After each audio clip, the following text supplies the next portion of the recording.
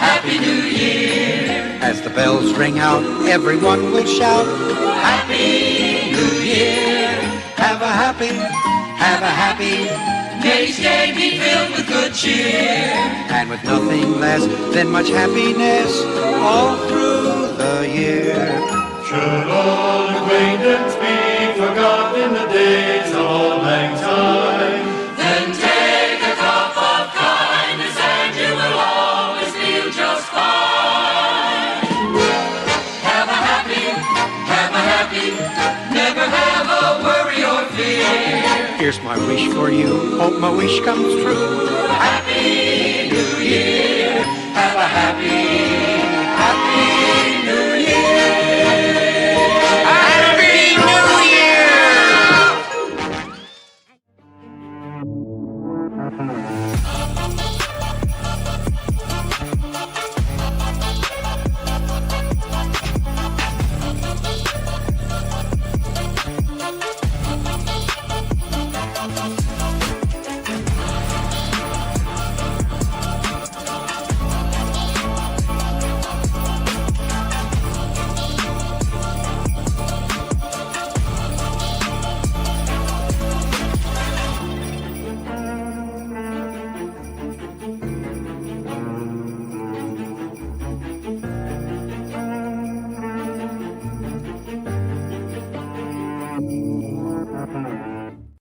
Hello everyone, welcome to Mandela Effects After Dark Mandela Days finale. I am your host, Sandy Diva.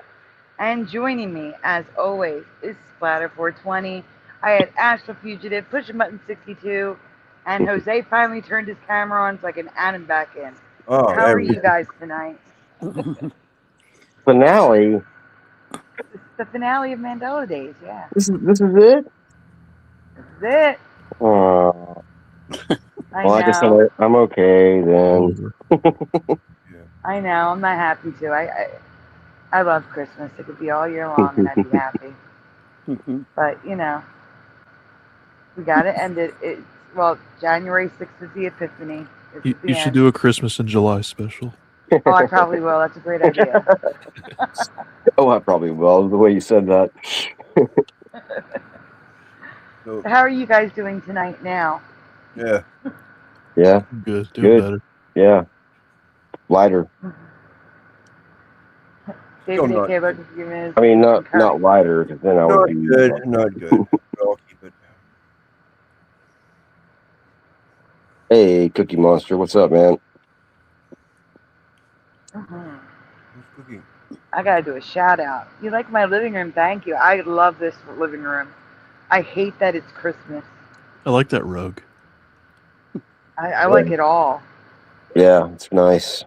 I like it all. Hey, D-Man. Man, if we could just take the Christmas tree out and the wreath and just have the golden snow and the candles and the rug and the couch and the fire, we could use it all winter.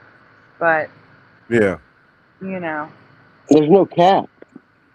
There is no cat. Oh. There's a cat. Why is there no cat?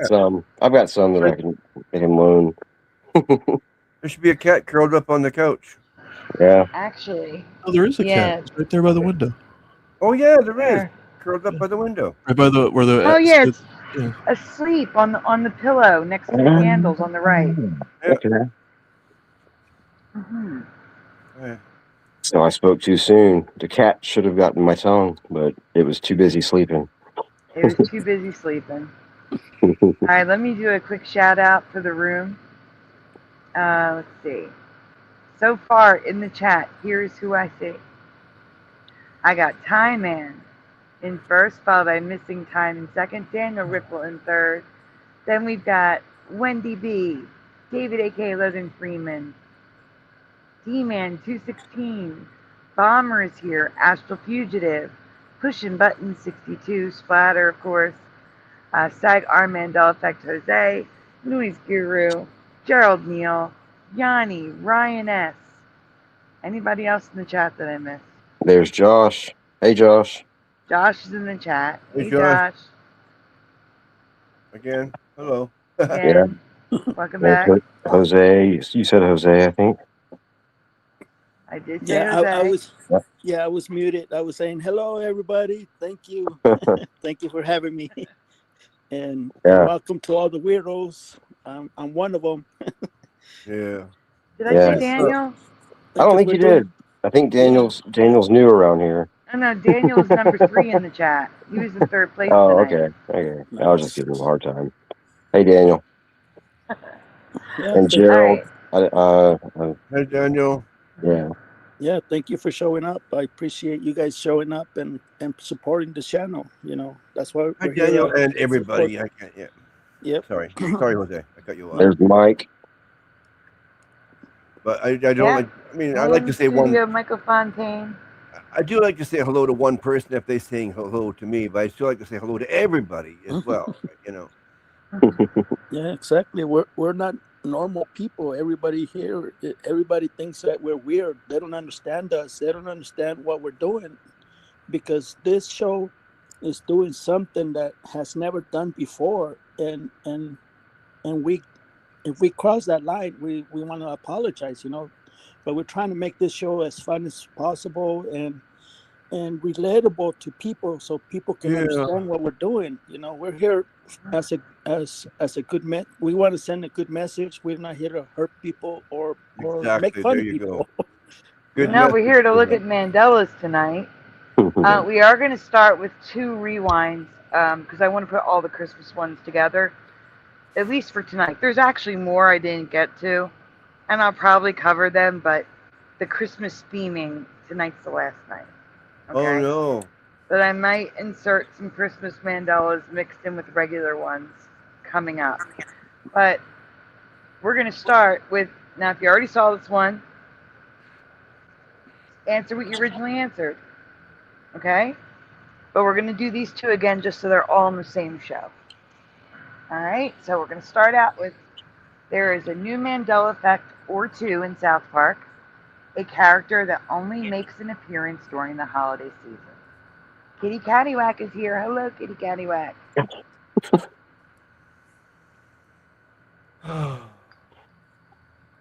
Alright, we can go to the next one, Splatter.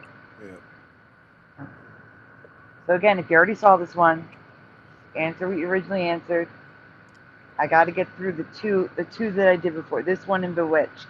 Then we'll get to the new stuff. Question 1. Please spell the name of this Christmas Pooh character from South Park. How do you spell his name? And panel, feel free to answer.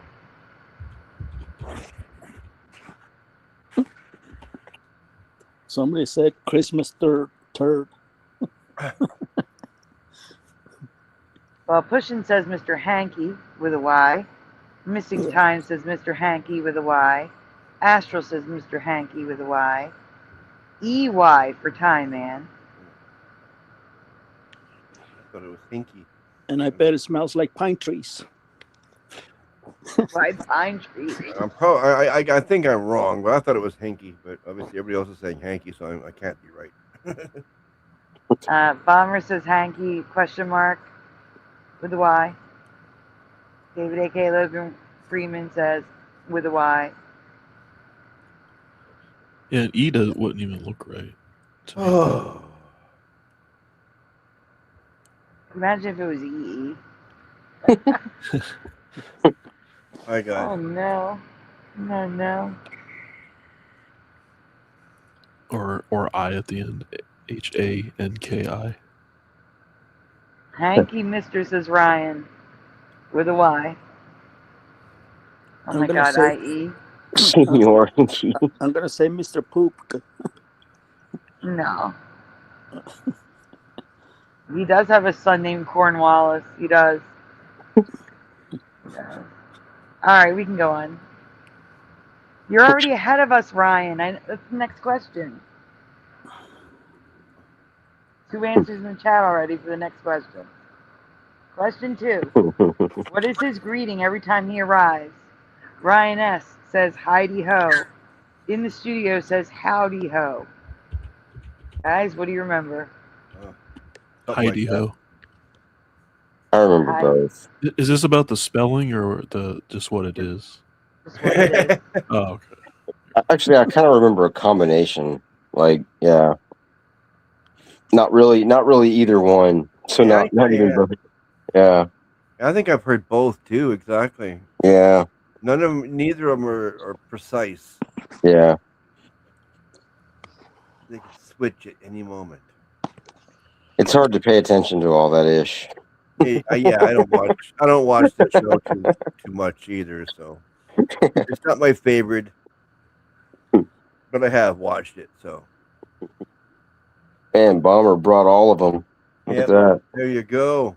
Bomber remembers every single spelling of it. Any possibility is taken there. Just pick one. Mm-hmm. Come on, you couldn't give us one French one, Bomber? Or maybe one of those is. I don't know. Yeah. I think Bomber's got that one right too. Heidi ho. Heidi ho for Noise Guru. Yeah. I think they just cinched it for me. I'll stick with Heidi ho. Don't remember. That's okay, D-Man. Could be wrong, but.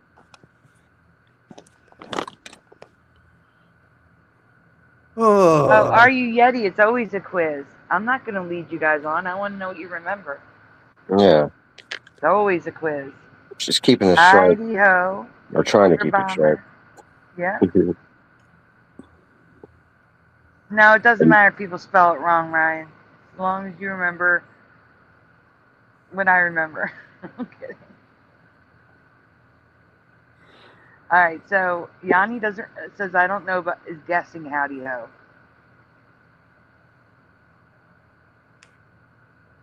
Heidi, it was a joke on someone, says Yeah. Diane.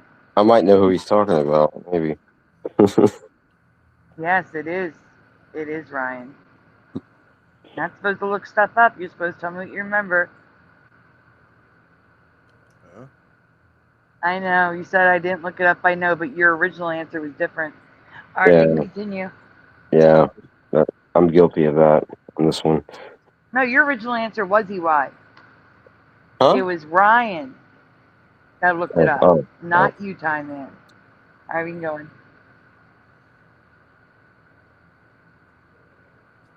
Splatter. Yep. Bonus, Mandela. I do not remember Mr. Hankey having big eyelashes. Do you? Maybe I missed them because he is small on screen. But I have seen merchandise in real life. How did I miss the eyelashes on the merchandise too? Do you remember eyelashes? Because I do not. Thanks, Bomber. Thank You you. know, it's honestly one of the specific things I actually do remember about him for some weird reason. I believe you. I remember both ways on this one too, which is weird. But like, not it was like special, like certain shots. They would put the eyelashes on him. I don't know, like when he was trying to look extra. I don't know, like sweet or whatever. Yeah, I think when they did close-ups of him when he did the Heidi like Ho that. thing, I think they would go do a close-up and he would kind of have like the Yeah, it's so what do they call that ridiculous. when you look, I guess like you're on acid kind of. I don't know how to explain it. Like, I'm not sure. happy, but like cartoonish happy. I don't know how to explain it. Yeah, I think I know. I'm not sure though. I think I know what you're talking about, and that's what I'm talking about. But yeah, every time they would do that close-up, I would always notice the eyelashes. Yeah. Yeah, that's pretty much what I would say. I guess. Time Man says I'm with Josh, but Josh hasn't answered. We can go Whatever on. Josh says. Yeah. See how happy the poop is. That's a good message for a good year. Make your poop happy every time you go to the bathroom and start your day. as a good day. You know, think about it. Even this poop is happy, so why can't we be happy like this poop? So That's a Happy good New message Year. to take away from it. Yeah, it's like, you know, just be happy. You know, shit's gonna happen, but hey, be happy about it. We can go on. Okay, got humor. See, I'm waiting. No, I'm just waiting for him to switch slides. Oh, again? Oh, Yeah. okay. Sorry, guys. I didn't know it was time to switch yet. Oh, Yeah, it's been time. I just never seen a poop so happy in my life. So. Oh, The there's no question. character. Right. This I hope you never character was do. Mr. Hanky with just a Y in my past. But in this timeline, it's EY. Do you remember the E? I do not. No. But No. That looks so weird. I don't remember. So it's saying, so it is howdy ho now. It is Howdy Ho. No. What? It's Howdy Ho, and his name is spelled EY, not Y. Well, I'm no good at spelling anyway, so as long as it pronounces out hanky, I'd be happy with that. All right, That's we can go crazy. on. Oh no, that looks wrong. That looks so wrong. I only remembered Heidi Ho. That's all. That's the only all I remembered. Howdy ho. That's Yeah, pretty good. like that. Oh, Tie Man, the residue I have is going to show you it was not always EY. As for his signature greeting, I am having a dual memory. My first instinct is Heidi Ho. Yeah. But I also hear Howdy Ho. But the Heidi Ho is what I remember originally. Yeah, because the reason, the thing is, when he would say Heidi Ho, he would wave his hand across like he's saying hi. You know what I mean? That's why I always thought it was like he was saying hi, like Heidi Ho instead of howdy ho. Well, howdy is the same thing as hi. No, I know, but like the fact that he says Heidi, like when he says it while he waves his hand, like he's saying hi while he's saying Heidi Ho. That's always why I Exactly. thought. Yeah, that's always why I thought he said Heidi Ho. Yeah. And also, he's always saying, "Want to get high?" He's always Yeah, talking about that's getting high. exactly. Yeah, I agree with that. Yeah. Yeah, me too, Joe. I would think I've heard him say Heidi ho, like I just said. I mean, that's what I hear. Hey, level I've playing. just never heard howdy. That's all. Oh, sorry, go Yeah. ahead. It always sounds like Heidi ho, right? Like that. Yeah. Yeah, exactly. That's what I hear. So I mean, if I'm hearing howdy, I don't hear it. We can go on. There's a lot of residue in here. Okay. All right, so here's the current reality with the eyelashes that a lot of you remember, but I do not. Want to get how? This is Dana Ripple. Want to get how?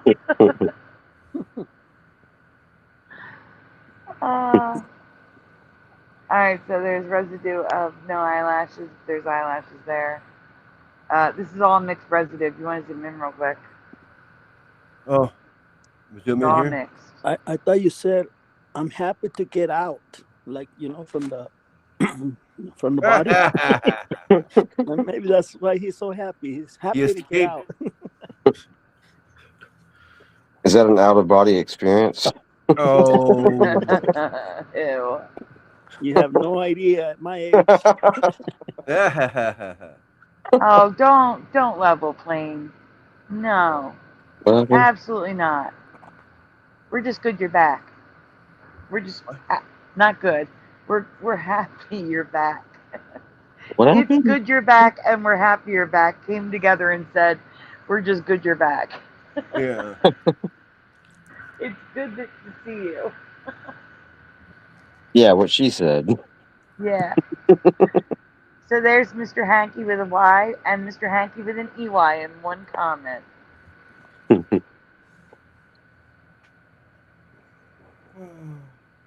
Hey, next letter. That's weird. Oh, I was trying to read the comments. Oh, it's a long one. You don't have to. Just the boxes. There's Mr. Hanky with a Y and Mr. Hanky with an EY right next to each other. Or no, Heidi Ho. This is why I make it bigger at the bottom. Heidi Ho, but Mr. Hanky with an EY. I can't even read.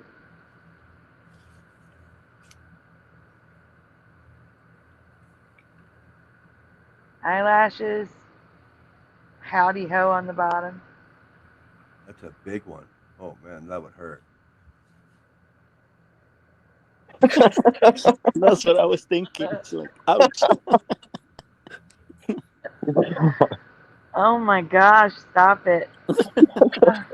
It wasn't me, but I was thinking about it. I Like, got ouch. Are You Yeti on my list. All right. Custom Mr. Hanky with a Y, no eyelashes. No eyelashes. I can't read the top right. These are all no eyelashes. Yeah. Oh my God.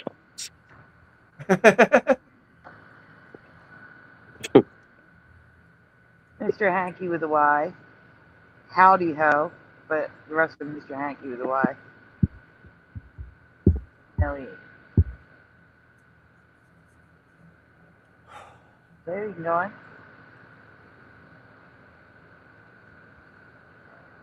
No eyelashes on the left, eyelashes on the right, I think.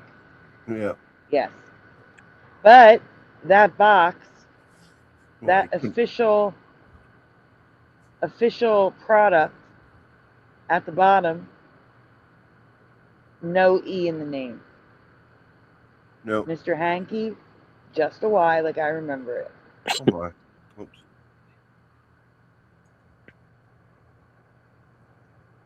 Kind of hard to put eyelashes on icing. You can do it.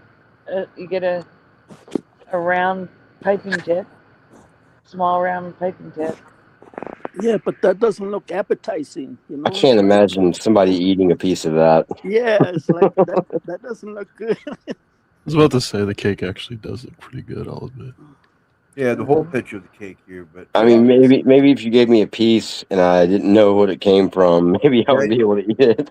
you'll take a corner piece, right? Well, it's not actually made from that, but I know, but it's just the mind is powerful, you know. And don't forget the filling. Don't forget the extra chocolatey filling inside of it. Make sure you wear there a probably mask. would be in there. Yeah. Oh, gross. Oh man. He grossed himself out. So gross. I puke in my mouth. He like. What if they made? Okay, never mind. I'm not even gonna go there. Yeah, let's change it.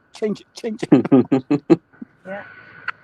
I mean, again, on the mug, Mr. Hanky with a Y. This woman took the time to cross stitch this. Man, No eyelashes. And Heidi Ho. I'll bet she did it while she was in her library, if you know what I mean. In a No, it rocking is. chair. There's a lot less effort to make an I instead of an OW. I'm just joking. True love. Alright, we can go on. This is a cookie cutter. Mr. Hanky cookie cutter, and look how they spell Mr. Hanky on the cookie cutter. No E, just a Y. What kind of cookie does that make? Like, I'm trying to. Oh, I see it. Okay, it's two pictures. Yeah. Okay. That's pretty cool. We can go on, Splatter. Okay. Yeah, I'm just looking at the cookie and the cookie cutter here beside each other here, trying to figure it out. But it doesn't say Mr. Hanky on them. But anyway. One you think about. Yeah. So there's so much residue of both spellings and the greeting. Are either of these Mandela effects for you? Let me know in the comments below. You can play if you want. Yep. Just like with it, you can hear both how. What the Then why do some of us remember him saying the other one? Well, if you listen here, you can hear both howdy ho or Heidi ho based on whichever one you think about. No, you can't. Just like with this green needle and brainstorm. So this guy's trying to say that if you listen to him say howdy ho, if you think Heidi ho, you'll hear Heidi ho. I tried. There's no way. Yeah. It's all howdy. I think he tried too many times to hear Green Needle, and he always heard Yanni or whatever the other one was. Yeah. That's what I was thinking. Maybe it's a a word that's so similar that sounds the same, but spells different. That green needle stuff, you hear what you want to hear. Yeah, but those are two like completely different words. These are just words that can sound alike. Yep. Yeah. All right, next presentation, please, Splatter. Yeah. Rewind number 2 so we can get to the new stuff. Come on. You should have made that one number 2. Yep, do it. We need a little drum roll, like. Hello, Hunter Gatherer and Charles Freeland. Yeah, we need to get some sound effects on the show. Come on, Sandy, get on the Oh ball. yeah. I wish I Where's the still had sound my effects? NPC. Okay. Stop sharing. Share. I'll put the drums emoji, so maybe that can Hello, help. Mustard Seed of Faith. Right. He snuck in there on me.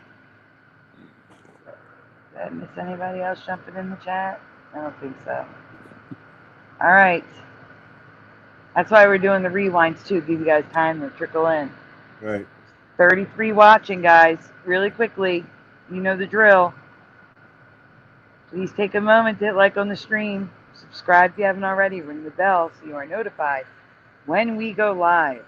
Also, donuts are very much appreciated, very much needed, never ever required. Let me show off these Christmas donuts that we're retiring after tonight. They are being retired till next Christmas. Oh. I know. Or maybe in July. We'll do Christmas in July. Oh, I'm missing them. I'm missing them because I was waiting. Push him. Mm-hmm. I have something special for you tonight. What? Brand new Catastrophe. Check them out. Oh, wow. Oh. Where do you keep finding these? I drew that one. Oh. Well, no, I showed him the picture. I just didn't show him bouncing. Yeah, now you can see him bouncing. That's a big booty right there. Yeah. That's awesome, Sandy. Thanks. Yeah. No problem. We got to hear some clapping on that one. All right, here we go, guys. Warning. This presentation contains sensitive material, racism specifically. Viewer discretion is advised. Earlier this year, I saw a video on YouTube about a very special episode of Bewitched that never existed in my past, a Christmas special from 1970. I am curious if this is new for you too. No, Josh. Josh, don't get excited. It's retired to July. One random July day, I'll do Christmas in July. Oh, we could do the whole month. Oh, the whole month of July. Yes, Mr. Grinch. Mr. Grinch is here. Don't go high level playing.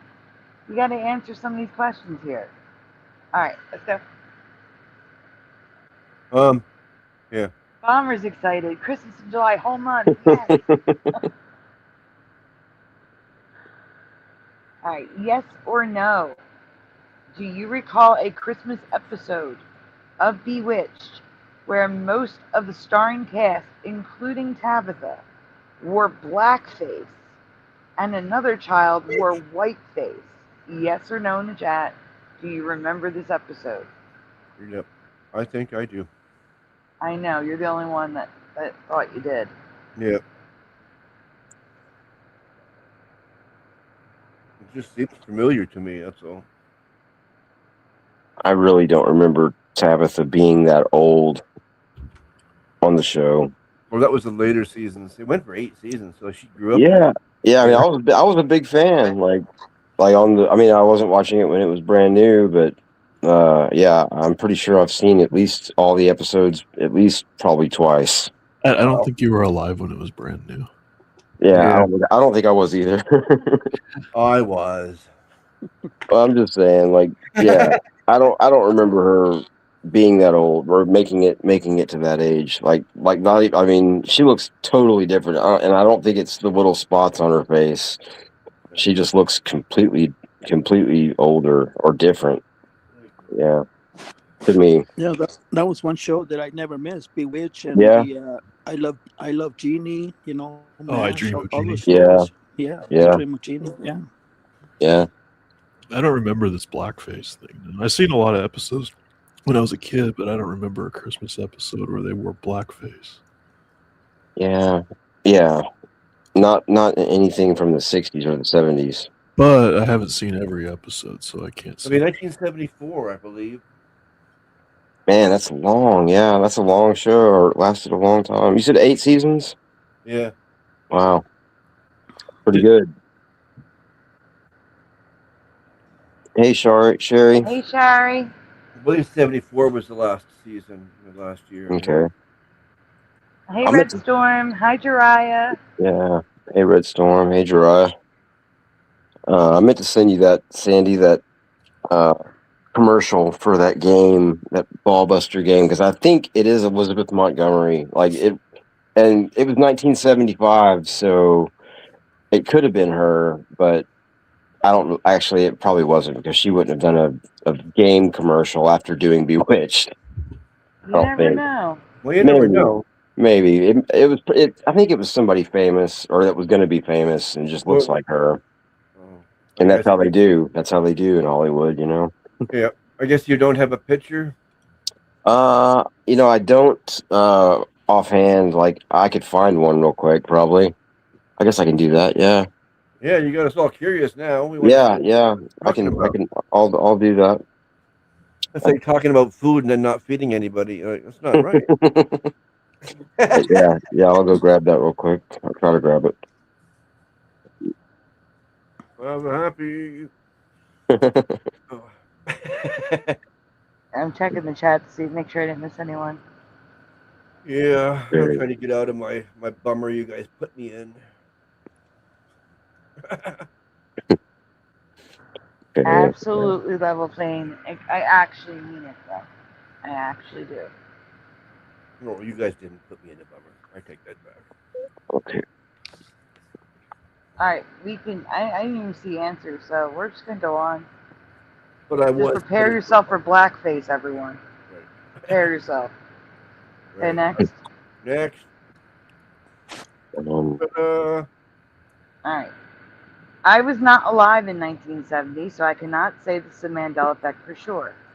But I can say that I have never seen this episode and never even heard it existed. Then, all of a sudden, it was everywhere in my YouTube feed.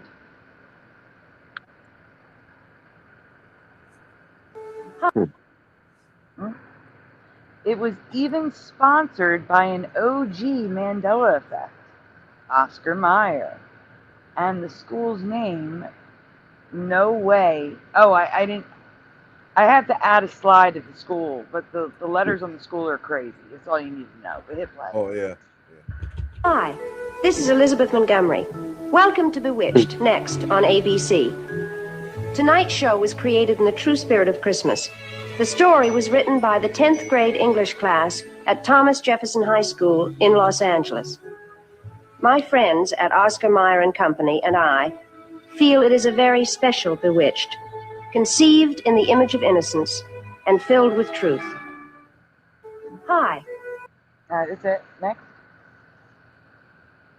Hey, Jessica S. So here is the blackface I told you to prepare for, including children.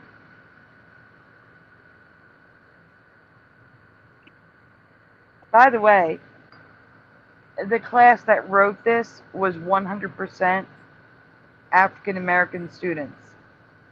They're the ones that wrote this story. So, take it for what it is.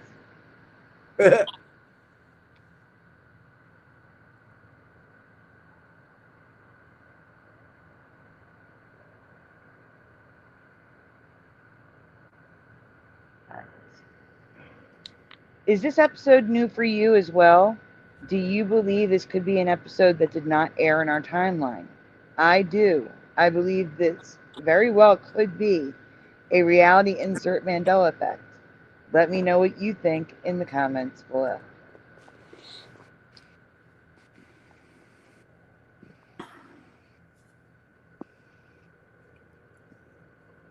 Okay, Splatter. Yep. Logos and residue folder, please. Okay. Moving on to the new stuff.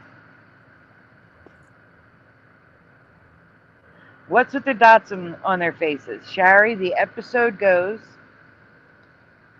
they're like, well, I can't stay like this because my mommy won't recognize me. That's pretty much what they say when they switch colors. Let's put it that way. And that was their solution to be the same, is to put dots of both colors on both of their faces so that they could be the same, so they could be sisters. That was the storyline. So that's what they did. Very special episode in 1970. Oh, wait. I got it twice? Oh no, I didn't. No, never mind. Here, I got wouldn't either, Gerald Neal. Yeah, if you want to present that, I got that commercial, and it's Oh, like, right on. the timestamp's 53 seconds. Okay. I couldn't make a clip; it wouldn't let me. Oh. Well, thank you so much for your effort. Yeah. I was trying to do it on my other device, but then I realized I wasn't going to be able to share it in the private chat. Yeah. Oh, I hate that. I've done that stuff myself too. Doing something on my phone or on my laptop, and like now I want to put it on my other computer. Like, oh, okay. Yeah. I did all that for nothing. All right. Yeah, maybe you We're guys gonna can tell do- me are what you- it is. What? All right. We'll look at the commercial after this is a short folder. Now, inside this logos and residue folder are things I've shown before that weren't in a folder yet, so I put them in this folder. And we'll look at them again because they're good residue. Starting with every single version of the popcorn decoration, a frosted snowman, has a red sweater. I just wanted to point that out. But I have a question here. If you guys remember these popcorn decorations, do you remember them having glitter in them? Because I don't. And that one, can you zoom in on the one on the left that says glitter, please? This here? Yeah. So that's like a heart. The heart and the arrow have glitter in them. I don't ever remember glitter ones. I would have definitely wanted that. Why is there a heart? I mean, why is there an arrow? An arrow through the heart for Valentine's Day. Oh, okay. You're gonna be confused with all these snowmen. Like someone trying to kill a snowman, like with an arrow. I don't remember glitter. You don't remember glitter either. Mm-mm. I don't even remember these things. Period. I vaguely remember them. I don't. You say they're made out of popcorn? Yeah. No, it's plastic. It's called popcorn. Oh, okay. Okay. Yeah, like the smiley faces. Yeah. No, Yeah. I've never seen these things. I'm trying to see the actual popcorn here, and I was wondering why. Okay. No. Yeah, I It's don't remember. Very hard plastic. Yeah. One side is flat and one side's wavy from the little designs of the plastic. And they're all different shapes, I take it. It always reminded me of like peanut brittle, probably because it was yellow and it was a smiley face. That's what we had. That brought me back to Mexico when I was a kid or young child. In our schools over there, we used to use pasta, like uncooked pasta. Oh yeah, we did too. Yeah, we did those. Okay, so I wasn't that poor. Oh, go back, Splatter. I didn't explain what we were looking at. Oh, I'm sorry. Yeah, because It's we used to okay. do Oh, okay. figurines. I'm sorry. Yeah. go ahead. Yeah, we used to do figurines with pasta and holiday things because we were so poor, so we had to make our own. And my mom was trying to make it fun, It's like, hello, we're gonna do this, and yeah, okay. Popcorn on a rope. Well, you could have and been too poor if you were using the food as decorations. Yeah, beans. I'm just joking. Beans and rice. Yeah, yeah. We never used rice, but we used beans like for stuff. I remember my mom Same. when she was teaching. Yeah, yep. Yeah, that brought Arts and crafts are memories. fun. Yep. Yeah, that brought back a lot of memories here. Yeah. Good ones. Yeah. So I Go guess you ahead. didn't put popcorn on a string. No, I won't eat that. No. I love popcorn. It'll be gone the next day. You want to eat it before it gets dusty, right? No, when she mentioned glitter on the popcorn, I said, like, you're gonna kill people. You're gonna kill me with glitter in my stomach. Yes, I'm eating it. Yeah. That was the only way that popcorn is gonna be safe if you put glitter on that. Oh my. Hey, Conrad. Well, many kids have eaten Elmer's glue and got away with it, so Yeah. I don't think a little bit of glitter won't kill you. a little bit of glue either, that won't hurt. If you get No. They put glitter in drinks now. You're fine. Glitter on the poop.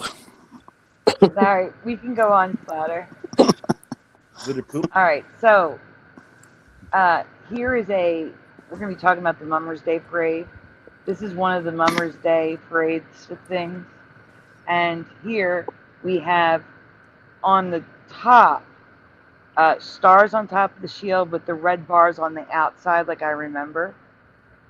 I believe the white bars are on the bottom one, but they both have stars on top of the shields.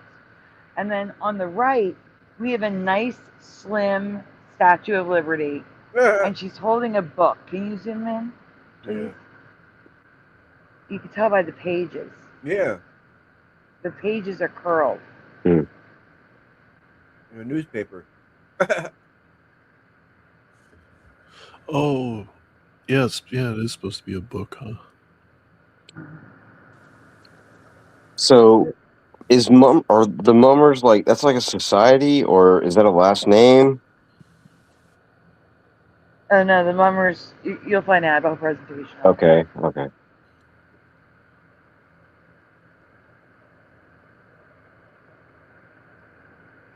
Okay, Spire, you can go in. All right, so this is a graphic I found that says Milky Way Galaxy, we are here. And where it says we are here is exactly where the chunk is missing that they claim in the Sagittarius arm. Yeah. So it's pointing to the Sagittarius arm, current day Sagittarius arm. And it's pointing to where a chunk is missing, according to science, with big quotes. Also, here's some residue for Looney Tunes. And here's a double dollar sign. Nice. Oh yeah. See, when I was growing up, I think I might have had like shifting between $1 and $2 because at some point I thought like there was actually a difference between one line and two lines, Mhm. or at least that's what I thought when I was a kid. So I don't know. I don't know. I must have dual memory of that. Yeah, I kind of remember something like kind of some confusion with that at some point. Not really knowing what the one was for. But, yeah. Yeah. Me, I would right. make my S too skinny and have to put only one because I couldn't put two on there without just scratching out the total S. Hello, Preliminal. Yes, I agree. She looks slim like I remember her. Right? All right, Splatter, can you please zoom in? We have a lot of residue here. These are all different. Zoom in on what? Down here? All of them. Yeah, just zoom in and start at 1. All right, so here we have Luke in white, like I remember, matching Leia. We have a white top. Oh, wait, I'm not done. Yeah. White top to R2-D2, like I remember. He's silver on top. I remember him white. Here he is with white on top. And we also have the full Death Star, like Gemini Vision remembers, not missing like parts of it, like it wasn't complete. Also on the right, and yellow, he has gold legs galore. Yep. All gold Yep. legs. They're both gold, yeah. All right, we can move on. Okay, let's look at more Why are pictures. they? Okay, that's okay. Never mind. Oh What's no, the we're deal? not skipping the slide. No. What's the deal with this one? What's wrong with the split? Is there also something with Darth Nothing. Vader's chest thing? Like, is it? I don't know. Looks That's like yeah. odd. The silver, black, silver, black, silver, black. Yeah. No, but it looks like he has a bib on, like eating. When you're Yes. eating, you put a bib Yeah. on. Yeah. That's crazy. Wow. I mean, I'm showing you, it's all gold legs. A lot of R2D2 is white on top, like I remember. These are all sheets and blankets from the 80s. Yeah, that blanket set like looks really cool. How could you go to sleep? You know, looks awesome. That's the kind of blanket you hang on your wall. You don't sleep with that. Yeah. Mm-hmm.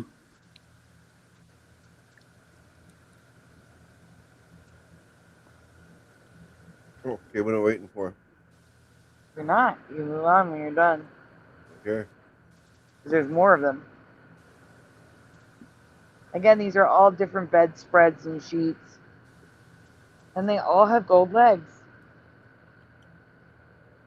And then you got this Imagine circle that. down here. What you don't like? What's your The red cables that look like shoelaces on the bottom of R2D2. right? Okay.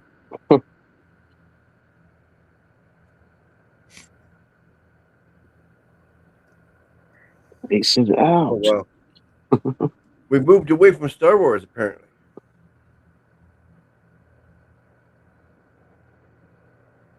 Yeah. But now what are we looking at? Chippendale. Well, yeah, I know that, but I Okay. mean, like, what are we looking for here? You know. So Chip and Dale both have black noses here. Now one is red. Oh. Wait. And Oh, never mind. Sorry. Go ahead. okay, I was gonna say, and I remember Dumbo wearing a blue collar, but now it's red and yellow. It was blue and white for me. We'll ignore the pink. It's just the fact that it's blue, like I remember. What were you gonna say, Splatter? And what were you gonna say, Astral? No, I was just gonna say. I guess the whole point of this because it's the Mandela effect. I was just gonna say I always remembered a red nose and a black nose. Yeah. Okay. Me too. Me too. Not for me. Maybe in the older ones, like I do kind of maybe remember seeing only black, but I don't know if was Chippendale's Rescue Rangers. Was that the only show with them, or they had other shows with those two chipmunks? yeah, but they were in comic books. I mean that like way back. Oh yeah. But yeah, that's the only show. I mean, maybe they had another show, but that's what I remember. I remember that show, the Rescue Rangers. That's I pretty remember much the something show. way before that. They used to have their own song. I'm Chip. I'm Dale. Da, da, da, da, da. I think they were in like Yeah. Disney cartoons too. Just Yeah. like Oh, totally. Yeah, Yeah. but, yeah. That's Yeah, all I they were- remember. That's all I remember from the song is their names. They're at the Oh. beginning. I'm Chip. I'm Dale. And then so on and so on. It goes on. yeah, they were pretty funny. Yep. What's this? The Animaniacs were funnier though. Yeah.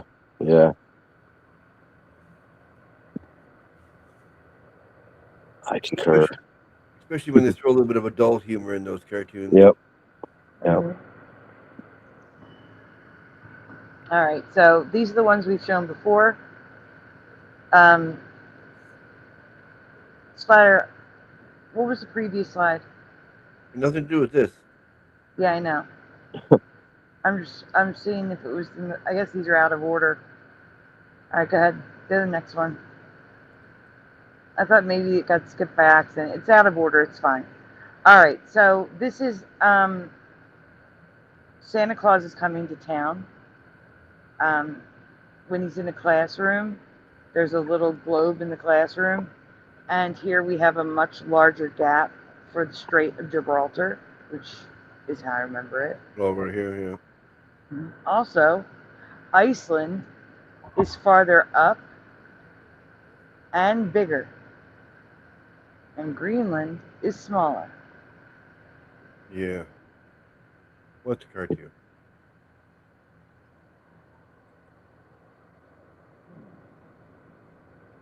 Okay. Oh, this is the North Pole. I'm like, what is this? Oh, it's the North Pole. I drew above it the edges of the North Pole so you can see it better. Yeah. We get it. Okay, next. Looks like a fishing sign. So that is the North Pole. It got blown out in the actual image. I had to enhance it and bump up the contrast to get the edges of the North Pole to show up.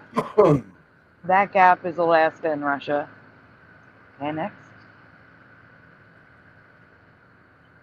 And that's the scene from Santa Claus is Coming to Town, just so you knew where it came from. Right. Okay, next. That is the globe in the classroom.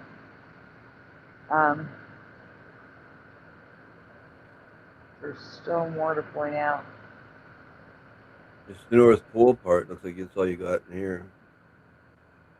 What? I'm sorry. Yeah, the North Pole's on top. Yeah. There's still more to. There's still more. There should be a close-ups coming. All right, so there's too much water there. There's something weird off the coast of the East Coast in this one, and there is no Yucatan Peninsula. The Panama Canal goes east to west on this globe.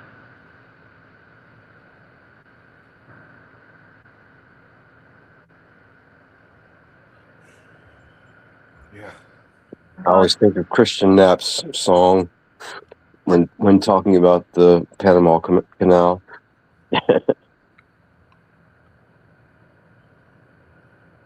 These days. What's in the song? Oh, yeah, he says. Oh, sorry. Go ahead. No, this is the same picture I mentioned that Africa had that weird right angle on there. Yep. Mm-hmm. Yeah, in the song, he just says, like, people used to think the Panama Canal ran east to, wow. I can't remember how he says it now. I can't remember which way. I think it goes north to south now, right?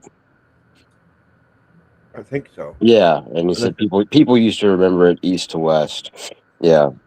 Yeah, I get the gist of it. Yeah. Yeah, it's a good Like, song. whatever it is, it's the opposite type thing. Yeah.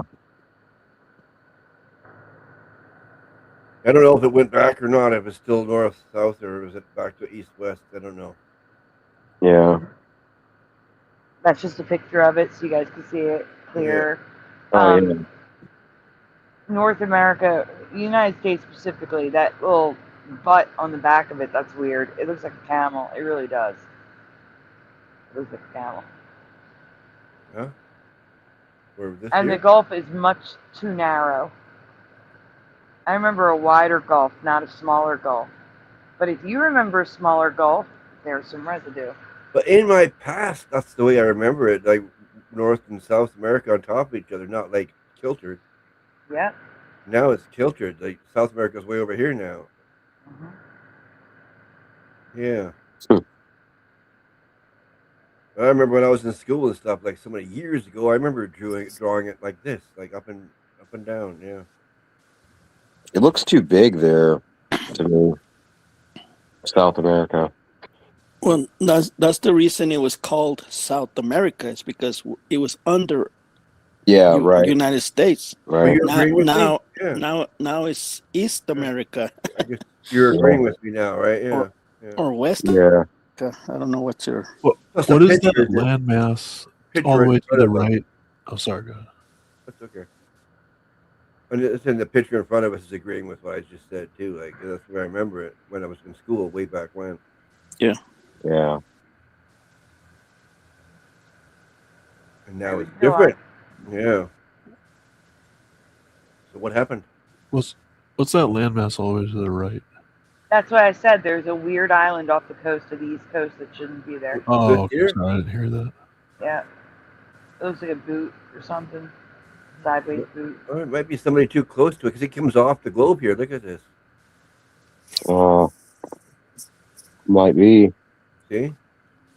Looks like a big seahorse or a sea monster. There's a line here. It comes off. Oh, yeah, it could be like a 3D map or a 3D globe.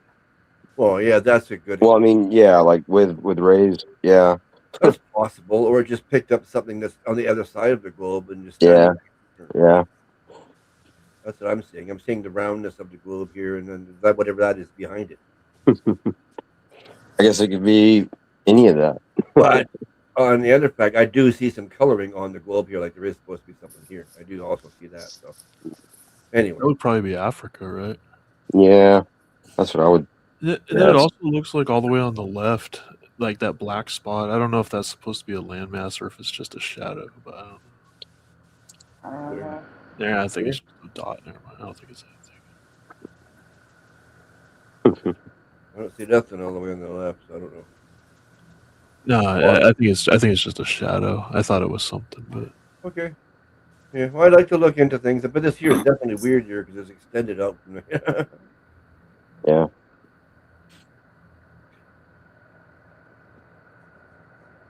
I guess that's done. Yep. Oh, that one is me redrawing. This is for LJ's 12 Days of Mandela Days music video. Yeah. It's very old Mandela where people remember him wearing shorts instead of the sweatpants. So I decided to redraw it. who's this basketball memory. player? Oh, sorry. Michael Jordan. See, Jordan. I had a friend that told me when I worked at my job like 15 years ago, he said it was Dwayne Wade. Because I asked him, I said, I thought that was Michael Jordan. He's like, no, that's Dwayne Wade. Wow. And That's he was dead definitely serious good. too. He wasn't joking with me. Wow, that's pretty. I don't even know how to respond to that. Yeah, I don't know. Maybe he was just messing with me because I don't know Maybe. basketball Maybe. fan. I thought it was Pippin. Hey guys, I'm having like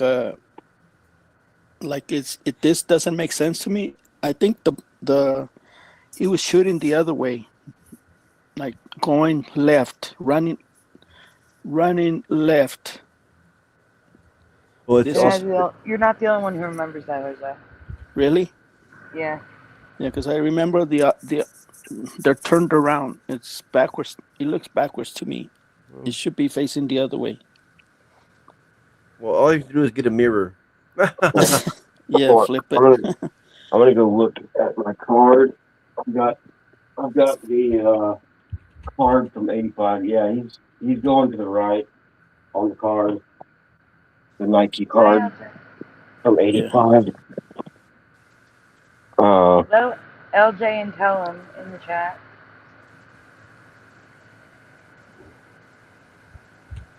Yeah, We can go on. even with all the basketball shows, like they have these little scrimmages or showing off plays, you know. Mhm.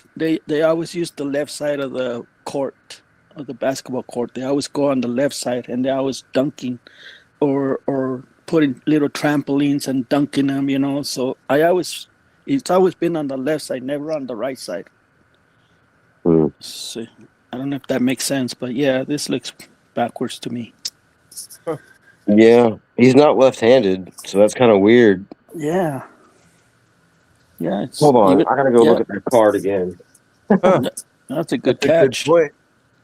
That's a Yeah. good point. He's not left-handed, but maybe he's ambidextrous. Yeah. Me, he was right-handed. That's a good point right there. Well, that's exactly how the real deal, like how it's what he's doing in the card too. He's dunking it with his left hand.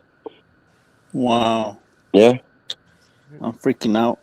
yeah, that's pretty wild actually. I've never thought about that. Yeah. Yeah, but I don't know what does really dunking a basketball have to do with right hand or left hand. You know, I don't know. It's not like really Well, interesting. they say that like Jordan really wasn't very good, like going to the left, like early in his career, and that was early in his career. But so I don't. Yeah, I don't know. yeah. All right, we can go on. There we go.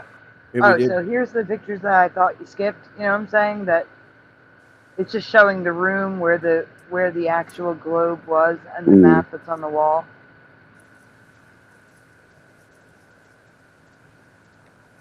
Yep.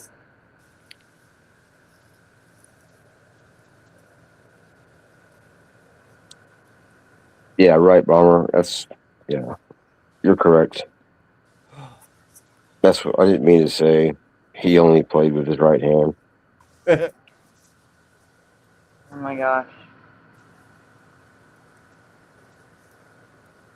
What?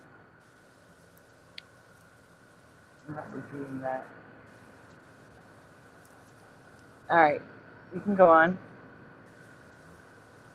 to the next folder. Yep.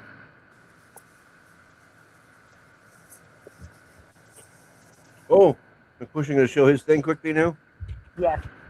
Oh yeah. Pushing is showing a game that I covered as a Mandela effect a little while ago. And I he was wants actually us to see if Elizabeth Montgomery is in this commercial.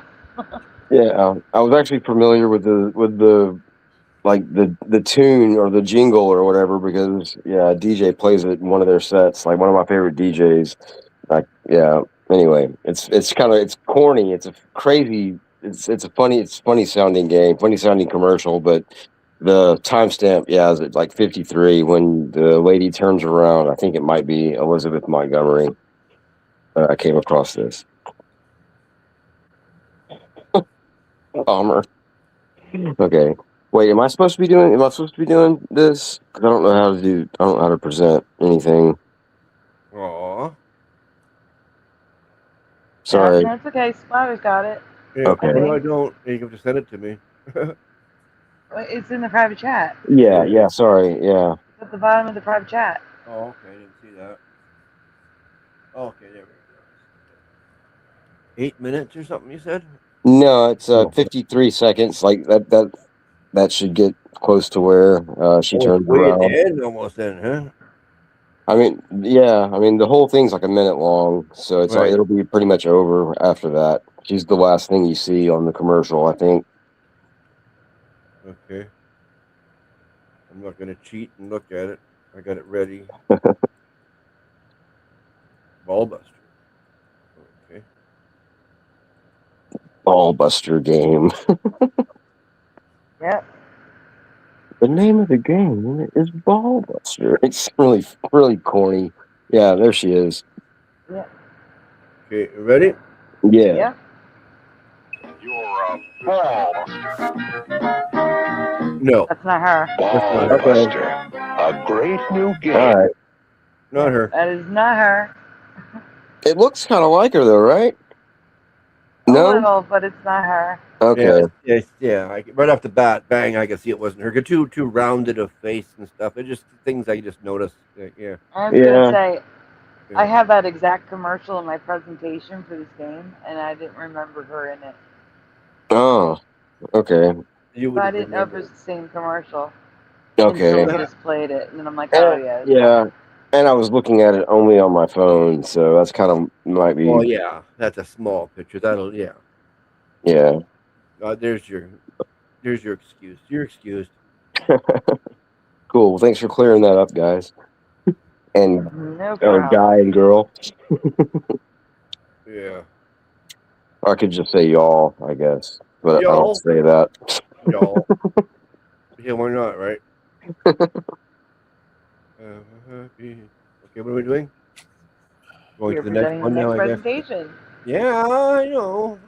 The one all the way at the top, underneath logos and residue. Oh, The one that says hair again. Yeah, that's I had. I already have it up here. I thought I did have. I just took it down. I think. Yeah. Ah. Okay. That was clearing my top rack. Well, I don't like it all crowded up there. It's confusing. Hey, Tim Mothman. Hello, Tim. Oh wait, it's the What? last time I can use it. The What? carpool has arrived. Oh. Until July, until we do Christmas in July. The carpool's arriving. Hello, Tim Mothman. Happy New Year. Yeah, we better get those out. So Yeah. if July is Christmas in July, does that mean June is Christmas Eve in June? A whole month of Eve. Oh, can you imagine? Josh, freak out. Hello, Paramore. A whole month of Eve and a whole month of the day. Month of Christmas. Sure. Man. You should put a picture. You should put a picture of Josh's face on that card. Make him more angry. Like I want to gift I every can day. just Right. I want to gift every day of July then, because if that's the way it's going to be. I can just see, like, right when you said that, Sandy, Josh was like working at his desk, and his pencil like he just breaks the lead off broke. of it. So Rudolph's just going into business for himself. Oh, you gotta shut up, Astral. Don't give her any ideas. Uh-oh. Oh, it's out of my control now. I already planted the seed. Oh, is the first time you were seeing the Christmas carpool? I'll do it one more time because I love it so much and I'm gonna miss it. That's good. I love it so much. Oh, it is great. It's a great carpool. It is a great carpool. Daniel's like, yes, June is Christmas Eve. All right. This may look like a rewind, but it's actually an update. This is an update Mandela. So, when I originally presented this, you can see in the green at the bottom, not a Mandela, but wanted to share. Right. Well, I take that back. It is a Mandela. I'm calling Mandela on this. I take it back. Oh, okay.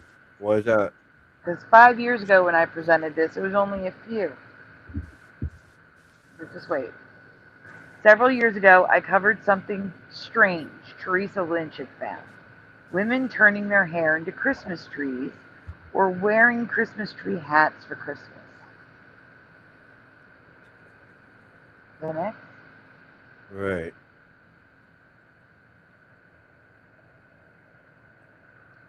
Since that presentation, I have learned why, which I can confirm is definitely a Mandela effect for me. And many more images have been added online. Not just new images either.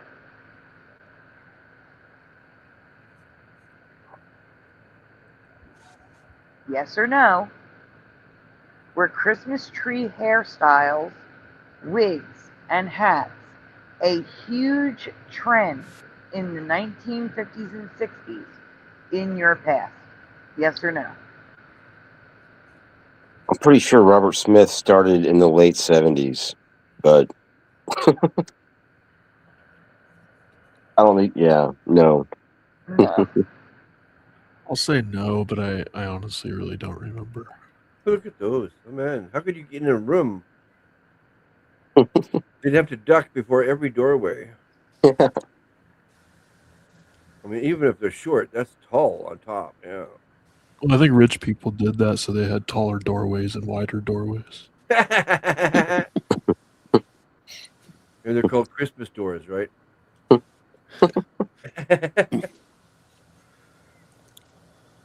Yeah. I've been to a house one time that had a 20-foot tall door. It was ridiculous. Wow.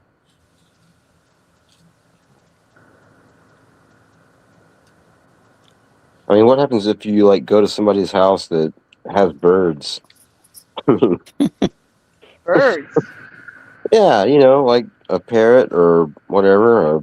Yeah, like a pet bird. That's what I meant. Yeah, like the Beretta bird, that white one. Beretta bird. Astral.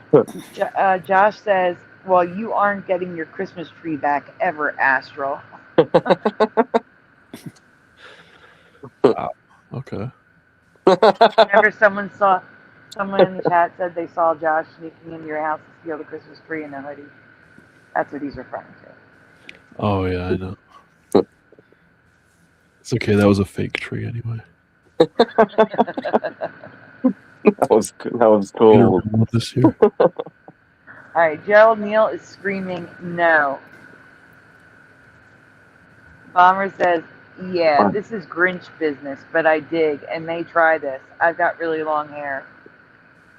Wow, did you read Sherry's? She has a 34-year-old parrot. Wow. That's Wow. amazing. That is unreal. Wow. Yeah, they live long. That's so cool. I didn't know that they lived that long. That's awesome. Yep. Tim Mothman, you don't need to have been there. There's more. You know. Wendy says no. LJ says no.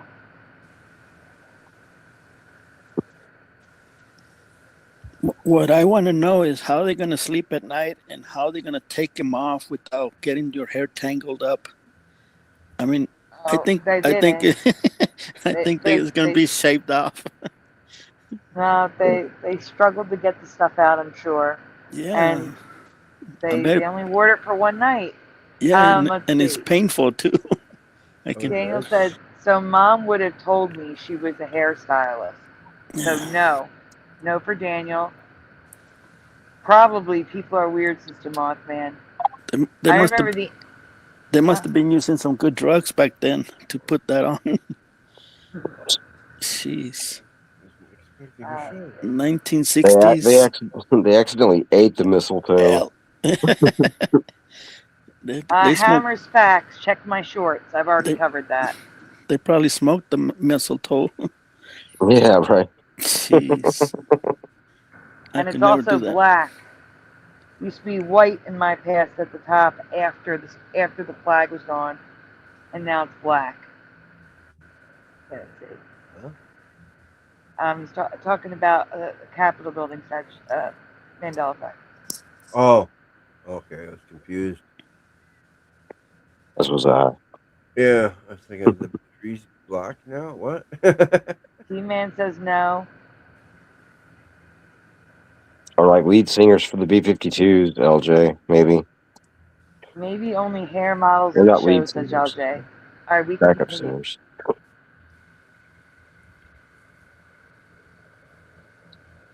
That's flatter.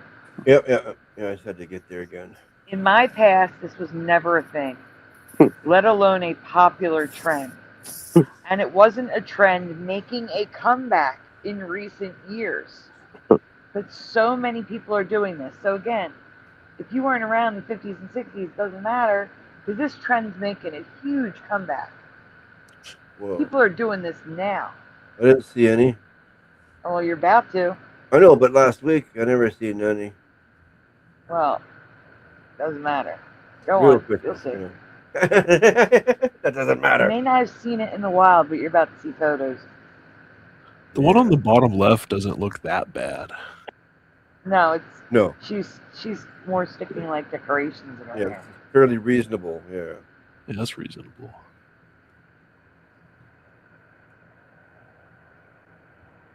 That one, I don't know. Actual tree branches in her hair. I don't know about that. Wow. That's not even middle age for a parrot, Bomber says. Wow. No, they could live to be 100, can't they? Holy 80 to cow. 100? I heard 75 anyway. Yeah, definitely Wow. 75, yeah. Wow.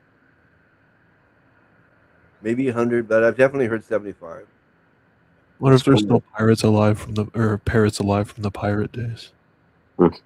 Yeah. That's a good question. You'll be looking at a 1,000-year-old parrot. Like, that's really pushing it. I mean, I wonder if people back then, though, if they owned parrots and the people died. I mean, I wonder if the parrots just flew off and just kept living, you know? Yeah.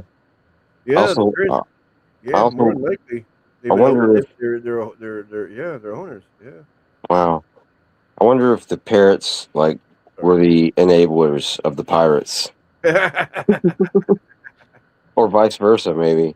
I don't know. I don't know what the parrots were doing, but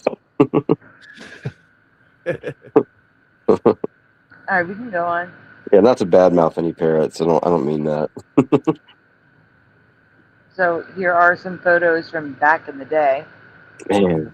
Made the guy go nuts by just whispering in his ear, "Probably want a treasure. Probably want a treasure."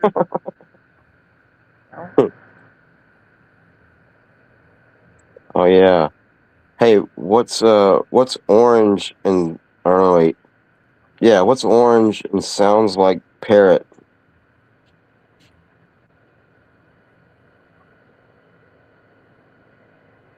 We know next one. Carrot. There's a lot of pictures of this. I think I messed that up. I think you messed it up. It didn't sound right. Yeah, it sounded really bad. Like it really didn't work out at all. And usually it's Oh. funny when Joe tells it. Oh no. Where's Joe? Yeah. Yeah, we need Joe. We'll try again. Yeah, maybe later. I'm gonna have to think about. I'm gonna have to sit in the corner and think about it. Yeah, you're gonna have to write it down 10 times or something.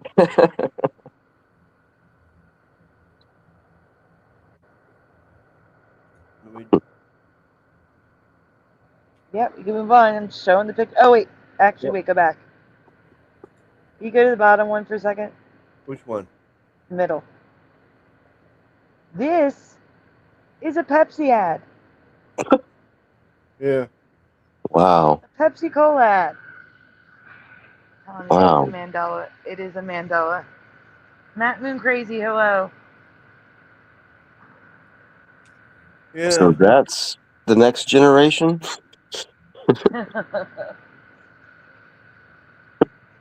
Okay, next. Right. Refreshment. Man, that's weird.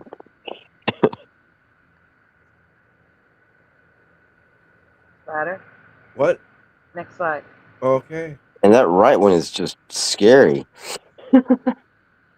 Natural hair, wigs, and hats are decorated with tinsel, garland, ornaments, sprigs of pine trees, and Christmas lights. Many women today point out that they are trying out the 60s trend that I have never heard of until Teresa Lynch had found these and showed them to me in 2021. Man, that is wild.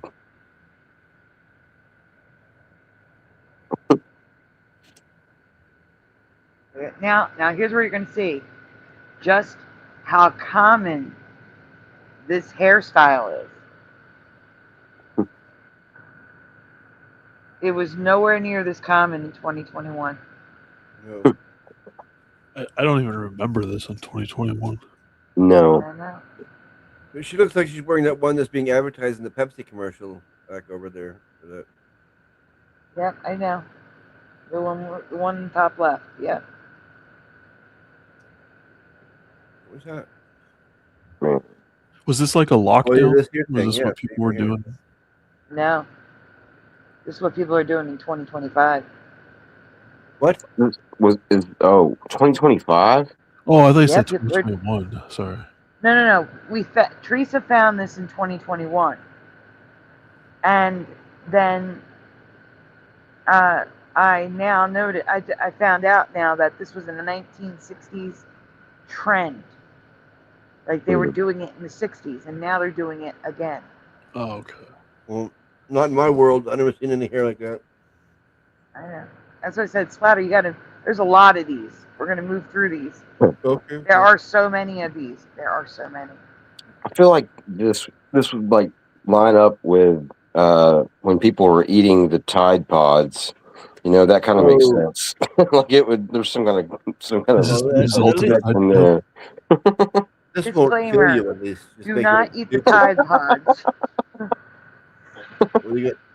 Well, they should have Tide Pods hanging from there then. There you go on. That's a cool There's star. more. Yeah. That color. Whoa. Cricket Kiss, welcome. There you go on. Yeah. There's more. Yeah. I'm just mesmerized. These things. Oh, that one's gonna strangle her. Haircut murders. Not the hairdo murders. Oh,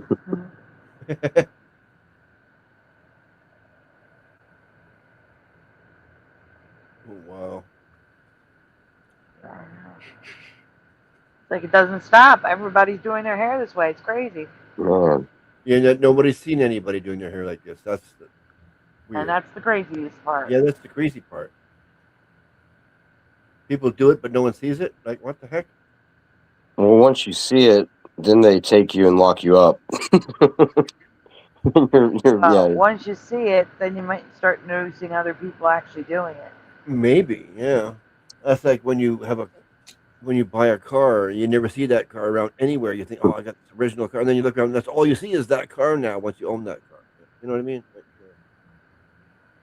I mean, I would imagine people would only really do this if they're going to a party or doing like a photo shoot with themselves. Or yeah, something. it would have to be some sort of fancy Christmas party where maybe Or I there's mean, maybe they would go out in public, but maybe it's like a Christmas like public, not like a fair, but you know how sometimes they do like Christmas events, you know. Yeah. Where everyone looks the same basically, so you don't feel this weird. That's what. Pretty sure I've seen my aunt. I'm pretty sure I've seen my aunt doing this, like in I think it was like May. In May. Okay. Hammersback says, "I don't think these people go out very often." Well, that's the other thing I say. They just put this on, they take a picture, and they get rid of it. You know, they take it off. But we got the picture. That's all we need. Yeah, I mean, a lot of these people can't even like go past an outlet, you know, or unless they have a really long extension cord. Look how cute! It's a little kitty cat with a poinsettia on his head. Battery pack. Oh. Is this trend and or resurgence of a trend new for you too? Or have you always known women did this, especially in the 60s? Let me know your thoughts in the comments below. I'm pretty sure that poinsettias are poisonous, aren't they? They are. That's silk. Yeah, that's silk fake. flower. You can see that's fake. Yeah. Okay. So the cat's just sleeping. Yes. Okay, great. Thank you. You're welcome. He's faking it. Yeah, he's not sleeping. He's ready to pounce the minute you say treats. Yeah. Well, I'm surprised that none of my cats jumped up when you said that. Okay, next. Oh, wait. Jose's backstage. How did that happen, Jose? How did he get back there? Oh, okay. I think I booted myself out or something. Oh, no. What am I so quiet? That's not good. I Can was you wondering hear- why it's so quiet. Uh-huh. Can you hear me? Yes, we Hear you can. now. Okay. Thank you. You're welcome. Yeah, what I was gonna say is that they must have had like a company contest, you know, like $1,000 for the best contest. I would do that, you know, if I had hair. Yeah, something like I would that. do that. You don't have hair? No. Oh no. Wigs are. They also sell wigs that are done up like that. Oh, we lost Jose again? Again, he keeps turning his camera off. That's why. Stop messing with your camera.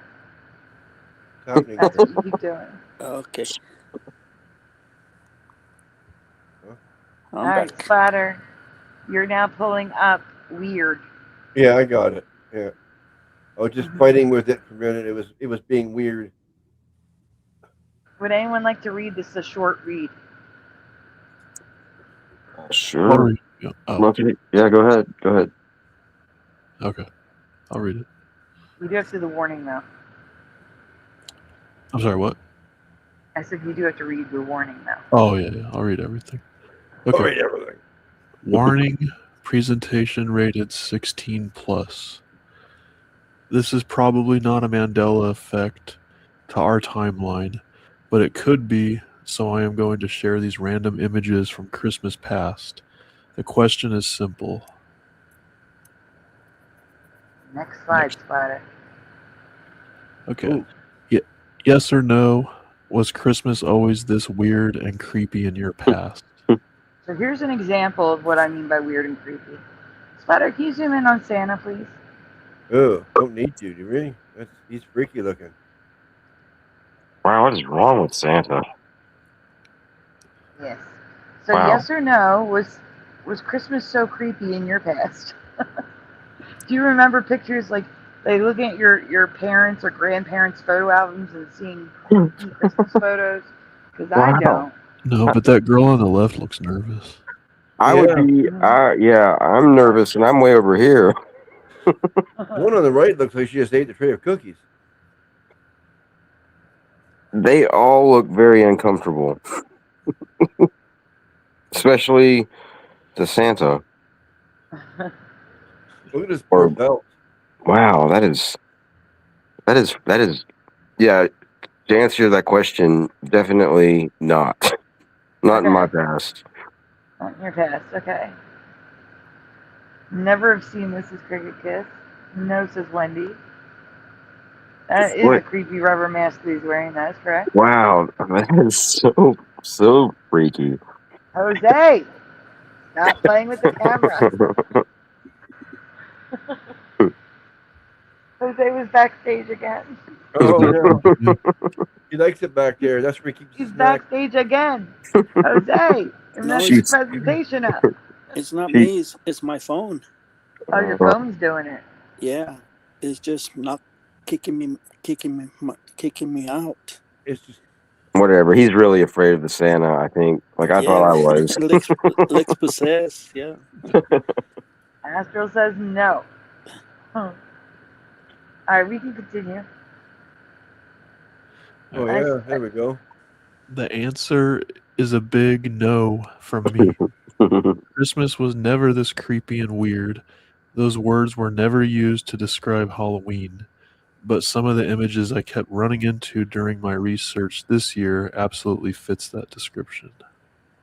I was supposed to say these words were only used Yeah, to that's what describe Halloween. that's what you Not said. never. Or that's what Oh, okay. that's what you wrote. I Wait, think yeah, did I think you misread that word, but those it's words were understandable. only used to describe Halloween. Oh It wait, said did I never say that? used to describe Yeah. Halloween. Yeah. Oh, I read that wrong. I'm sorry. It kind of it just came naturally though, because it sounded like something that would have been written because it's such a strange like mix up like as far as Usually the when I put holidays down go. the never from Yeah, above.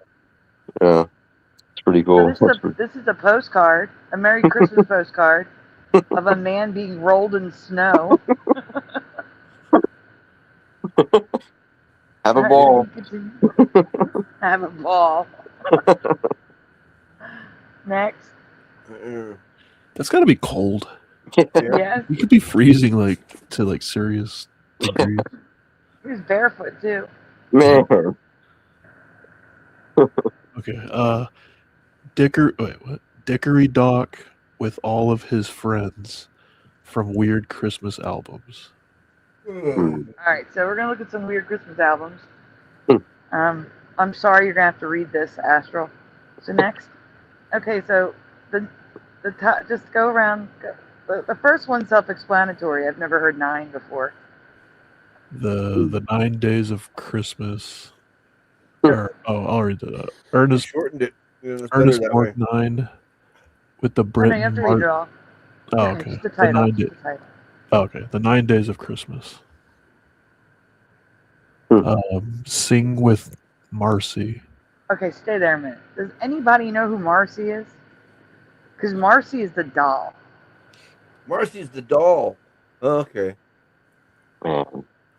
I don't do the dolls. No. Karen Marv says, that's from the first Winter Olympics, Sandy. Synchronized snowball rolling. If you go down, Splatter, you'll see there's another Marcy album. Okay. And it's just the doll. Christmas. It's just the doll. Is the album just blank? All right, well, Astral, I'm sorry for the album on the left. Move over, Splatter. A Very Merry Four-Way. Oh no. Man, that is weird. Julie What? Andrews is on the cover. Wow. With How Julie could they Andrews. get away with naming it that? I don't Josh think says that- Marcy is one of my crazy ex-girlfriends. And then the other one was I can't see. Marcy Darcy. I was seeing Marcy This is Playground. Christmas with Marcy. Marcy yeah. Darcy from Married with Children.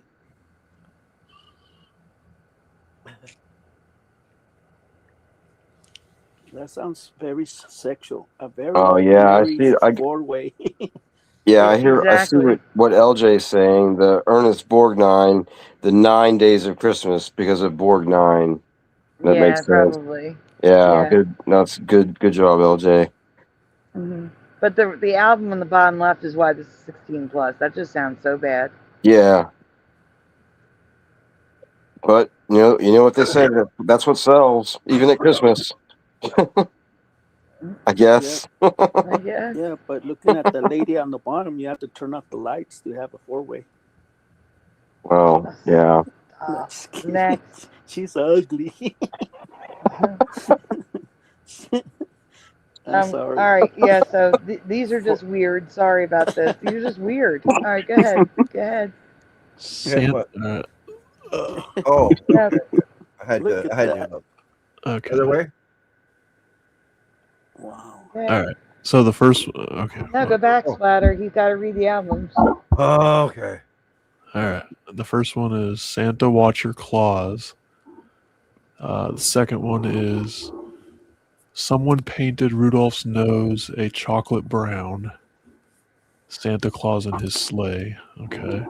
And then Rolf Harris sings Mary's Boy Child with some unusual songs. I don't like Jeez. What title is that? What? Yeah, I don't like the sound of that title at all. Wow. And then the I last might one have to is find that record. That's odd. I got to hear what that is. A First Christmas Record for Children. That one doesn't sound so bad. No, it's just the weird old man sitting in shorts on the sleigh sideways with a barrel of beer in his hand. That's Yeah, just I the tried to weird ignore part. the picture, but Yeah, what is it? Sings the That's a hand accordion. Boy's Child. Okay. Wow, that is such a weird Okay, title. it is. I It is really, a hand yeah. accordion. Rolf Harris. From far away, it looks like one of those big barrel mugs of beer. Yeah. But yeah, up close, it is a hand accordion, yeah. Oh yeah, I knew what it was. I got a big screen, so like I said, that helps. But Mary's Boy Child. I believe this guy went to jail. Sings Mary's voice. Okay. Am I correct on that?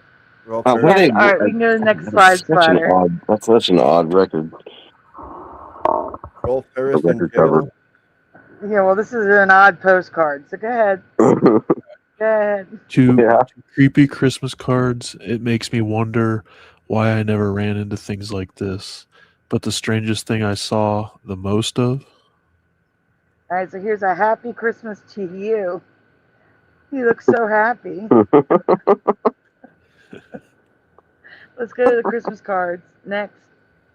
This is just creepy. That's an apple with a baby face kissing a candle. Oh, here we go. Yeah. Weird. A dog with a shotgun. He's waiting for Santa.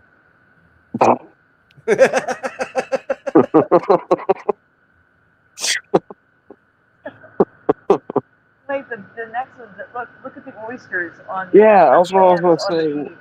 Wow, they look like butt heads, like from Beavis and Butthead, like from the back. Like they're that's what it looks like.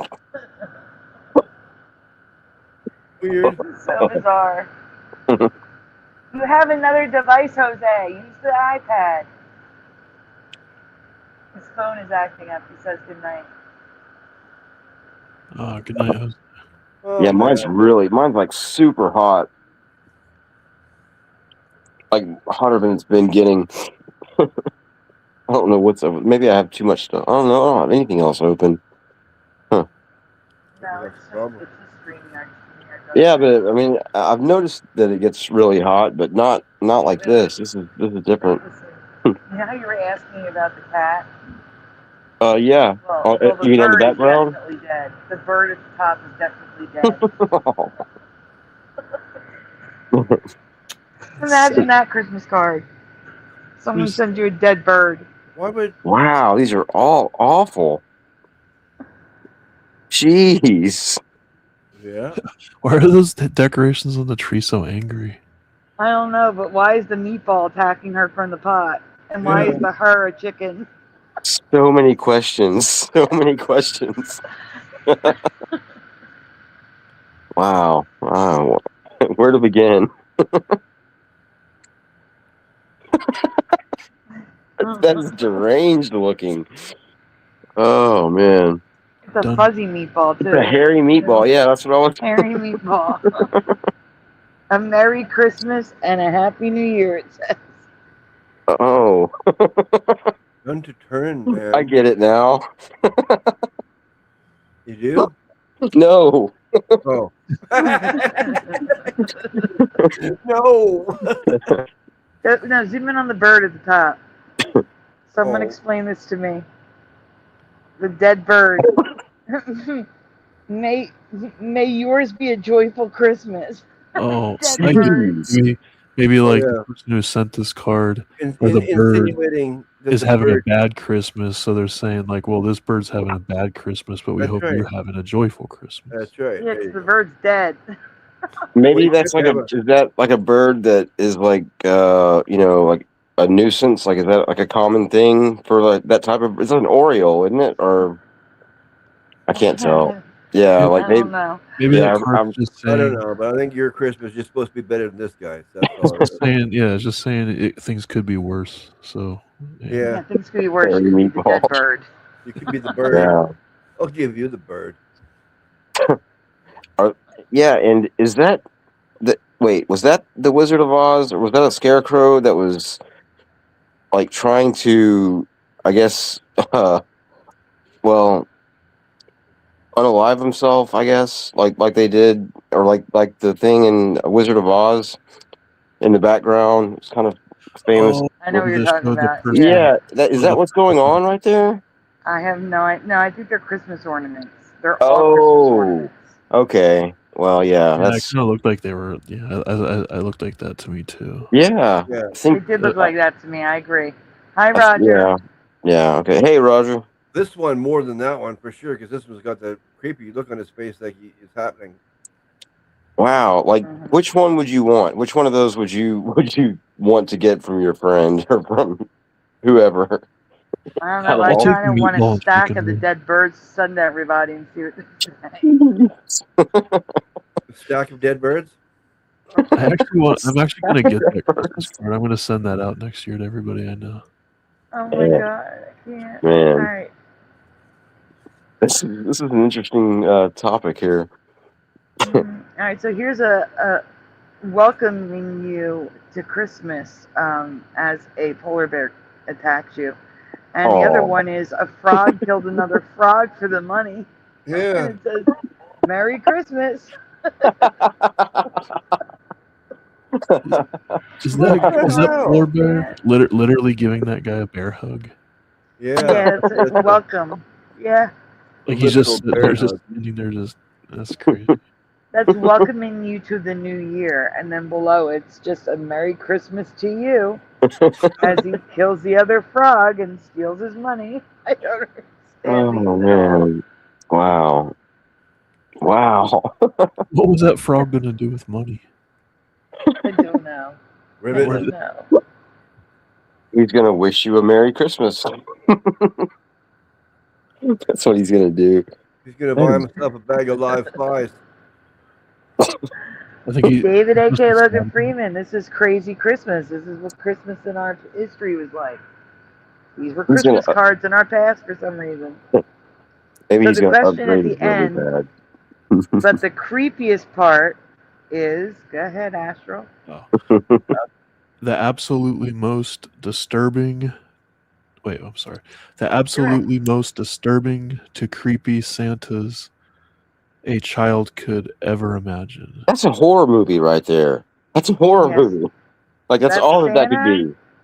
That is Santa with thigh-high boots next to the old Mickey and Minnie from Disney. Are you serious? Wow. Yeah. That is terrifying. I mean, I don't use that word often, but that is exactly what that is. Those look like those masks that that people would use to like rob a bank or something. Or haunt your dreams forever. Or both. Yeah. Or, or take a frog's money after you've murdered him. They couldn't get away very fast because they'd be bumping into everything. Because the eye holes on those things are like never too good to see out of. Hello, boy. Prepare yourself, people. They only get Hey, better boy. from here. Oh no. Hey, boy. Can you zoom in on all of them, please? Oh boy. Oh boy. Oh yeah, I'm One thinking, at well, a this guy time. doesn't know how to grow a beard. He put it everywhere. You put it everywhere. You forgot where the beard went. Yeah, that's crazy. Wow. I'm glad this wasn't my childhood. Me too. You missed the top one. He just took the big piece of beard material and stuck it on his face and poked out eyes and nose for him. He's the abominable Santa Man. Yeah.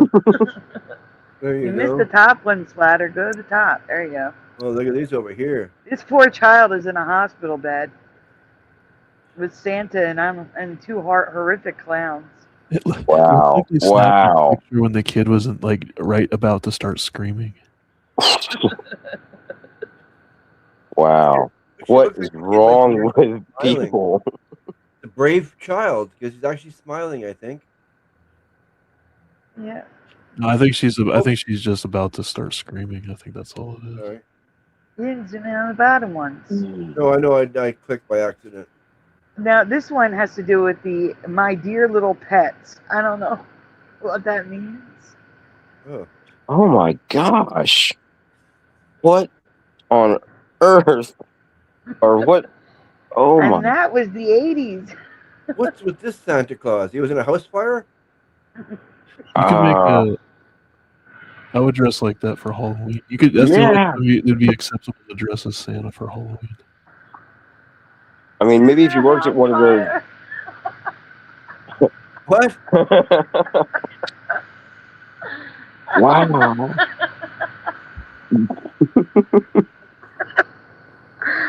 Oh my god. All right, go to the next one, please.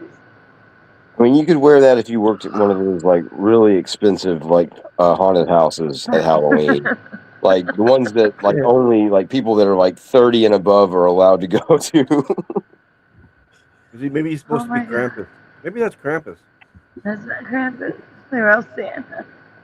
In a All house right, go fire. to the next one. Go to the next And one. what's up with the way that lady's looking at that little kid? Like, wow, are you scared yet?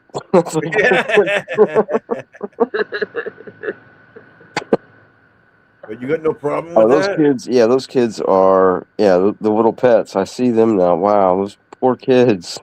Yeah, seriously. They are. That is literally the worst place to be as a child. Man, Next. Sleep with some weird guy looking over you? I don't think they're asleep. I feel like they're maybe Like just little girls. yeah, they're clearly. I feel like they've been crying and yelling and they're exhausted, but they're not asleep because they can't sleep. I think Santa's I feel like Santa looks like a wizard, like he's putting a spell on him or something. Yeah, there you go. Yeah. Or he's going to get them because once you see Santa, you can't stay there anymore. Or he's going to start a house fire. Yeah. All right, let's Maybe that's move the on. There's before a and the lot after. more of these. Yeah, that's the before, or that's the after and then the before. That's what's going on. Oh man! Wow. Yeah. All right, here we go. Oh yeah. Zoom in, Splatter. What the heck? They're all wearing plastic face masks for some reason. Wow, that kid doesn't even know what to think. The little kid up in the top right. Why is Santa? He's like, if I don't look at him, he's not here. If I don't look at him, he's not here. Is Santa supposed to be a recliner? Is he a chair? Yeah. Wow. He's holding him. He's holding him in his arms. I know, but he's got a chair head. This is the way the mask looks. Well, would you agree? It looks like a chair. Yeah. I mean, it looks. I mean, I don't know about a chair. I don't know if I would. I don't it definitely looks. I mean, if by chair you mean like, I don't know, like a decoration or something. I don't know. I don't I don't think know. so. Well, I just see the back portion, the back part of the chair here. You know, chair goes in the fire, right? Oh, I'm sorry, Sandy. I hope you're okay. I'm fine. Let's go to the next picture. Oh my god, look at him. Oh, that poor little girl. He's got Wow. the hair pulled across his face back there, here, like a mask. Man. Wow. Oh. Oh my Oh my. god. I don't know why they gotta wear plastic masks. That's so creepy. I don't remember that being a thing. No. Is Yeah. this even a real person here, or is this a doll? I don't know. No, that's a real person. They're all wearing plastic masks. I don't remember Santa's wearing plastic masks. No. Well, except for the guy on the bottom right. I don't know if that's really a mask more than it is just his hair pulled over his Oh, that face. is his hair. You know, I'm just talking about. There's a lot of plastic masks on these Santas. I Right. don't remember that being a thing. Why would he do that for the mustache? That looks so Yeah, stupid. I've never seen a Santa in a mall or anywhere when I was a kid with a plastic mask ever. No. Yeah, no. I could have played Santa a few years ago when I had my big beard. Oh no, Mandela, man, I am definitely laughing because of the comments that Splatter's making. Hello, one big pond. Oh, okay. And pushing. They're both making comments. I just can't stop laughing. Well, yeah. All right, here's Oh more. my! Look at that Santa! Holy cow! The one on the top left is ridiculous. He's terrifying. Yeah, both of The these zombie. guys are terrifying. I think this guy's more terrifying than this guy, though. The black and white I think they're one. equally terrifying. Look at the eyes on that black and white picture, though. I mean, like he's Yeah, tremendous. you're probably right. You're probably right. I don't know though. I wouldn't want to be there with either one. Oh man! Like if those were my kids, yeah. I'm sorry. No, I'm not gonna pay to sit on Santa's knee if he looks like that. No chance. Wow, It's look pretty at sad. him. It's Wow. pretty sad that the guy in the bottom left is the most normal looking Santa we've seen. Looks like he's about to tell that kid to shut up. The look on his face here, he looks like right angry, like oh shit. Yeah, I don't think Santa cares what they want for Christmas. Hey, that's a great picture. I mean, it's an awful picture, but it's also excellent at the same time. This kid over here And is would you crying. give You can this see Santa that. on the And then right he's looking at money? this kid, like, when are you gonna start crying? I would give that Santa on the right money to leave. Well, he's asking for money so 10,000 of him can go down your chimney. Wow. Right, Santa Claus, 10,000 chimneys. Is that all? Only 10,000? Wow, did he come up with that slogan himself? Well, help Chicago's poor people. I thought it said it. Oh, it says help. Does that say help? Yeah. I thought it said hell. It says help. Help. Oh, Up here? look at Yeah, that. help. Yeah. Man. I don't know what else it says there. Volunteers. Help the volunteers of something or other. But seriously, this is even the 80s, and this is just creepy as hell. All right, next splatter. There's more. Santa for the homeless. Why not, right? The one on There the bottom are right more. looks like one of those movies like The Purge or something. It does. It does. I agree. Huh? The one on Which the one? bottom right looks like it's from The Purge. This here? Yeah. All right, we can go on the next one. There's more. There's more The hobo Santas to look Santa. at. Yeah, that's a hobo Santa, right? Yeah.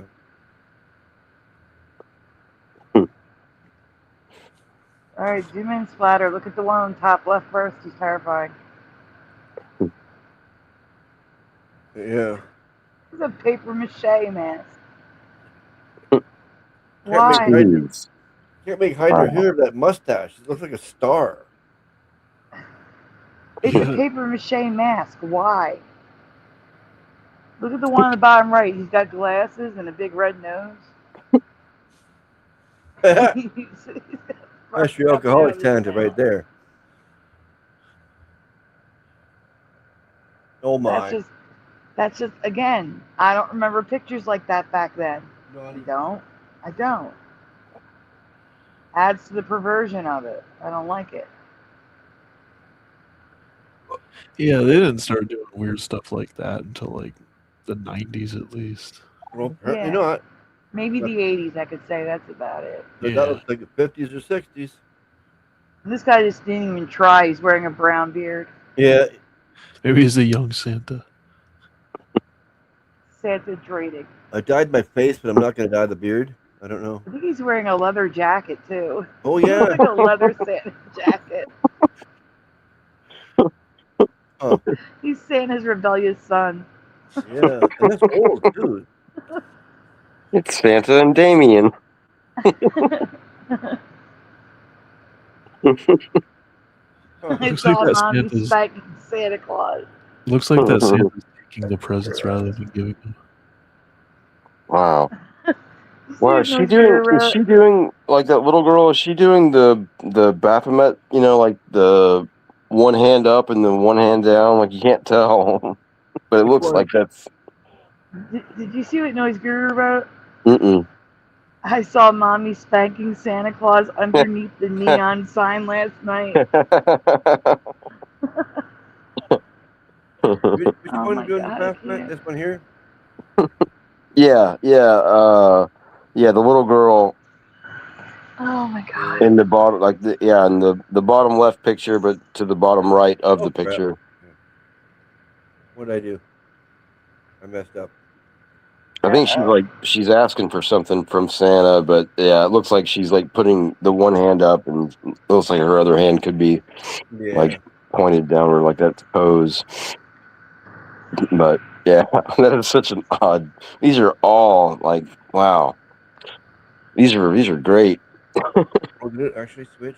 It did. Okay, well, I think we're back. You're going backwards. Yeah. You're going backwards. Still. You're still going backwards. Oh, there we go. Paper mache. Okay, next. Okay, go ahead, Astral. That's where we were. Yeah. Oh, it's the last one. That's okay. Yep. Is this a Mandela effect? The pattern of perversion and evil being added to our timeline. I just do not remember seeing this stuff when looking at old photos of my parents' magazines, history sites, etc. Do you? You weren't looking in the right magazines. I guess not. Both these guys look the same expression. Is that Santa Claus? Is that Ed Asner guy? That's what I was thinking. It might be. It might be. But they have the same expression. That's why I used it. It was cute. Yeah, looks like Ed Asner. Yeah, both the baby and Santa have the same expression. That's weird. You know what, Pushin? Thank you. It's a good time to do that while Splatter gets the next presentation. What? That's Ed Asner? No, to say, everyone, please take a moment. Hit like on the stream. Subscribe if you haven't already, and ring that bell so you're notified when we go live, like on a night like tonight. A weekday is not our normal night. So that bell will let you know when we're live. We lost Jose again. No, Jose said good night. Oh, I didn't even hear that. Wow, I'm sorry. Who's Night, Jose. His Yeah, iPhone would not phone was cooperate. acting. Oh, His phone kept kicking him out, so he gave up. Okay. Donuts are very much appreciated, very much needed, never ever required. We use Jose's donut since Jose left. Oops. Is that an Entenmann donut? It is an Entenmann's donut. Mm-hmm. I didn't mess everything up good. Whew. Uh-oh, I did. That's not right. Uh-oh, I messed up. Oh, hey, Woo. Woo is throwing up donuts in the chat. Hold on. I will give you a donut as well, since I am retiring the Christmas donuts after tonight Oh. for the season. So there's a shaking ornament donut. I gotta add Woo to my list. Oh, And Shadow Feather, hello. this again. I've been laughing so hard I haven't been keeping track of the chat. I didn't know if you were going to make it or not, Sandy. I know, I couldn't breathe. I Could not could tell. I breathe. could tell. Couldn't breathe. I got Mandela Man. Okay. I got Roger. Yep, I have everybody in the chat now. Oh, Pushing's throwing up the donuts. Hold on. I already did that one. Here, those are Splatter's favorite donuts. The bloody donut. There you go. Here, you can also have the bouncing catastrophe, too. It's a trophy. I just realized it could be used as a trophy for Pushing. I love it. Those are great. Splatter's already ready. Pushing, do you want to read one? Yeah, sure. Let me get my magnifying glass. Go get your glasses. Yeah. That's all I'm using is my magnifying glass. Okay. Are we ready? Oh, wait, no, we have to do a thank you. Well, all right, you read. We'll do the thank you after. I can make it bigger. Yeah, that'd be great. Yes, you can. Okay, thank you. Okay, these noisemakers, or is there more to read at the top? No, that's it. Okay. These noisemakers bring me back to New Year's parties at my aunt and uncle's house on Broad Street. Every year we would go to their house and celebrate the new year and watch the mummers parade outside of their house. But these noisemakers are Mandela from my memory. They are. Miss Guru just had a wonderful idea. Oh, Do share. yeah. Huh? Well, I mean, Miss Guru had a wonderful yeah. idea. Yeah, we're all ears. Okay. Oh yeah, I remember those. Or I remember. Wait, never mind. I thought that was something else. Okay. If you recognize these noisemakers, what is the main holiday that you would use these for? All right, chat. That's your question. Hmm. What is the main holiday that you would use these noisemakers for? New Year's. They're not necessarily. Yeah, I would say New Year's or New Year, whatever. Yep. I would say New Year's, but it just looks like something that you would just buy at a circus or a carnival. Like I'm just saying New Year's, but I really have no idea. Yeah, I You agree. probably could get them at the circus, but I'm asking about a holiday. No, I know. I'm just guessing New Year's because Okay. I don't know what else it would look like. Okay. New Year's, says Mandela Man. Cinco de Mayo, says Noise Guru. Yeah. Yeah, that's a pretty good answer. Yeah, I forgot about Cinco de Mayo. Probably New Year's, possibly a Mexican holiday, says Bomber. Yeah. Everybody's picking on Mexico because Jose left.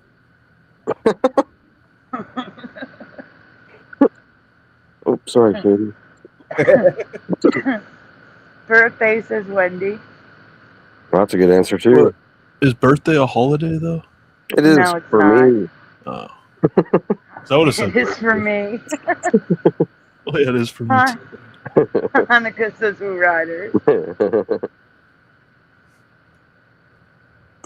Oh yeah, Hanukkah. I forgot about Hanukkah. Yeah.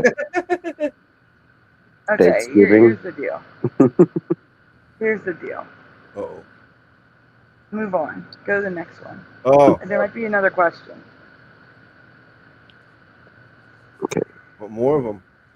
You want to zoom in for him again? Oh, it's okay. I'm fine. I was looking at the pictures.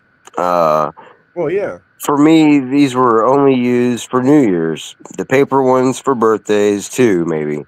Yeah. Maybe Christmas, but mostly New Year's Eve and day. Mm-hmm. Christmas. Yeah, I'm being generous and saying maybe Christmas. Oh yeah, maybe I'm 4th of being July. generous. You could use it for 4th of July too. You Maybe. could, you could, Yeah. you could, but that's not where I'm going with this. Okay. These specific ones definitely look like New Year's or birthday, but It's the Mhm. 1st of July. Okay, we can Oh, continue. okay. Not where I'm going with it. oh, This is a Mandela for me. Okay. Question 2. Yes or no? Do you remember these being used for Halloween? No. There's the problem. That's the issue. but it's no, I don't. No, I never heard of noise. Yeah, no way. Yes or no in No. the chat. No. What about Halloween? The only noisemakers in Halloween are fireworks and firecrackers. I only remember firecrackers and fireworks at Halloween. I don't. Yeah, that's Nothing. it. Nothing of the sort. No other noisemakers. Hammer's fact says no. Mhm. Stay here. Mhm. Stay here, Splatter. Wait for the answers. Wendy's laughing no. Hey, It's a Wendy. trick, not a treat, says Noise. What David the A.K. Logan Freeman says nope.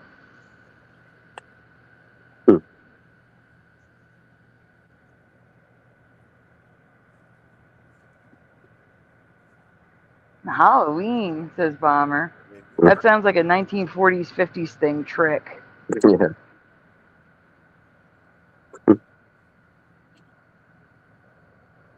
No, teens were stealthy for Halloween, pranks and such. Hence the fireworks.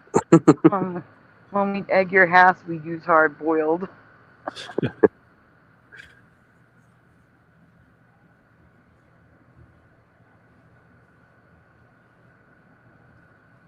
No, says LJ.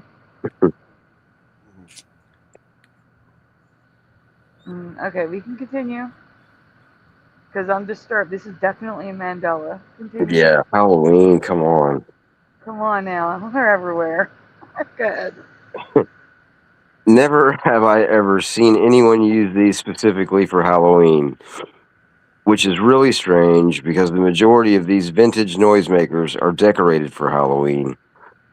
Mhm. Wow. Maybe they did Halloween different back then. Wow, that Okay. one, like on that one witch on the left, like I think I had like a sticker like that or something as a kid. That's a Like- clicker. Like, Oh. you click and then it pops. I don't know. Go to the next slide. There's more pictures. Okay. Yeah, it looks familiar, but I'm not sure what you're describing. Okay, in this timeline, Halloween was the most popular holiday to use noisemakers through the 1970s. Does this match your memory? Because 100%, because 100%, this is new for me. Can you zoom in on the noisemakers, please, Splatter? Which one? All of them. So we got a tambourine. We've got one of those paper there's this things. Okay, tambourine. Yeah. What are they called? Those things that roll up and when you blow on them. Party favors. Yeah, go to the top, Splatter. Yeah, I don't know what else you call those. That's what I've always called them, I think. Or, yeah, I don't know what you call those. That sounds right. That's all I can think of too. The curly thing, and you blow it, and Yeah. And that was like the poorest one I've ever seen, like down there. That one looked really decrepit. And then you tickle someone's nose with it when it's blown out. Right? Yeah. Yeah. This looks like one here Everything is too. Again, looks like Halloween it's rolled up themed. here, It's right? Yeah. creepy. Man, that thing looks horrible. Looks like it's an old cigar. That's pretty beat up and used for sure. Yeah. Yeah. Wow. I mean, I guess it works. So that's all that matters. Up here, this is fancy with the pumpkin and stuff on it, right? Yeah. There's the rolly thing right here. See? Yeah. And what is that plate thing? What is that? Is that a tambourine? Is that what you were talking about? Tambourine. Down here? Okay. Yeah, tambourine. Okay. Wow. On the side there, yeah. Well, that's a pretty cool, like, little for a kid. That's a nice thing. I mean, I don't get it. I did Halloween in the 60s and 70s, and I don't remember noisemakers.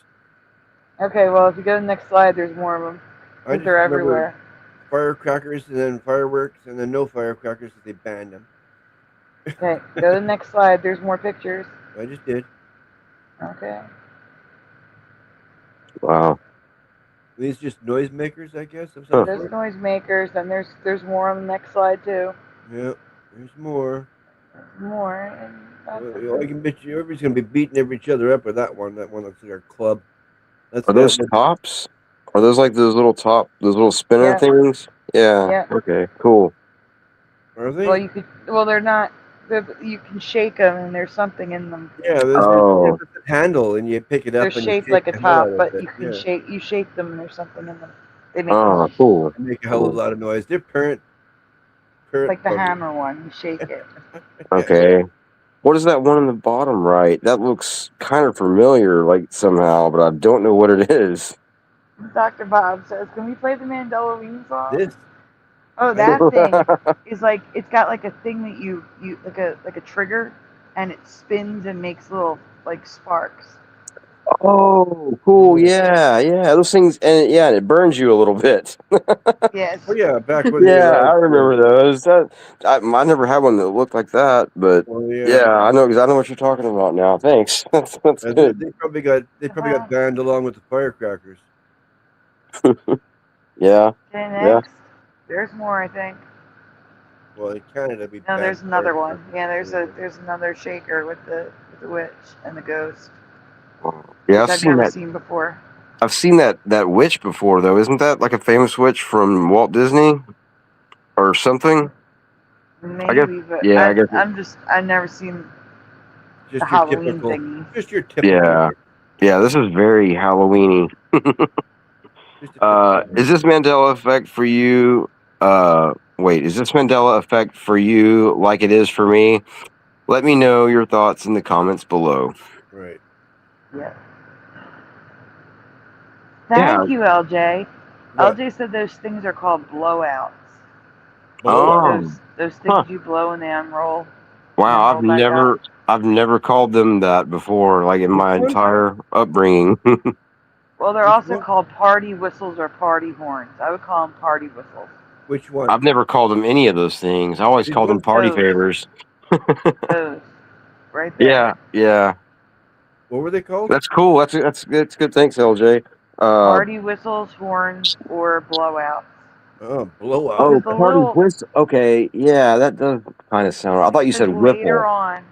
Later on, the little white part, the plastic part, the newer, the new ones, not that old one. Yeah. But the plastic ones are a whistle. Okay. Yeah. Yeah. You think of that. Yeah. All right. Next presentation. Yep, we're done here. Yep.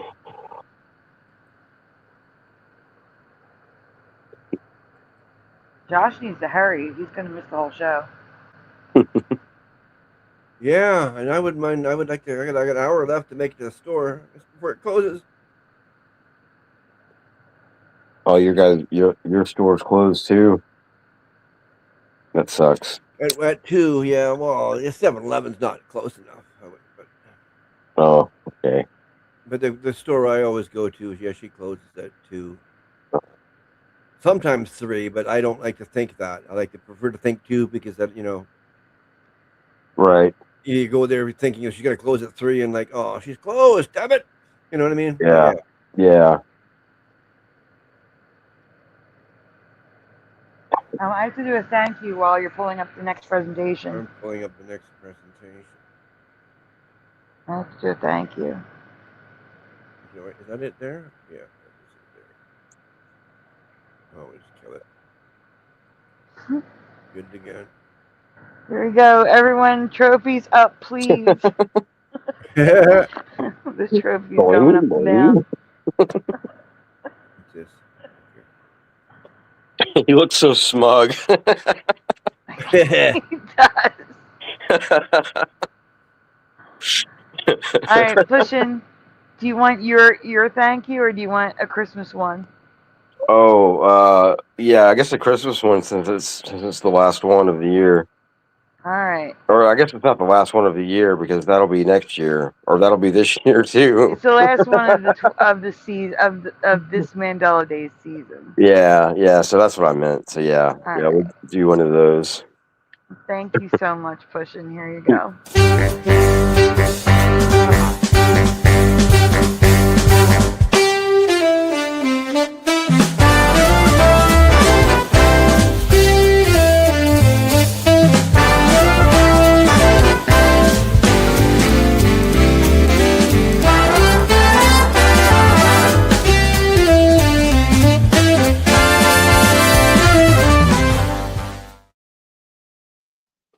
Yeah, I like Thank you, that one. Pushin'. Oh yeah, you're welcome. You're welcome. Thank you. This is fun. I like that. Thank you too. That was cool. That was a good one. Not that Yeah, they all thank were, but yeah, I like that one a lot.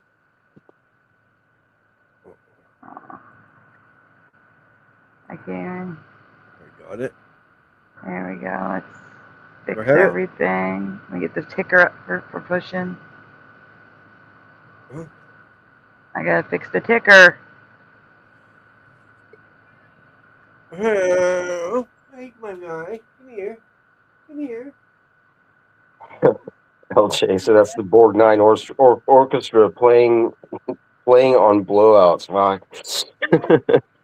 I'll pick you up now. Oh, stretches. Oh, we're on the last presentation. Come here, come in. Oh, Josh really better hurry. Well, since you Yeah. said that, watch Josh be like, "Hey, what's up?" Last presentation. Oh. Did I put hammer specs in LJ? I'll do it again. Okay. Credit LJ and myself. Before Christmas, LJ had mentioned a trivia fact about Christmas trees that I learned was just a myth. But when researching this, I came across something that might be a Mandela effect about artificial trees. Okay. Oops.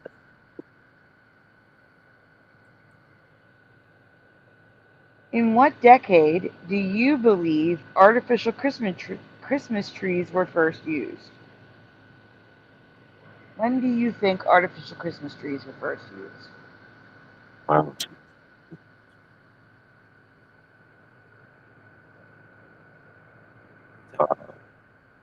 I'm assuming everybody's going to be guessing, so just your best guess.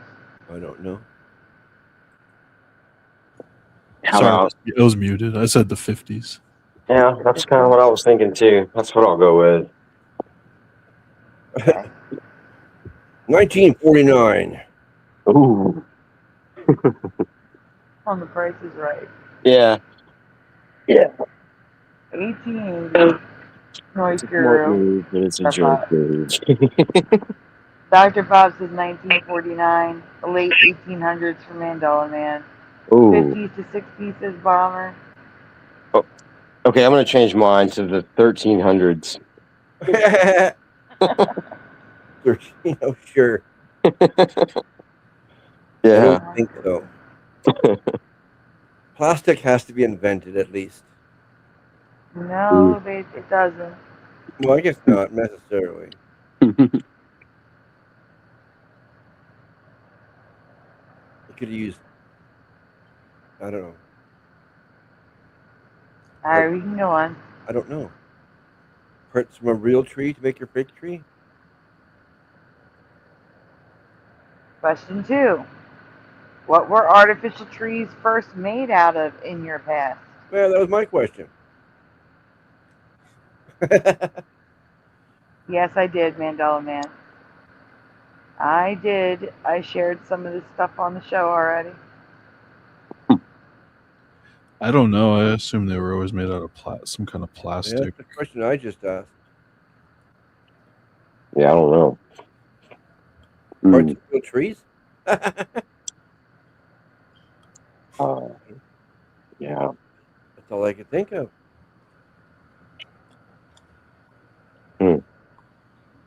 That's tough. I'm looking I for don't know. answers.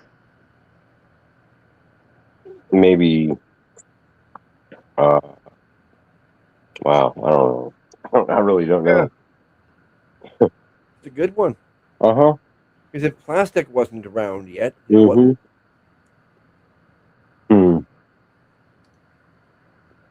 pieces of paper wouldn't be that wouldn't work very good, right? So I don't know. Maybe. Mhm.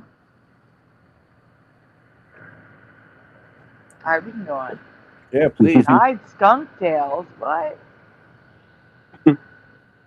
This may not be a Mandela. It may just be info I never knew.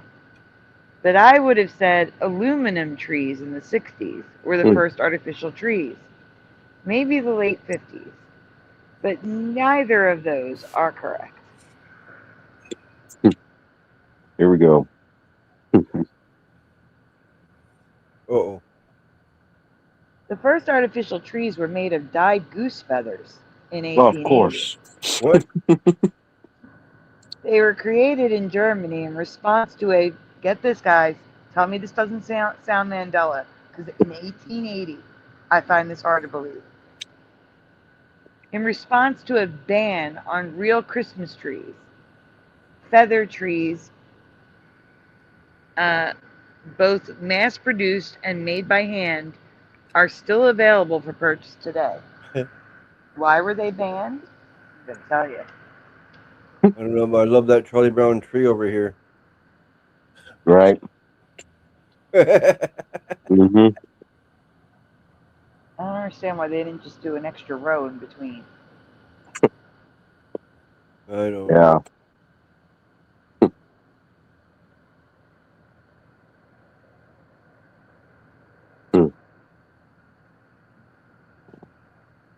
So, the reason for the tree ban was fears of deforestation in 1880.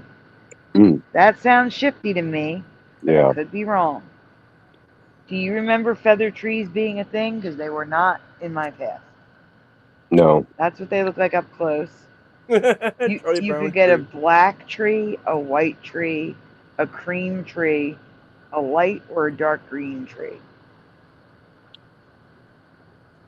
It kind of reminds me of, I think I'm thinking about my grandmother's like old, like, furniture duster or whatever, Well, yeah, like, it's like feathers. a feather duster. That's what I mean. But it seems like she had some, maybe, I don't know, maybe I played like it was a tree or something when I was a kid, because it was like really, it looked like a Christmas tree. It reminded me of, but it was different colors. That's so weird. Yeah, I don't remember ever seeing a tree with feathers on it. No, but it's a good idea, though. I mean, it looks good, I guess. Yeah, It looks better than plastic trees, I think.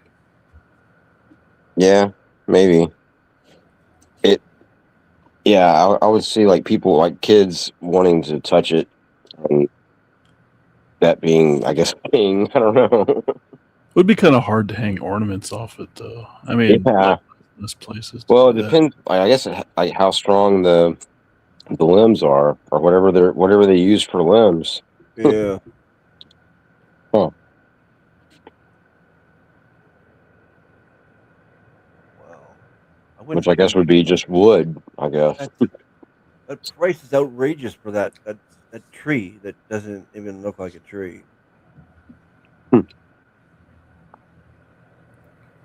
I mean, they got artificial trees that look like real thing now for sure, 100%.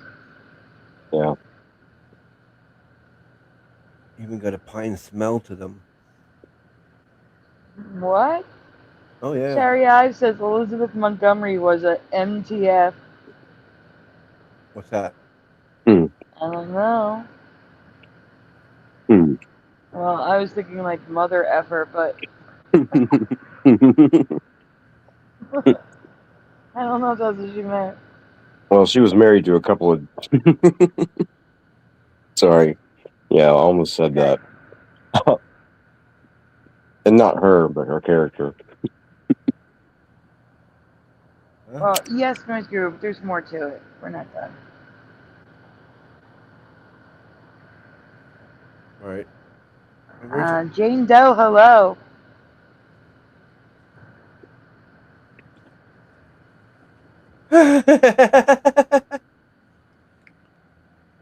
What?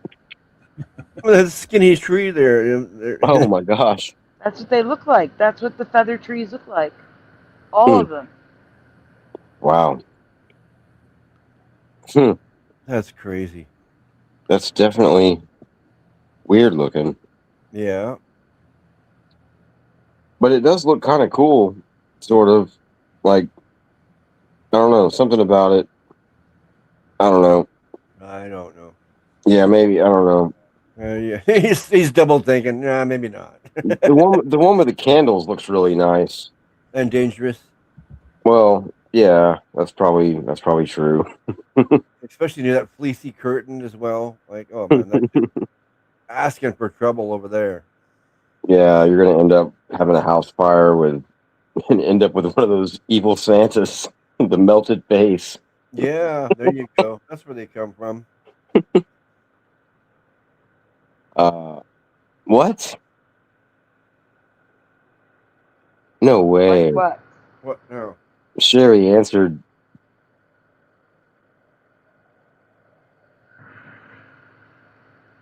I'm looking. I'm scrolling. I mean, she just answered. So, wow.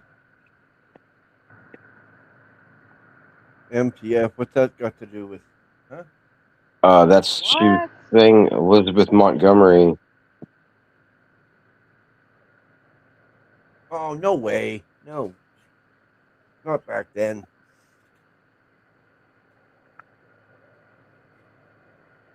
Oh, she gave a link. Where? Oh yeah, I guess when she said that earlier. Yeah, Says she I don't know. I don't know. I mean, that's something to maybe check out. Is that the link here? Yeah, like the one.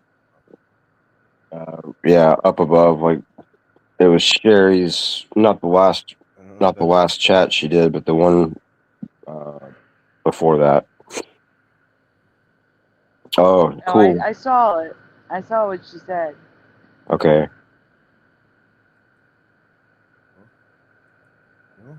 What? Yeah, missing. Splatter. Like no way.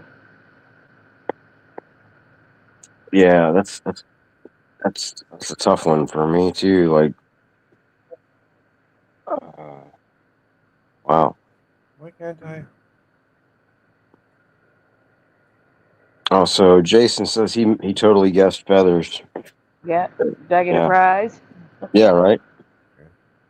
You get a feather tree. They're expensive. Be careful with it. Mm-hmm. Don't go melting Santa Claus. Yeah. Uh-huh. Mr. Tate. We'll go to the next one. Yes or no? During World War, does that say one or two? One. Did the government send the troops on the front lines, government issued Christmas trees to put into the trenches on the battlefield in your past? Don't laugh, I'm asking a question. Yes or no? Do you remember learning Now he wants a feather tree. that the government gave soldiers on the front lines Christmas trees? I don't see strategically how that would be good, but I would say no. Okay. We want you to decorate our trees. I mean, that's like a diversion tactic or something. Man, that's pretty funny. Yeah, so I'm gonna go with no. Not in my past.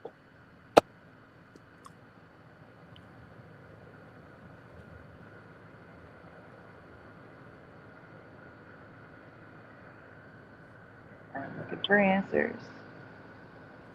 What? I'm looking for answers. I have a yes from Dr. Bob. That'd be dumb, says missing time.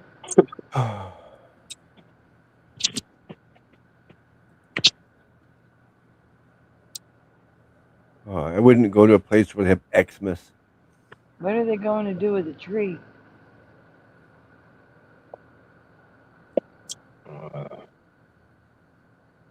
maybe they could put like fake presents, and they could like put like landmines in them instead of presents. That one is so full of ornaments. It doesn't matter that it's skinny. That worked out pretty good. That one. Yeah. There's so many ornaments on there. Holy crackers.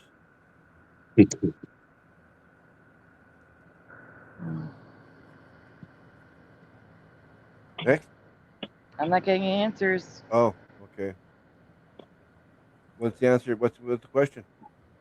Never heard that, says Jane Doe. But if true, seems weird.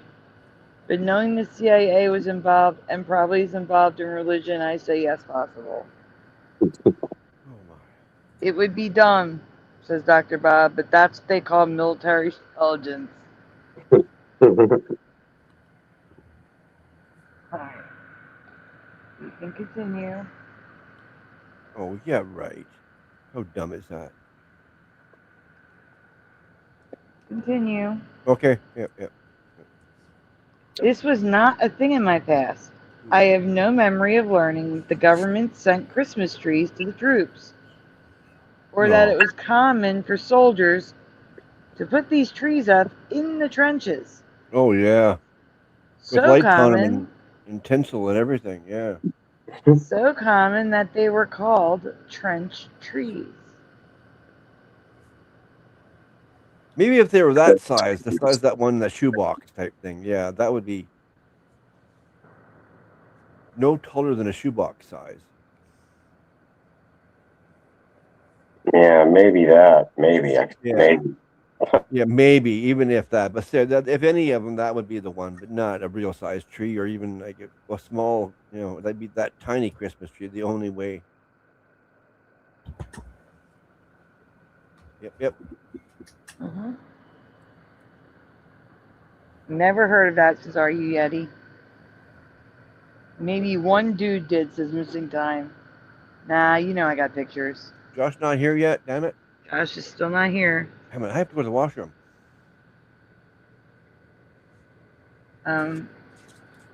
We could play the 12 Days of Mandela Days. I guess. Alright. Guys, Splatter needs to use the bathroom. Oh yeah, just tell everybody. Well, you just did. I know, but you made an announcement. So we're going to play the 12 Days of Mandela Days to give Splatter time to run. We'll be right back. Enjoy the song. As soon as I find it. There it is. We'll be right back. On the first day of Mandela Days, the Mandela effect gave to me a Willie Nelson obituary. On the second day of Mandela Days, the Mandela effect gave to me 2 pockets gone and a Willie Nelson obituary.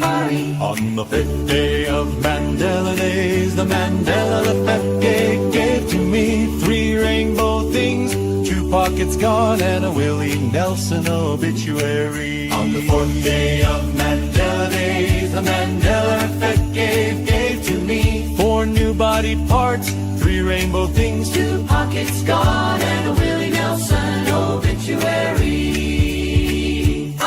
On the 4th day of Mandela Days, the Mandela effect gave to me 5 more planet rings, 4 new body parts, 3 rainbow things, 2 pockets gone, and a Willie Nelson obituary.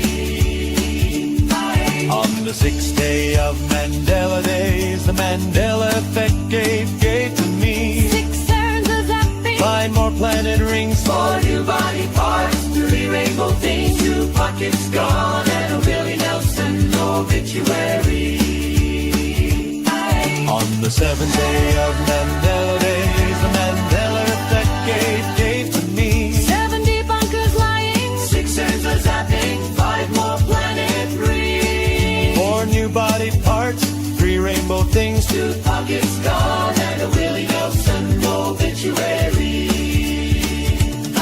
On the 8th day of Mandela Days, the Mandela effect gave to me 8 stoplights flipping, 70 bunkers lying, 6 turns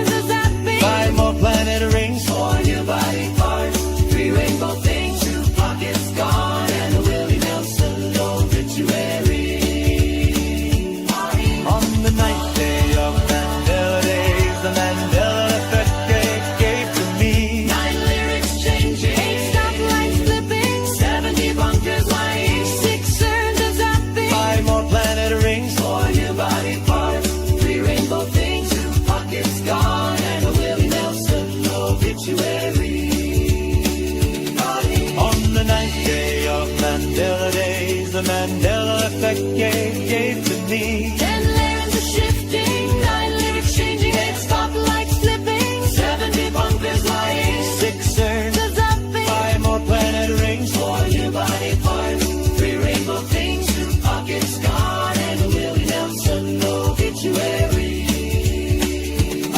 on the 10th day of Mandela Days, the Mandela effect gave to me. 12 statues dancing, 11 logos sleeping, 10 lands are shifting, 9 lyrics changing, 8 stoplights flipping, 7 debunkers lying, 6 Earth, the zapping, 5 more planet rings, 4 new body parts, 3 rainbow things, 2 pockets gone, and a Willie Nelson obituary.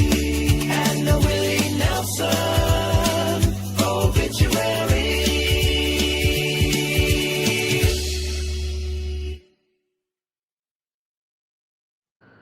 And we're back.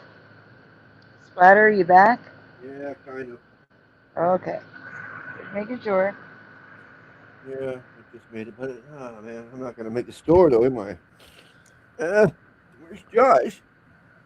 Well, when we're done this presentation, we'll sit and talk and you can go. Yeah, is it almost over? Okay. Yeah, this is the last presentation. Uh. Alright, so this was not a thing in my past. We can go on. They continue providing trees to many of the troops in every war after World War I, including World War II, Vietnam, and Operation Enduring Freedom in Iraq and Afghanistan, 2001 to 2021. That's crazy.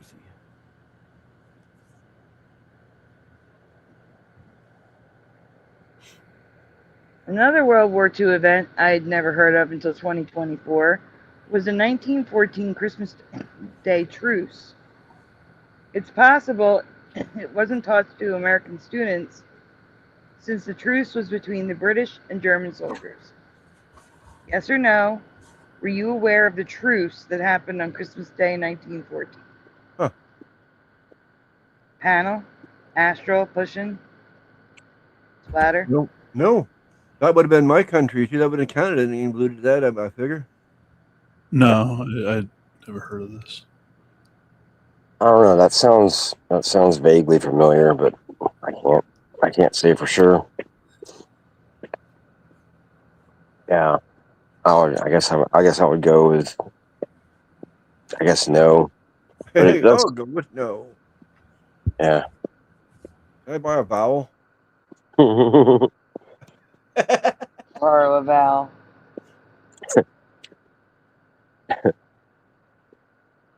Wow, Mandela Man learned about it in grade school. Yeah, that's his kind of timeline this whole time. yeah, that's kind of what I was thinking. Like I vaguely remember it, but yeah, I can't say for sure. I don't know. Of course, Canada would have been part of the British Army back then, so that would have been us too, right? Yeah. 1914, you said? Yeah. Yeah. World War One. Yeah. Look at the guy. He's that German shaking hands with the guy up here, like, hello, hey, how you do? I'll not kill you today, but tomorrow. Ah. Yep. Not today, but tomorrow. Yeah, that does. I mean, I don't know if it's that one specifically, but that does. All that does kind of sound familiar. Like, I don't know if it's from like a parody or something. Well, I'm turned into Heart of that. the Earth says they made a movie about it. Okay. Huh. Again, there was nothing of the sort in my history. It popped up in 2024, and I'm telling you, this is a reality insert for me. I believe you if you've always known about it. Not in my past. Wow, there's a little bitty ring around the moon tonight, like where I'm at. Like usually when there's a ring around the moon, it's like really wide. Yeah. And I think I did see that earlier, like sort of. Yeah. Yeah, but it's like really tight. Like it's like right on it. It's weird looking. Weird. Yeah. Yeah, it's usually It's quite large around it. Yeah. yeah. I mean, it's like yeah, you can see like the glow. I guess it's because it's so foggy or misty, and like the moon is way up in the sky. It's like right up, and it's glowing like out like right away from it, and then right past that is a ring, but it's starting to fill up and it's starting to get all like illuminated, so it all you can't really see the ring so much anymore, but a little bit, yeah, you still can. It's weird. Sorry, Yeah. just trying to give Josh a couple more seconds. Yeah. Well, I just want to get this done here so I can go to the store before 2. Oh right, I forgot about Sure you did. Did anybody read this? I don't think so. No, not yet. You guys are talking. I don't want to interrupt. Wow. Both Oh. sides shook hands and had fun, treating each other as fellow Had humans fun. instead of opposing sides. Is this new history for you? Could this be a reality insert Mandela effect or just info we never knew? It sounds like a parody. Like that's, it sounds like what they would make. Apparently, they played a game of soccer and stuff like that. We're Wow. going to see pictures of it. Yep. They're coming up. A full-size Christmas tree in Wait the a bunker? minute. Come on. Where are the pictures? That's weird. I don't know. They should have been there. Maybe they're at the end. I know, but these guys are absolutely nuts. A full-size tree in that bunker. Yes, I know. I mean, do Seeing they these go? pictures makes me sad. Jesus has been removed from the holidays so much over the last century. They even celebrated our Lord on the battlefield, while many today can't be bothered to celebrate him at home in times of peace. All right, let's see if the pictures are here.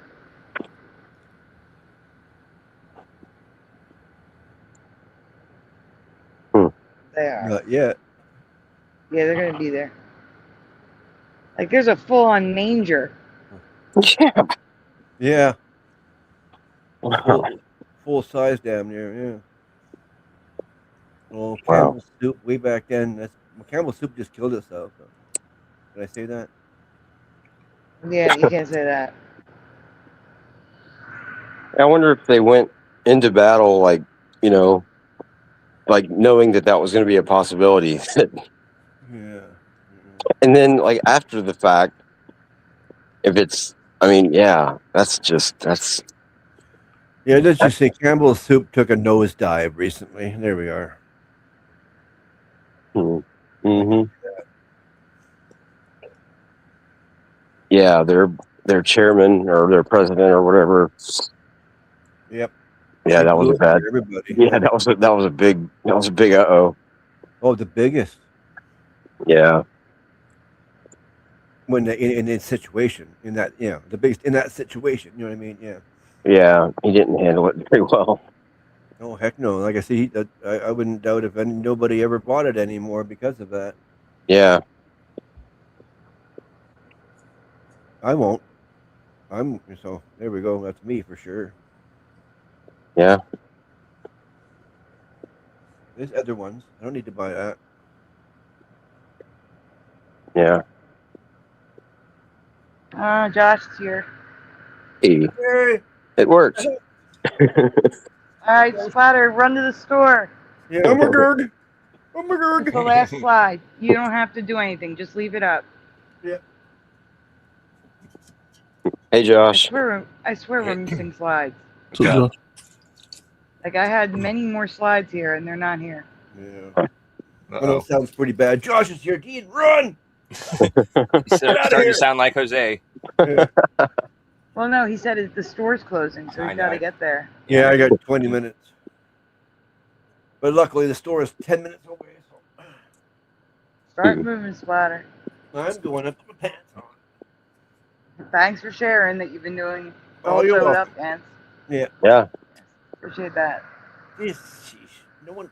It doesn't matter anyway. Man, I'd be sitting here in animal horns. Like, who's going to see me, I wear antlers throughout the whole show. No one knows ever knows. So I want to go back to the toilet brush thing. It says here, it appears it's not true. I'll be back. There never was an Addis brush company in the United States, and hence no patents for artificial Christmas trees were ever assigned to them. There is a comparable Addis housewares in the United Kingdom. They also did not make Christmas trees from toilet brushes. Do you think any of these are possible Mandela effects? Are any of these facts about history new to your reality? Goose feather trees, trench trees, or the 1914 Christmas truce? Let me know your thoughts in the comments below. And there's, like I said, there's still many more Christmas Mandela effects. So I'll probably just shove them into regular presentations. Or save them for next year, who knows. But that's it for tonight, we'll say. Right on. Well, it's been fun. Oh, no. Oh. We're leaving now? We're not leaving Oh. now. It felt I'm like just we saying were. that's the end of the new Mandelas. I Okay. couldn't do that to them. A 2-hour show? Oh my gosh. That's not us. Yeah, I thought something was kind of weird. Yeah, Yeah. it felt weird. It felt weird, but it also felt. Yeah, I don't know. I was intrigued on how it was going to end, so that's good. Right. Wow, Josh's here. Yeah.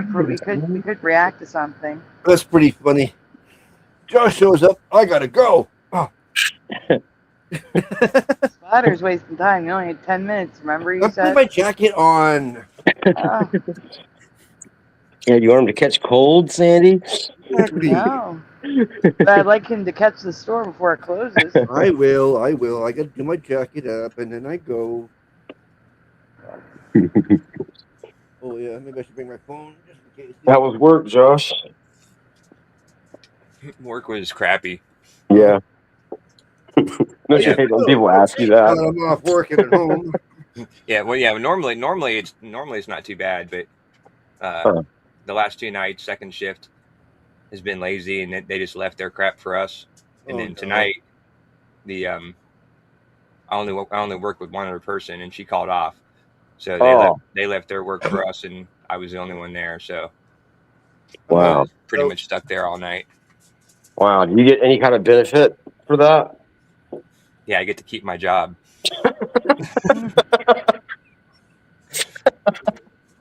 Man, that sucks. Like they don't.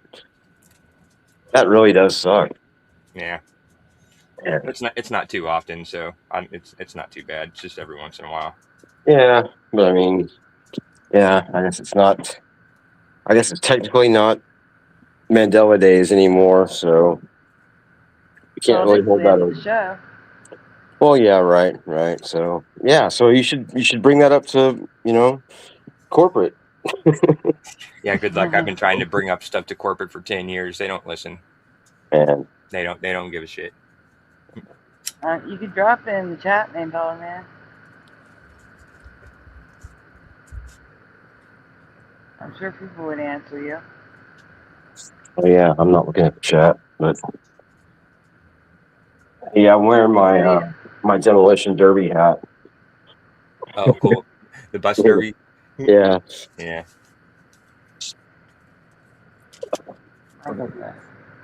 So we promised to react to that eye trek that was 3 hours, not the whole thing. Yeah. Not the whole thing, but we did promise to react to it. I have to go get it, but to go get it, I got to go to. Actually, I could probably get it from YouTube Studio, so I don't get kicked out. I could do it. Is it in the React playlist, Sandy? Yeah. Yes, it is. Yes, it is. Okay. Well, I can get it. Okay.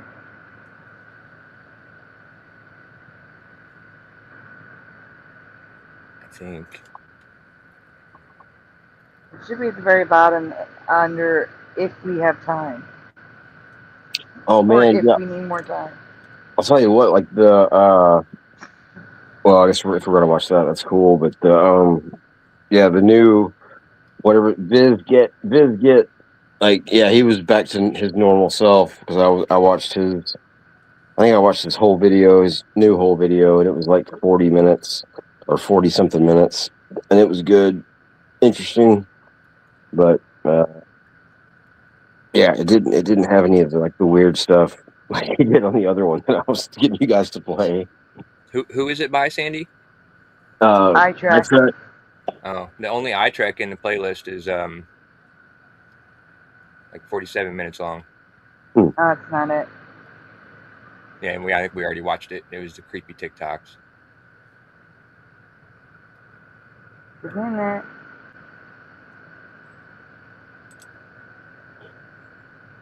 Like I said, I may have it in my descriptions over here. Check this one, Josh. Tell me if this one's 3 hours long. Hey, these are good numbers. We got 33 watching and 34 likes. 38 watching, actually. Oh, okay. But 33 might be on YouTube. Yeah. Great job, everybody. Mm-hmm. Yep. Thank you. If you're watching on Rumble or X and want to participate in the live chat, that's over here on YouTube.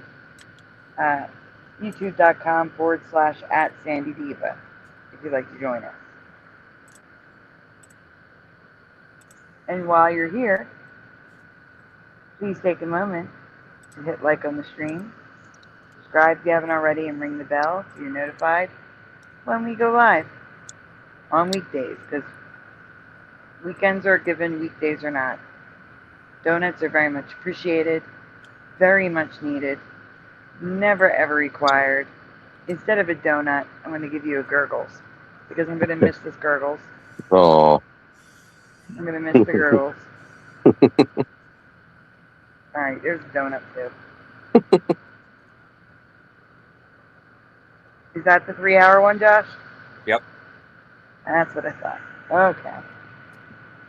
Oh, Mandela Man's asking him a possible new Mandela question.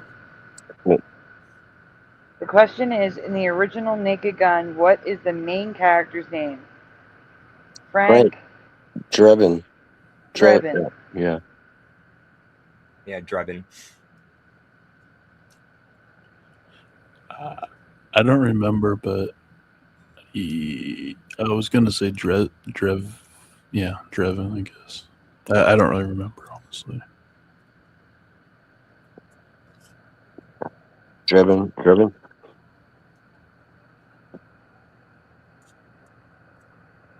Okay.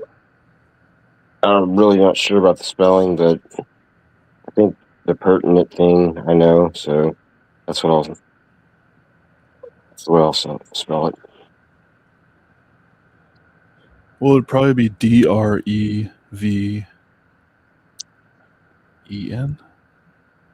or On. Okay. I mean, I don't know, but I thought it was DREB, as in boy. Yeah. That's what I remember. Yeah, I would spell it the same way Pushin spells it. Drebin. Maybe En, but yeah, the B is. Yeah. I think, never mind.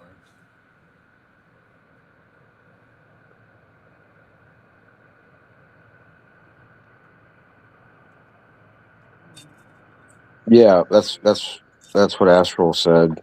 Mandela Man. I think. Right? Or I thought he said Drevin, but I don't know. That's what yeah. that's what I said too. That might be the Mandela effect. Maybe I don't know.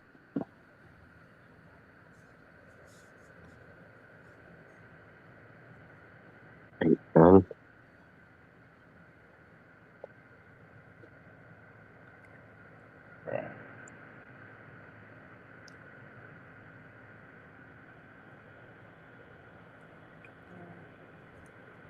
I'm still looking for answers.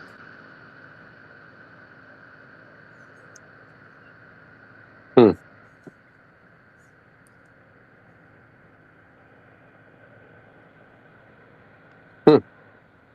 Yeah, he remembers Drevin. I have an issue. My whole screen is blue. There it goes.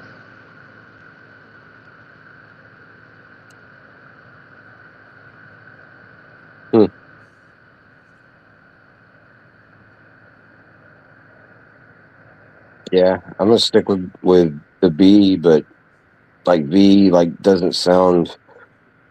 I mean, it sounds. I could go with that if that was it, but I remember B.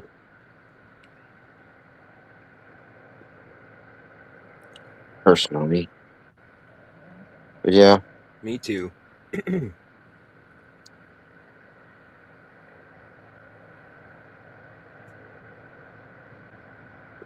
that'd be a fun movie to watch on a watch party. Yeah, I haven't seen that movie in forever. Yeah, me either. Like I've seen it a million times, but I haven't Yeah, watched it in years. yeah. I've seen the first one and the second one a million times. I don't think I've probably seen the third one, but I can't even remember it. But like not offhand, I can't remember anything that's specific to it. But I'm pretty sure I would have watched it. But I really don't remember watching it. I really don't remember it. But they all kind of run together. Yeah. But that's why they're timeless too. Have you seen the new one? There's a new one? Yeah, with Liam Neeson. Oh no. I had no idea. It's funny. No, it's really. I think it's funny. Oh yeah? Was it good? I haven't seen that one yet. Oh yeah, I like it. I think it's funny. Well, that's good. That's great, actually. That's surprisingly, because like I feel like, a classic like that with a classic comedian like a one of a kind comedian, that's pretty hard to replicate or to one up or whatever, however you want to say it. Like that's yeah, those are difficult shoes to fill. So good for him and good for them, I guess. You think it's funny? You like it? Son. The Driven. Oh, the Driven guy. What's his name? Leslie Nielsen. Yeah, Leslie Nielsen's son is who Liam Neeson. Yeah. Okay, that's pretty cool. Oh, he plays Frank Jr. Yeah. He's like the same type of character, I guess. Much. Well, I mean, no, slightly different. Yeah. Attitude, but yeah, basically the same basic character. Yeah. That's cool, yeah. I'll probably check that out. Actually, I probably wouldn't have unless if you hadn't said that. I forgot what app it's on. I think it's on. I think it's Paramount. I think. Okay. I'm not sure. Either that or Amazon. Those are the only two I have, so it's got to be one of those two. Okay. Yeah, I didn't even know that came out. When did that come out? Within the last year, like maybe Right. 6 months ago or something. Yeah, it's amazing how little you learn about stuff like that when you don't watch TV at all. Yeah. Like used to, I was on top of all that stuff, like way back, and then stopped paying attention to a lot of it, and then completely stopped watching it. Now I don't know when anything's going on. It's kind of nice, but yeah, I miss stuff like that, so that kind of sucks. I mean, okay, so it's what now? Drevin? Oh, he remembers Drevin. Yeah, but I think it is Drevin now. Yeah, I believe that's what he was saying. Okay. So I guess I took the update, and Josh took the update. And I did too, because I remember Drevin. Yeah. Okay. Yeah.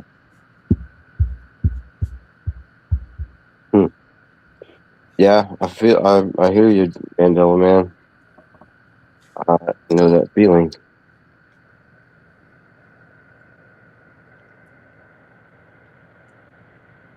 So, all right. Josh has been patiently waiting for me to do this. Let me just get the banner ready. Oh, I forgot that I didn't have my New Year's hat on and stuff. I realized that earlier. Yeah. Neither did Astro. It's fine. I forgot we were still doing that. Yeah, I meant to put it back on, but Well, it only takes like 2 seconds. I can do it. yeah, that's true. Yeah, That's okay. We're not still doing that. Actually, I'll do this for Josh. Actually. Yeah, what you've done enough by suggesting June and Christmas, No, you can't even Christmas see Eve it. In the way. in June. So. Well, did you hear about Christmas Eve in June? Oh, you just mentioned that. Yeah, that's what I'm saying. You've done enough. You've done enough tonight to help me out there. I appreciate it.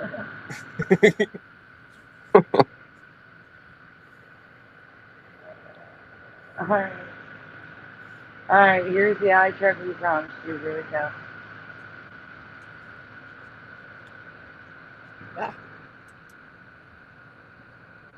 How's it doing that? Hey, what's going on, you guys? Hey, welcome back to yet another year with iTrack. Happy New Year's to everybody that's been tapping in with me all 2025. Happy New This is Year. the first day of the year of 2026, and you know what? It's all love, it's all positivity, and we're gonna make this year one of the best ones yet, big time. This episode will be 2025's recap of all the wildest, weirdest things that went down. That's a word from my past. You say big time all the time. Big time. I haven't heard that in a long time. Yeah. Big time. Yeah, that's a pretty good one. Good catch. I like that one. I just haven't heard that in a very long time. Using that context, of course. All right, I'm gonna change into my hat. He doesn't have to leave. And he probably just hit the wrong button. All right, we ready? Yep. Hope you guys enjoy it. As usual, make sure to smash that like button for me, smash the subscribe button, and let's go ahead and get right into it. So if the movie Shazam with Sinbad never existed, then what is this? And if it was never Berenstain Bears, but rather Berenstain Bears, then what is this? And if Jiffy Peanut Butter was... This is the guy faking the stuff on the video. I want to make it clear. They're fake. Okay, I'm sorry, go ahead. Never a thing, and it's always been Jif, then what is this? If Fruit of the Loom never had a cornucopia, then what is this? So all of this evidence comes from a creator on here who's been cleaning out his grandfather's house who just passed away. And as he was posting all these videos, I saw Mama Matrix, who's like a bigger like kind of conspiracy creator on here, repost these clips as well. And the initial caption, she had tagged him in it. And when I went to go click on his page, I have been banned. And I found it looks like he has another page up now. But it's interesting how like he was silent and he started speaking the truth. Because Selena Gomez was never wrong when she said everything is not what it seems. And I'm keep telling y'all, you got to question everything because what the... Finally, some irrefutable proof. People love to throw out scenarios and all kinds of conspiracies, but they have no proof to back it up. We are definitely living in the Matrix, man. Let me know what you think about it. Started doing the test tube babies back in the 70s, I think 1978. But I saw two of the test tube babies, and they both looked the same. That's what blew my mind. But you got to realize they don't have any seeds, no souls. Anytime they grow a baby in an incubator, or they clone one, or they do manipulations, there's no soul. They're soulless. Do you know what that means? That's like MK Ultra. I can send you out there to kill all these people, and you won't feel a thing. You won't feel a thing because you have no soul. You don't reincarnate. No karma, nothing. It's just a body, a carrier. Say I clone you right now, and you walk out there, and you kill a whole lot of people, and the cops kill you. That's it. And nobody cares because you can create another one in the lab. 24 months. There will be no. Do we know who that lady is? Do you guys, any of you know who that was? Was that somebody like that we should listen to or trust? Who that lady was? She looked familiar, but I can't remember who she looked. She looked familiar, and she sounded like. I mean, she had confidence, but kind of was like not paying attention to what she was saying. Oh. I was, Well, my that was mind a was real elsewhere. waste of time. Oh, you didn't make it? Every store was closed up there for some reason. They usually are open. Man, Oh, I'm sorry, Splatter. yeah. Well, it's not your fault or mine. Maybe if I would have left at 1, I might have made it. I don't have a clue because they usually open until like 2 or 3 sometimes. It's Tammy's fault. Yeah. Wait, is that her name? No, it's not. Who? Is it? Who do you work with, Josh? I forget. Tammy? It is Tammy, right? Yeah. Okay. Uh-huh. It's her fault. Yeah, I'll go with that. Man, what a Well, she called out, so Josh had to stay the full shift. So. yeah. Yeah, I know. I hear that. But still, even if the store is closed, then it shouldn't be yet. Man, yeah. I went through that same thing the other night. I tried to go to the 2 grocery stores that should have been open, but they were both closed, and then I had to go to Chevron. And they were open, so that works. Yeah. But Your last choice, right? hmm, Yeah, that's if I have to go here store, right? yeah. I don't even have that choice. Everything is closed all the way up and down the block. Wow. Man, that sucks. Yeah. I don't understand. I mean, that's just it's not right. Yeah, 24 hours is the way things should be. Like, Well, they're not 24 hours, but at least till 2 or 3, and I got there before 2, obviously. So they shouldn't have been closed yet. But they've been closed for a while. I mean, the gates and it's all locked up, tight as drum. yeah. They've been shut for a while. Sucks. Maybe they should close at 1 tonight. It looked like it. They could have been. I don't know. Yeah. I don't know. I don't think there's any holiday yeah, I guess today is a holiday, right? Is it? Or was that yesterday? What was it? I don't know. Sandy kept talking about it. I can't remember what it's called. Like I'm not. Kippur? No. Yom Kippur, whatever that was. I don't know. Yeah, I can't remember I what got it's no called. idea. Yeah. I don't know of any holidays. I thought Sandy, yesterday. I thought that's why like today was the last of Mandela days. Oh, the Epiphany? Yeah, that's it. But yeah, you think they would close stores early for that? No. Okay. January 6th day. Yeah. Freedom Day. I don't know. Yeah. I just ignore it now. I don't know. Well, can you still, or were you wanting food? Yeah. You can't order I food? ate the last of my reserved food last night, thinking I'll get some today. Oh, yeah, I hate that. Are you out of chicken nuggets? I think I might have some chicken nuggets though. You should just make those. That's a good idea. It's better than nothing, right? Yeah. I wouldn't mind some chicken nuggets right now. Is that what you thought of it? Well, I remember last time you were talking about how you had you had like some chicken nuggets. That sounded pretty good then too. So. Funny. Yeah, well, I ate most of them the other night in something. I mixed them into, what was it, a stew or something. And they mixed in there good, whatever it was. That's good. All right, should we get back to the video? Yeah. Oh, yeah. Sounds good. My distraction. Sorry about that. Okay. It was stealing the One show. person in this room. All right. Go make your chicken nuggets. Yeah. That will be able to tell when they watch a human in a video if that human even exists, let alone if it was generated by AI or generated by your hands in Adobe, thus rendering you to having to make a choice that you either trust nothing or you realize whether I, Gary, as a human am modeling this hoodie or whether it's an AI version of me that doesn't exist. We're in a place where every video on the internet, you will not believe what the person is saying because you're not sure if they actually said it. Because you know that there's technology now that allows people to make videos of me saying egregious things things that I've never said. AI is an insanely enormous wave that is coming right at you. This AI one, this is not the iPhone, this is not social media. This is much more internet. This is big thing. This is the rest of your life. And professionally, it's going to impact you, but even personally as a human being, all of you have one of two options. Option one, you are going to put your head in the sand and your overall strategy is or two, you are going to grab a surfboard and you will ride the largest wave that has come at us since the internet itself, and you will be highly successful and you will enjoy the ride. Now, if you've been watching my channel for any period of time, you've noticed I put a whole lot of clues, hints, and facts all throughout the video so that you can see AI is here and it's not going anywhere. And we will definitely have a new way of life. So hopefully you'll be making that pivot. This is why everybody thinks that tomorrow or Wednesday will be the end of the world. So this South African pastor had a vision and a dream. He had a dream where God appeared to him and told him that he is coming soon. In some of his visions, he could hear the sound of the 4 trumpets. He relates this to the book of Revelations, where trumpets are being heard or sounded before the end of the world. And people believe this to be real because the dates September 23rd and 24th align with the Jewish New Year. PJ covered him. Who? PJ covered that pastor or that. Yeah, he's full of it. Oh, yeah, I It's missed always that one. September 23rd. Yeah, we did too. every year. Oh, cool. What'd you say, Astral?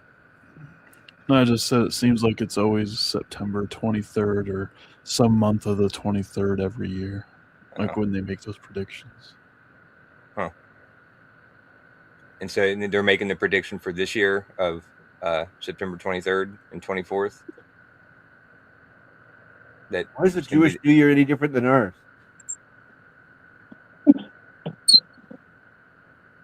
I don't know. Probably the same reason Chinese New Year is different. No. I don't know. Maybe, but I mean, Chinese is a totally different country and totally different everything. That's why I can see that being different. But I guess it just Israel Jews maybe, but Jewish are everywhere. Yeah, I don't know. I've never heard of a different Jewish New Year. That's why I'm kind of shocked. Mm-hmm. I don't know if I've ever heard of Jewish New Year either, actually. And I have not either. And my ex-husband's family is Jewish. So Interesting. it's not real. This is just made up. I don't know. I'm just. I don't know. The stores were all closed. Yeah. And my chicken nuggets Which got some freezer burnt. Christians that'll be associate good, with just the end of time prophecy. Now, in his visions, if this all comes true, he warns of a demon that will come down just like in the movie This Is the End, chase and consume the remaining humans that have not been raptured. So that's all of you sinners. The pastor also mentioned these dates specifically were given to him by Jesus and God during his visions and dreams to warn all of us to prepare to be raptured. So if you haven't asked God for forgiveness for your sins, probably now's a good time to do it. But what do you guys think about this? It sounds like it might be capped to me because if he is following the Bible, I think in the Bible somewhere it says no man knows the hour, the date, the time. There won't be any hints given, none of that. It'll just be a surprise, like that. So I'm thinking it's more capped than anything else. But let me know what you think about it. Locals couldn't believe what they were seeing. A man standing in the middle of the street, frozen mid-step, one leg forward, one behind, like he was walking, but just stuck. He didn't sway, didn't blink, didn't even flinch when people walked by. It was like someone had hit pause on his body. Naturally, someone pulled out their phone, and the video took off. Some say it was a stunt or a muscle disorder. Others are calling it a glitch in the Matrix, a tiny hiccup in our so-called... What'd you say? I was laughing at them saying it was a muscle disorder. Oh. I mean, yeah, I don't. Yeah. It's an odd position. Yeah, it's completely. It's a great trick, I think, but the camera, it's just weird how it's like all choppy and they don't. I mean, I don't know. Something. Maybe it is what they're saying, but yeah. Just go push him over just to see what he does. Yeah. Or not push him over, but just kind of push him a little bit. Just tap him on the head or something. Yeah. I seen something similar to that the other day, but it wasn't as long as this. Like I just paused for half a second in one spot and then kept going. Right, just a quick thing. Huh. Yeah, that's definitely a unique position. Like that's a good trick, I think. But yeah, that's cool. It's weird looking. Yeah, it looks like it would be hard to, have your legs spread that far apart and be on your heel that whole time, and not sway or anything. Yeah, you have to practice and practice at that, or be good at something else that would make you be good at that. Which I don't know what that would be. I'll be okay till tomorrow. No, I don't think that'd be that hard to stand like that. Like, yeah, I mean, to be completely still. Well, yeah. I mean, you have to have good balance, though. Yeah. Yeah. They look all freezer burnt. They got that frost all around every single one of them, like an inch thick. Yeah. Well, that doesn't make them necessarily crash. They still might thaw out. No, they'll taste like crap. Yeah. Well, they won't taste as good. Yeah, but. No, I've had freezer burnt food before. Throw some sauce. Yeah, I have to. But yeah, I understand. I'll be okay. I get a cup of hot chocolate or something. I'll be okay. I'll live. Right on. I can have a peanut butter sandwich. There we go. All right. We have a winner. There we go. I actually have a bit of jam too. So. Hey. That's a double whammy. Yep. Because I'm not used to that. I totally forget about it. That goes to the back of my head, like it's the last ditch effort. Oh yeah. Yeah. Yeah, I need to get some peanut butter and jelly. I don't have any of that. Yeah, it's good to have in case emergencies like this.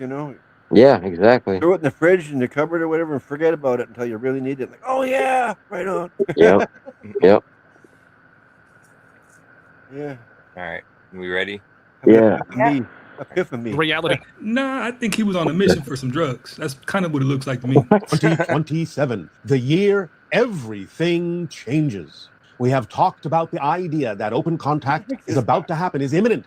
Within 2 years, they will be officially introduced to your society.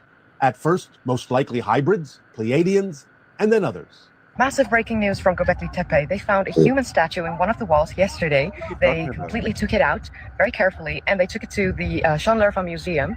And I will show you Göbekli Tepe in a little bit. The day before we arrived, yesterday, when they found the human statue, the Princess of Japan was actually here at Göbekli Tepe for a ceremony that was commemorating the finishing of the excavations there at Building D. I am currently at Göbekli Tepe. And so this is where they found the human statue yesterday that they took immediately to the museum after they took it out of the wall. But you can see that they're clearly still working really hard at the renovations, reconstructions, the cleanup, continuing. And up on the hill, they're started to excavate as well. So on top of the hill, they think that those are the settlements and that they were overlooking the temple of Göbekli Tepe back in the day, 11,000 years ago? The real reason why cartoon characters wear white gloves is way more disturbing than you think. So everybody's familiar with this very specific style of white glove that a ton of classic cartoon characters wear, but not many people really question why they're wearing the gloves. It's just how it always has been. Unless you're the character Bobby from an extremely goofy movie who jokingly asked this exact question. Do you ever wonder why we're always wearing gloves? Yeah. That's just a funny little gag, but it's a good point. Why do they wear the gloves? Well, a lot of people will tell you it's so the character's hands can... It's playing too long.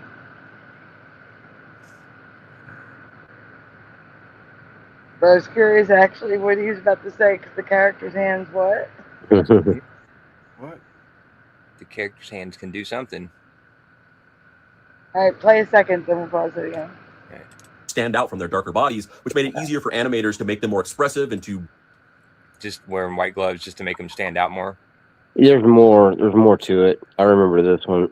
I remember him covering this earlier in the year. So I guess he's just doing that. He's showing all of his best clips. But I think it's the year in review. Yeah, but I kind of figured he would, have different stuff, but he's showing old clips.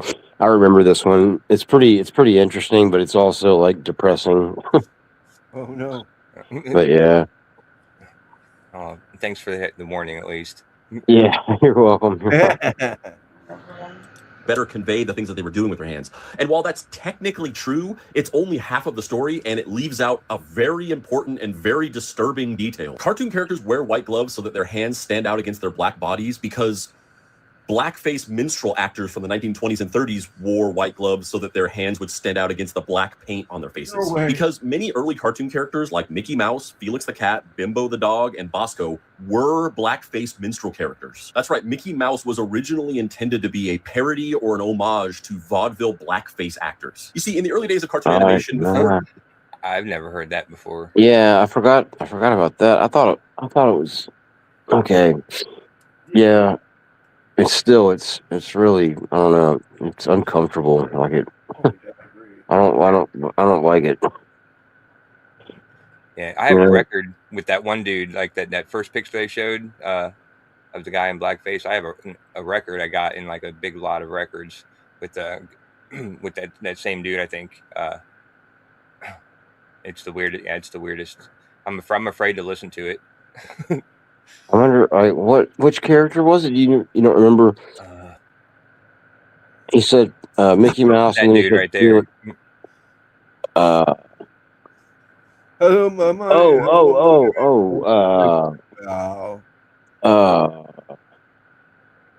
Oh man, I can't think of his name. I can't remember. He apparently was a singer or something. But yeah. Yeah, he was huge. He was, yeah.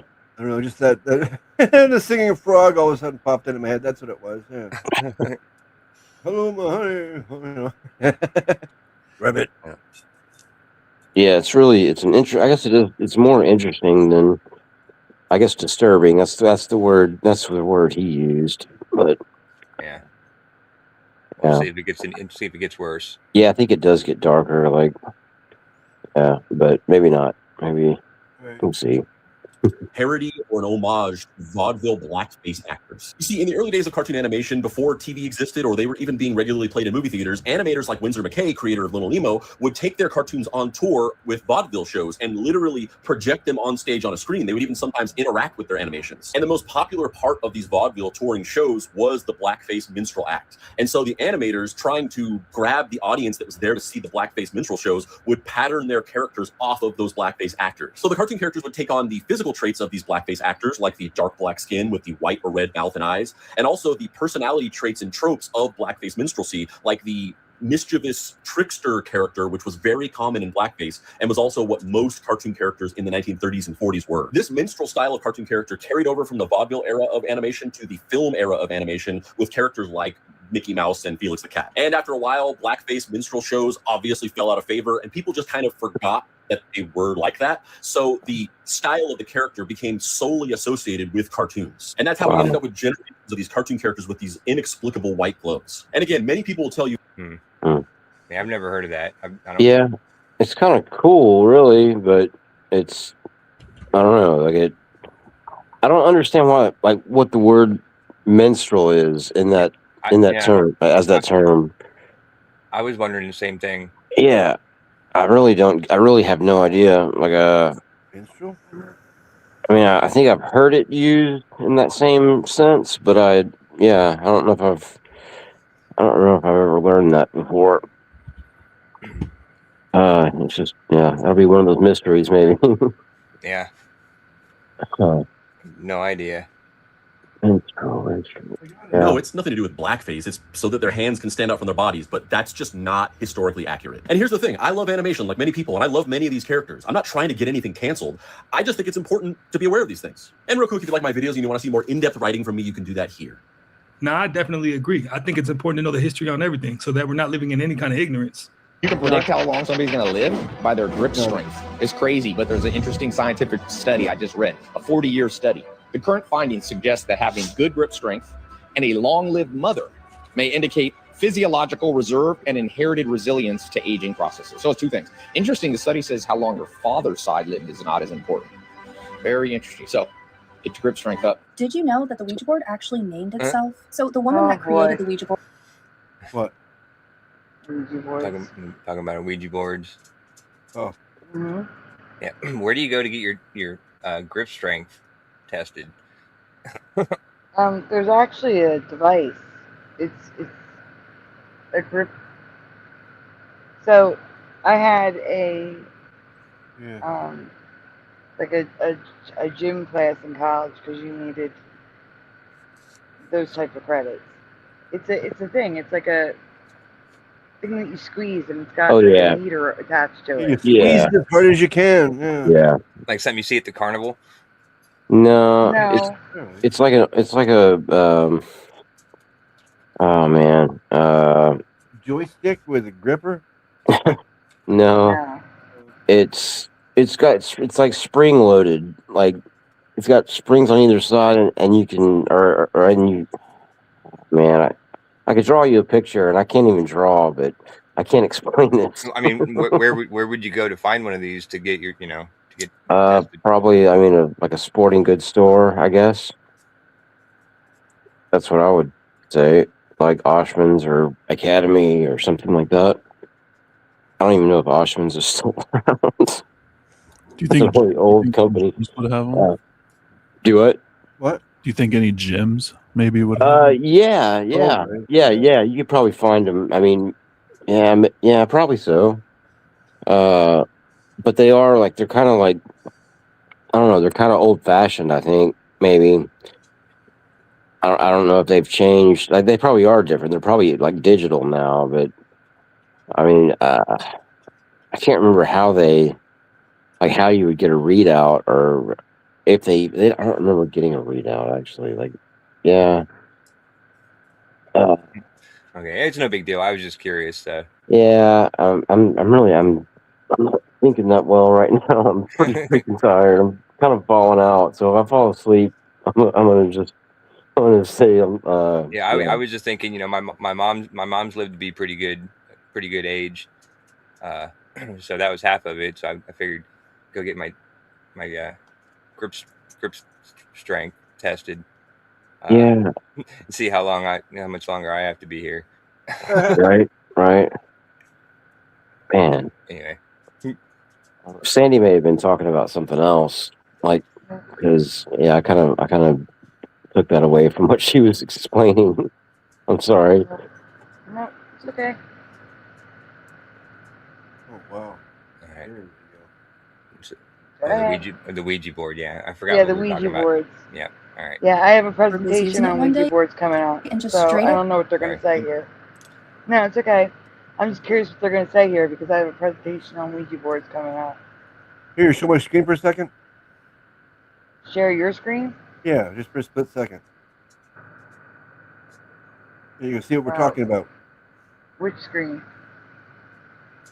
Yeah. You're not presenting. I'm not. What? You're not presenting to me. Oh, I share got your it. screen. Oh, yeah, I forgot. Yeah, hang on. One second. One second. Here we are. Okay. Wait a minute. What are you sharing? A dynamometer. Oh, okay. Thank you. I can't pronounce it. That's the grip thingy to see your grip strength, Josh. Yeah.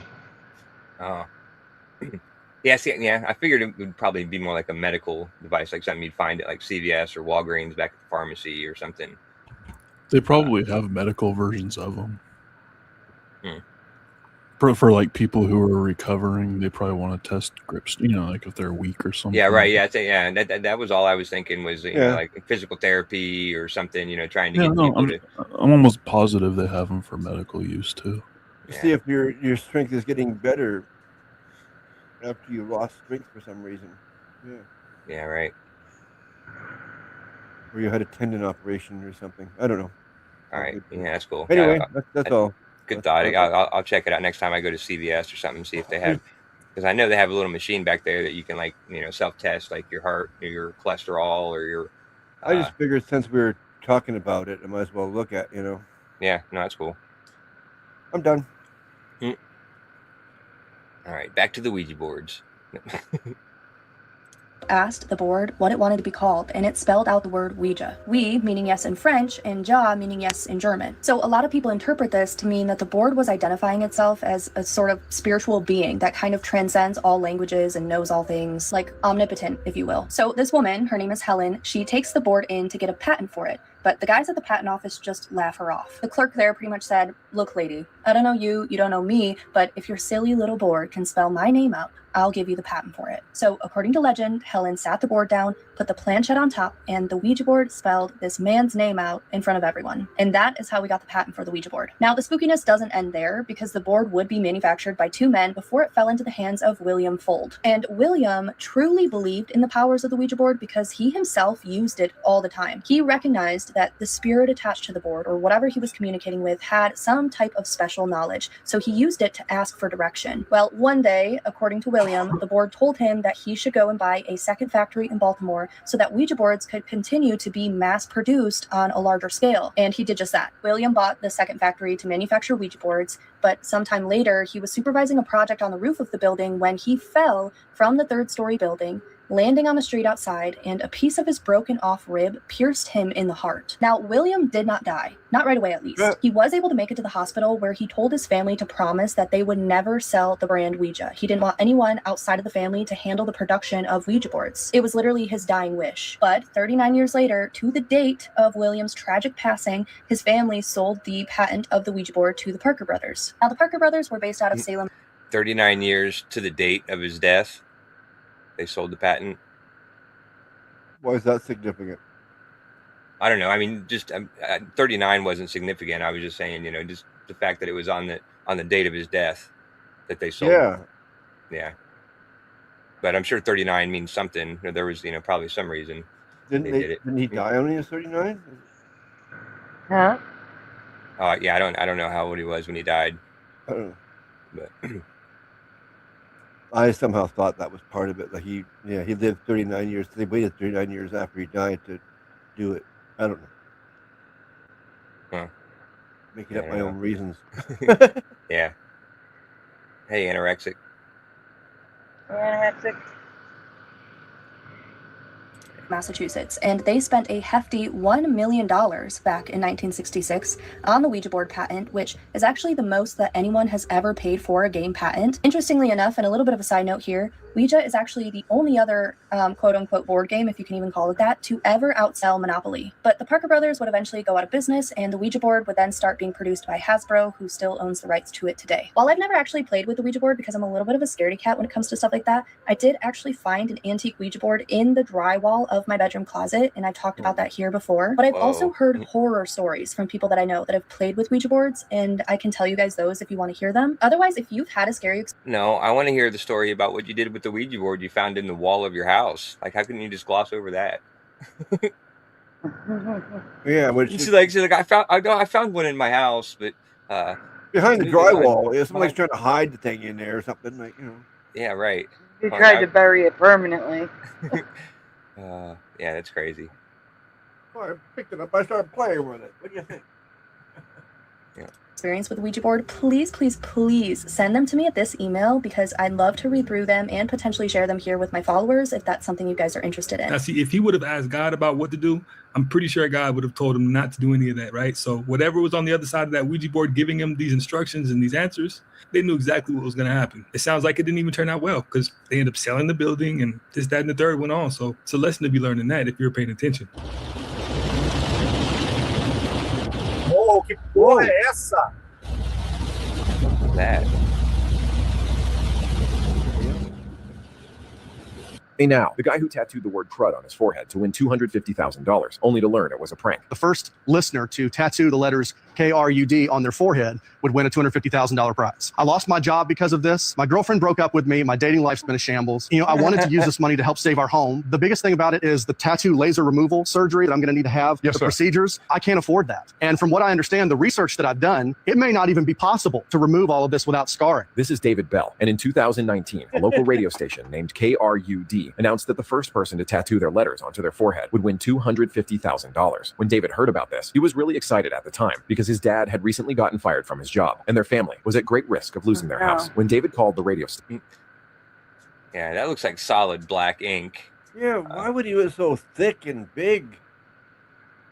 Yeah, right. Yeah, I would have just done it real super teeny and like a script or something. Like a little. Yeah, exactly. Yeah, that's. Unless there's stipulations, but it didn't mention the stipulations. Yeah, right. Yeah, maybe there was. To be like this big and whatnot. No. Yeah. But yeah, that's crazy. That probably would leave scarring. Yeah, You got it yeah, later. definitely. Yeah. he deserves it. He's a crud. And was informed that the contest was completely real. He immediately rushed to the nearest tattoo parlor. Since the radio station even had a website for the contest, Mr. Bell figured it had to be real. But when he dashed over to the station to claim his money, everyone there just started laughing at him. And it turns out, at the very bottom of the website, there was a link that led to an April Fool's page. But since Mr. Bell had vision problems, he hadn't seen the tiny link. And when the radio station told him it was all just a prank and refused to pay up, he sued them for $510,000 and ended up winning. And in your favor, I'm going to award $250,000 for your damages, $10,000 for your future medicals, $250,000 for pain and suffering, for a total award of $510,000. As of today, David has since had his tattoo. That's crazy. Well, that I agree with the judge, because you know what? You know, you shouldn't play with people like that. That's huge. Like, they told him to tattoo his face. You know what I'm saying? Yeah, exactly. Yeah, but it was his own fault for not going to the terms and conditions. You always got to read the fine print. No one reads the fine print. I know, but if they don't read the fine print and they get the word crud tattooed on their forehead and look like a moron. But I don't know. I think it's his own fault. Tattoo artist did a good job. It's it is a nice tattoo.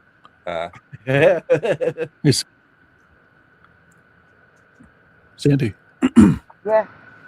Yeah, I gotta get going. I have to go to bed. All right. You have a good Sorry night. about that. You don't have to apologize. You've been here all night. Yeah. Well, yeah. Thanks for having me on. Yeah, that's cool. Thanks for not leaving as soon as I got here. Hey, I didn't realize. You want to stick around for like 2 minutes? Sure. Yeah. You know why, right? I didn't realize. I was like, oh my gosh, let me check. I haven't been looking. I'm sorry. Guys, really quickly, because we don't want to keep Astro up, okay? Right. Guys, do it quickly as we can, so he can go to bed. Oh, I forgot Trophies about up, that. please. You just now got that. Yeah, I just now. Yes.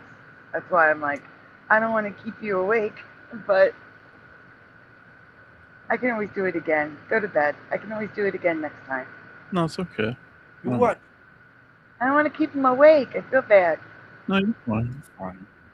All right, well, we're going to do the leg lamp because we're retiring this too. And everyone likes the leg lamp. So, guys, trophies up, please, as quickly as you can. Thank you to Astral Fugitive. And I'm just going to use his real quick.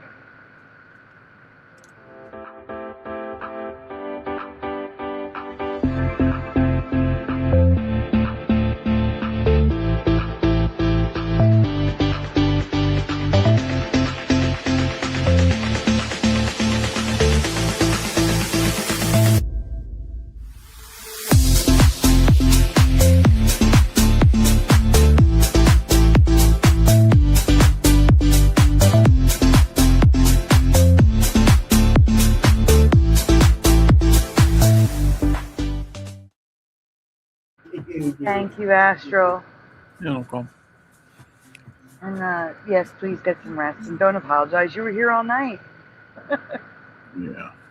Okay. Thank you. All right. Thank you. Yeah, cool. We'll talk to you tomorrow. Get some rest. Okay. All right. Bye, Splatter. Alright. Bye, Joe. You got to do it again. All again tomorrow. No, I'm just kidding. Yeah, I'll do it again tomorrow. I will. Absolutely. All right. Good night. Good night, Astral. Later. Bye, Joe. Night. Later, man. Oh,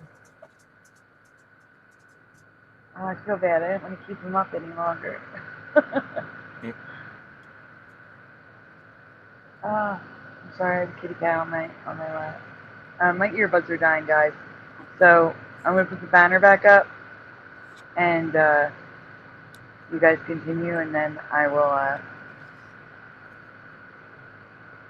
Oh, thank you, Jane Doe. You as well. That's very sweet. She said, "May your cup runneth over, Sandy, and all here in love and truth, especially in Jesus Christ." Thank you.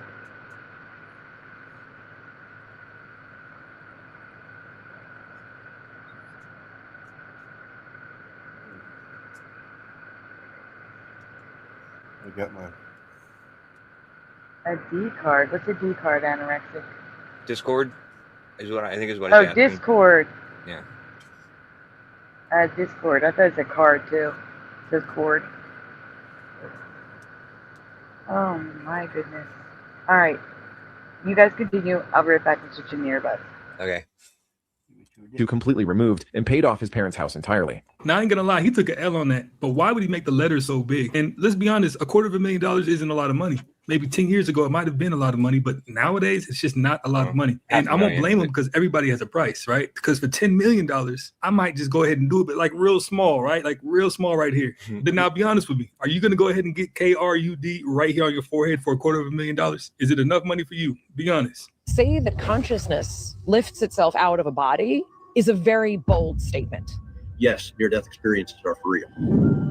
About 45% of people having an NDE do indeed describe consciousness above their body. By the time I see that in thousands of experiences, you've got to go back to that core scientific principle that what is consistently observed is real.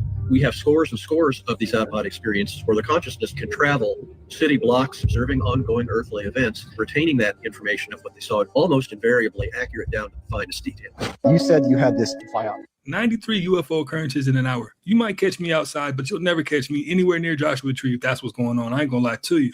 Number? Yeah. Actually, she has a really good YouTube channel, Maya Bialik. I just found it a couple months ago. She talks about all kinds of cool stuff and gets a lot of people. What were you saying when I got back? Who were you talking about? Maya Bialik. Oh, Mayim. Oh, yeah. Yeah, they were showing one of her TikToks, but she has a good YouTube channel too. Sometimes. Well, yeah, I mean, she's got a lot of, and she's been on there for a long time. I went back and she's going back like 8 or 10 years. She's been. Yeah. She's for she does political content too sometimes. For having, obviously she leans one way. She's actually pretty, what's the word? Not very biased, I should say. She's more open-minded and doesn't always, what I'm trying to say? What am I trying to say? Yeah, I don't think I've seen any of her political videos. It was the last time I saw her content was about 4 or 5 years ago, so it may have been a while. Oh yeah, you go back far enough, and like she was interviewing people from the show, and from Big Bang Theory and stuff like that. But like a lot of the recent stuff, she has like scientists or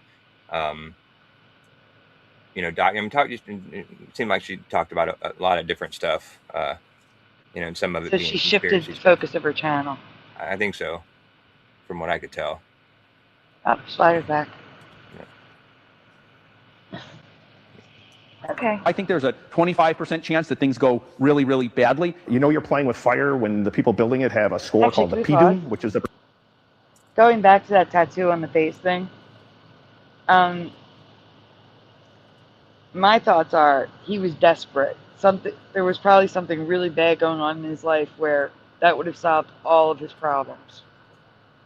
Yeah, right. His dad just got sick, and had a big medical bill. That would have been all the money right there. Yeah, that's what I'm saying. To get a tattoo like that and to rush and get it done like that, he was desperate. Yep. Yeah. And I do feel bad for him. It was with medical costs and everything. That would have taken all of his $250,000, I'm sure. Yeah. Well, good thing he got $500,000 then. Yeah. So. Yeah. I mean, the initial bit, though. That's all I'm saying. Like, Yeah, right. The tattoo alone probably cost him like $150. Mm-hmm. Yeah, I don't know. I don't do tattoos, so. I mean, hopefully he discovered Derma Blend makeup, which will fully cover tattoos. I hope he did. I hope he didn't go through life that's sticking out on his face, because the makeup will cover it completely. Huh. And it's waterproof, and it so if anybody ever needs to cover a tattoo, Dermablend. Huh. Yeah, heads up. All right. Anyway. Well, hopefully he knows about it. Percentage chance that this ends in disaster?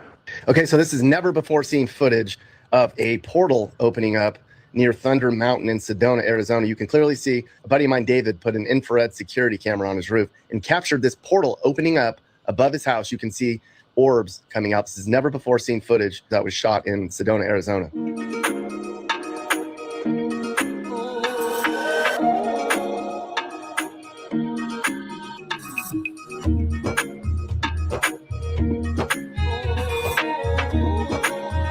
Watch out for frenemies. A frenemy is someone who they smile at you, but secretly they're competing with you. And if you start to kind of pull back the curtain on the psychology of it, they admire qualities in you that they wish they had. And so there's this initial admiration that starts the friendship, but over time, they start shifting into envy. And that envy starts to turn into sabotage. They really want to be close to you because they're drawn to what you represent. But the irony is that the closer they get to you, that triggers their insecurity because it's reflecting back what they feel they lack. So they live in this weird contradiction. You know, on the surface, they're supporting you, but there's this underlying resentment underneath it all. Can't have a true friendship with someone like that because there's a part of them that's secretly rooting for you to fall. You seem to be suggesting then that the mind has a language of its own, independent of the language that the mouth uses. Yes, right.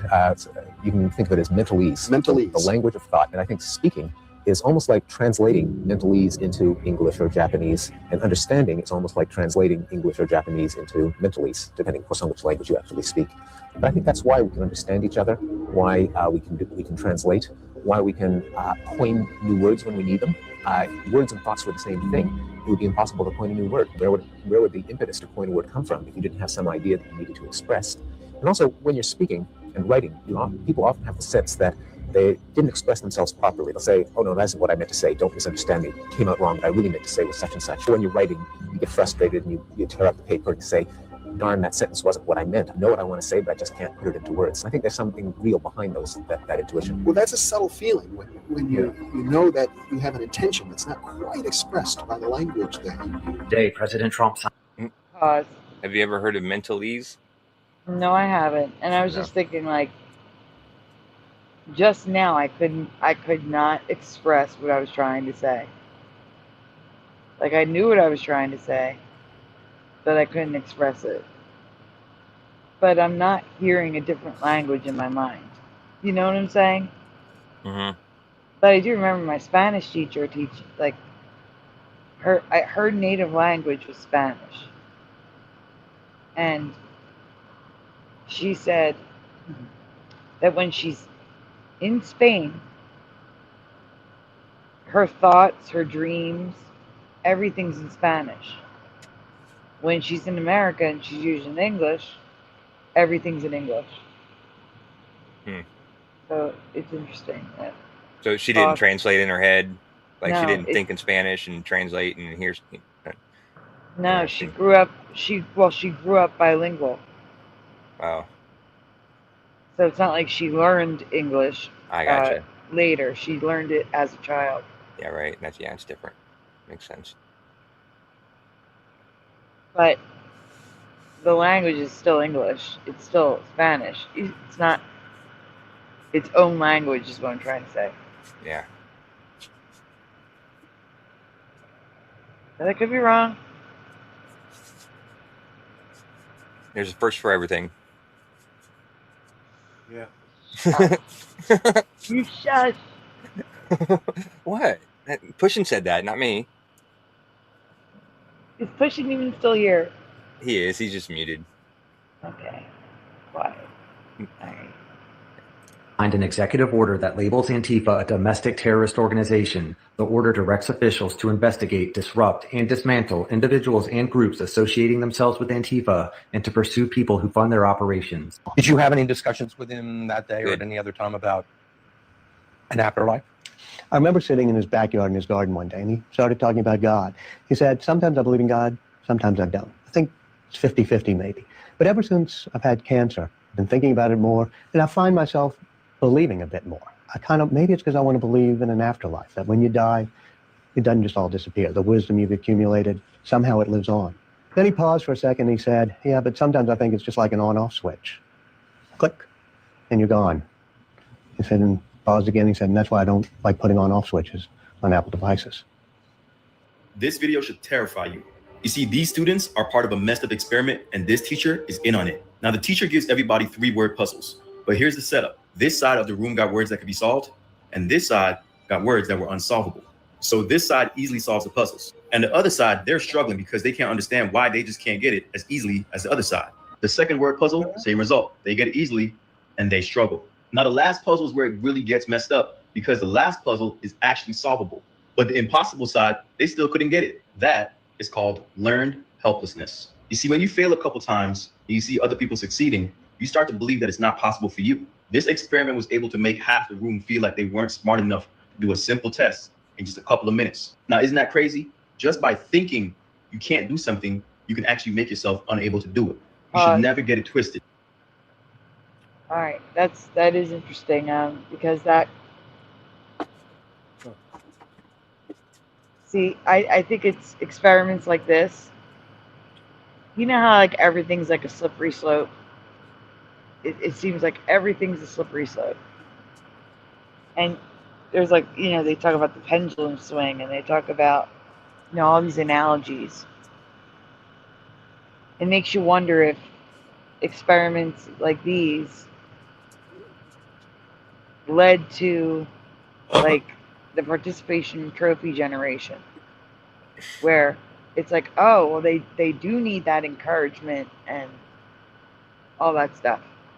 But then they went too far. Do you know what I'm saying? Like, Yeah. They just kept like that slippery slope, and next thing you know, everybody's getting trophies just for showing up. So Yeah. I wonder if that's how like these studies what started it.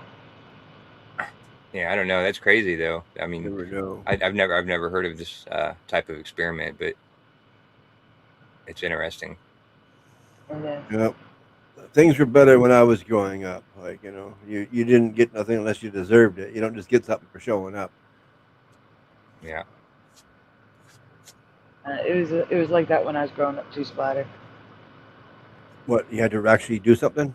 Yeah, it didn't. That didn't really start taking hold till like the mid '90s. Yeah. Right. Maybe even the late '90s.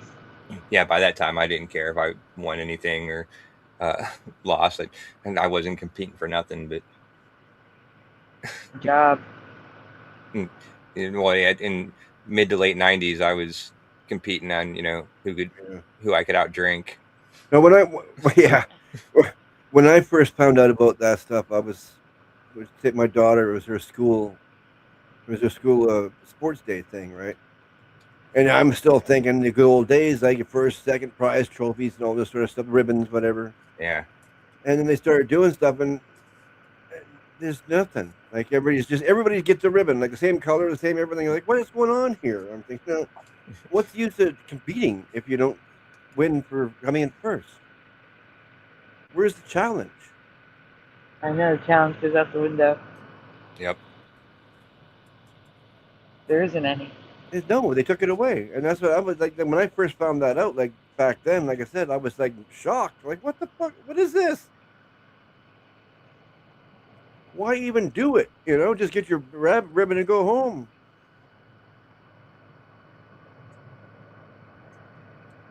Stick around till the hot dogs are served and then leave. I don't know. Yeah, my mom used to always say that, you know, try to get that in my head. She's like, it's not whether you win or lose, it's how you play the game. But my dad would be standing behind her, shaking his head no, and be like, you got to win. Until You know what I the mean? Super Bowl champions or the Super Bowl losers, you know, Yeah. or any sport for that matter. Like, you know, no, you play to win. Damn it, you don't play to lose or to play to break even. Yeah.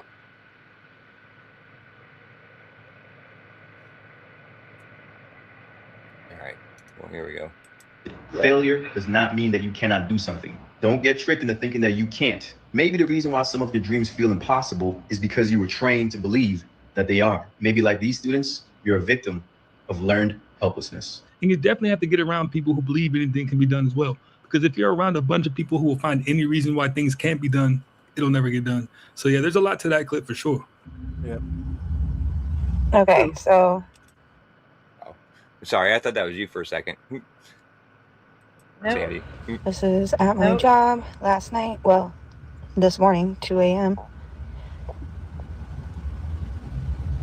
Somebody drove up by himself. No one's in the car with him. He's got keys. Puts his code in, goes in, and then boom, where that came from. The Secret Service just dismantled a secret weapon hidden in New York City. Wait, what? Rewind I that. have no idea what happened there. Yeah, rewind it. Popped out of nowhere. There's no wall. There's no door. There's nothing. It's just a wall, and he just all of a sudden pops out Alright, let's watch it again. Job last night. Well, after he went in. this morning, 2 a.m. Here you go. Somebody drove up by himself. No one's in the car with him. Oh. Puts his code in, goes in, and then boom, There where it that came from. Oh, Not she just him. popped. Secret Service just She just popped out of nowhere. Like, yeah. Yeah, but I thought it was the same guy. It's a different person. Oh, yeah, different person. Yeah, Well, that's weird. that was weird. That's even weirder. Mm. Because he's the only one dismantled a there. secret weapon hidden.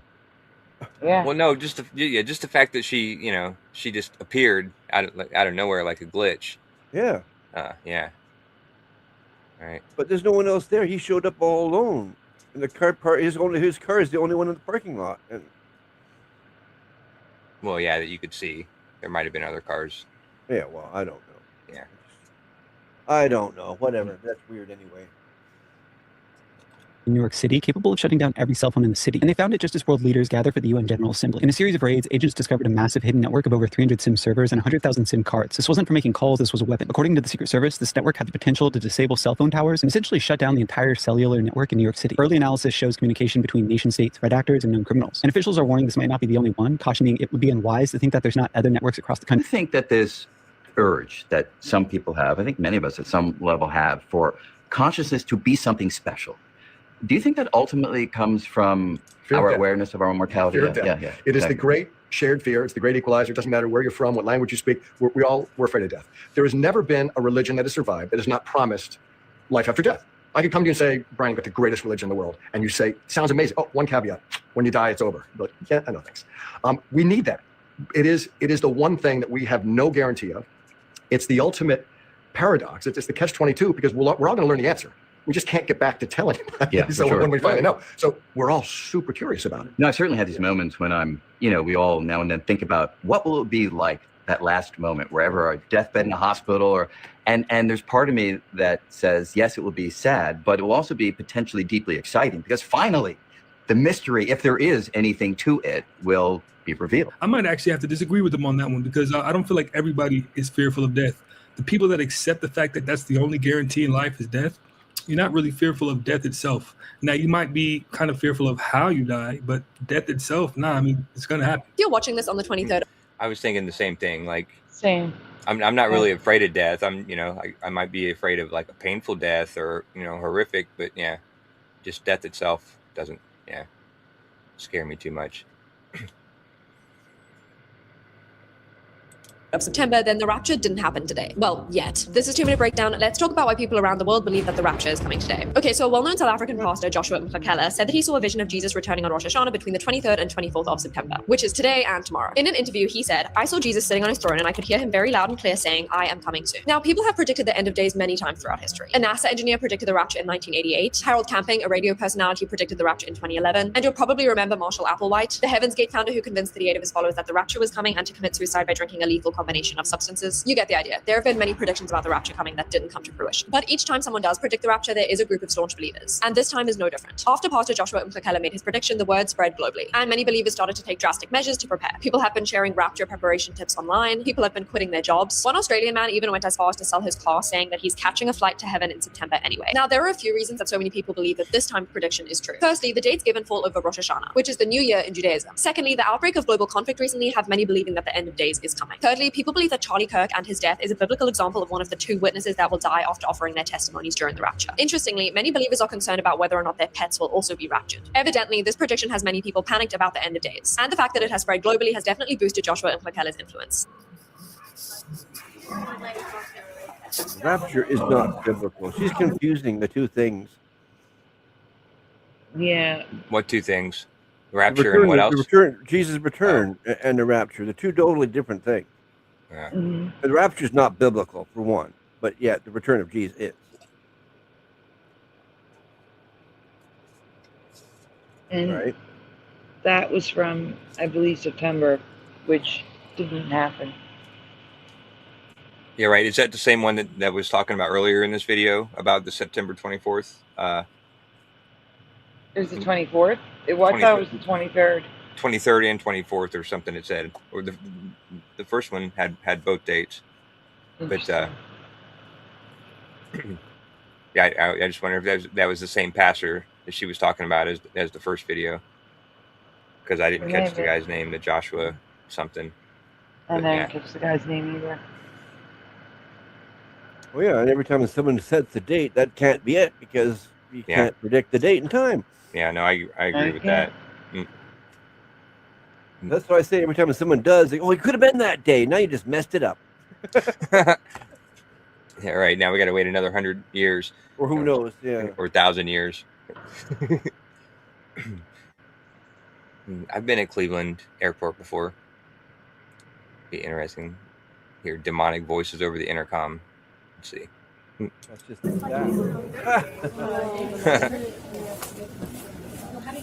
NASA wanted to figure out how to hire more geniuses, so they ran a study, and what they found was... Yeah.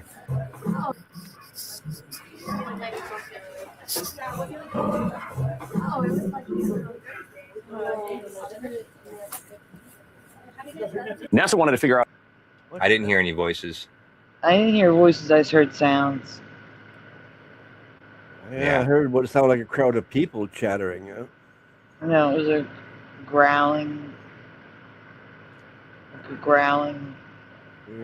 sound. It wasn't like a long growl, but like I heard like a chattering people. no, I heard that too. Oh, okay. But how did you guys not hear that? In the chat, you heard me. You heard that, right? No.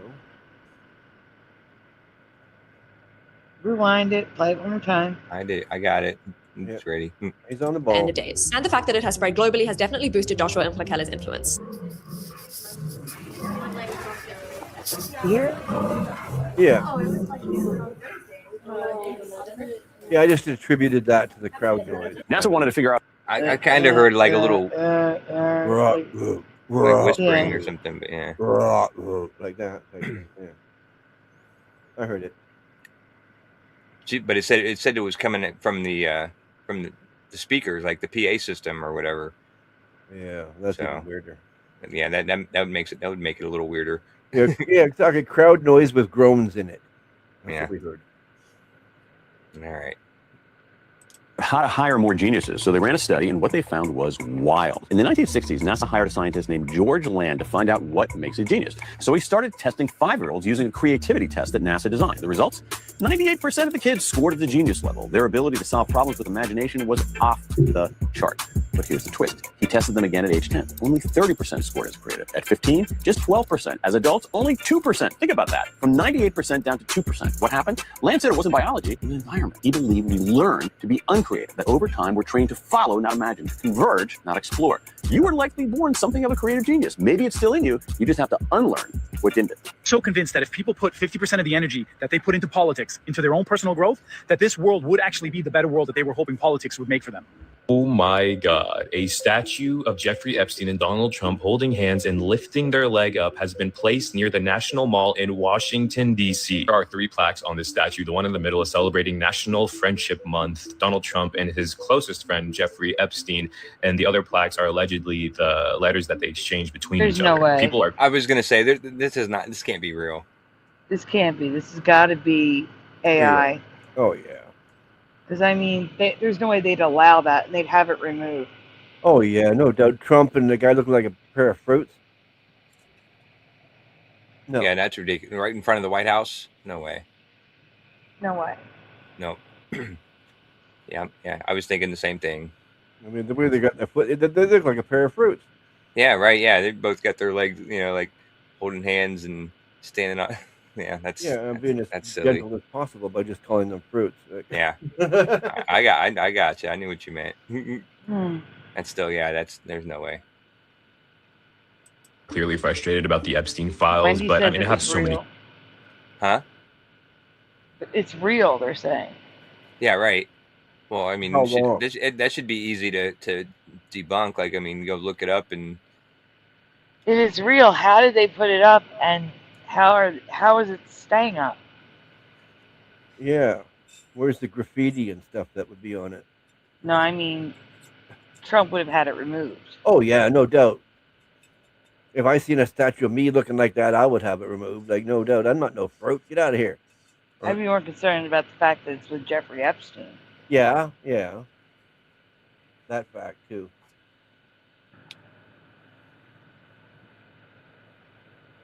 Yeah. That's totally wrong. I mean, it's wrong, and it's totally made up because it's just too impossible. Oh, Roger's saying it's real. So I said. And Wendy's saying it's real. Yeah. That's what I said.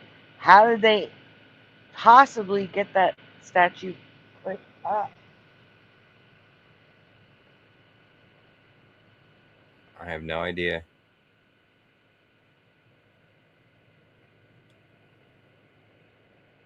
It isn't. It isn't what?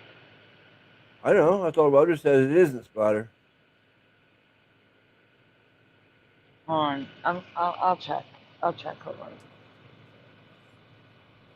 Oh, I think he might have been responding to something you said. I know. I'm Googling. Yeah, I can't remember what I said. Yeah. Yeah, me too.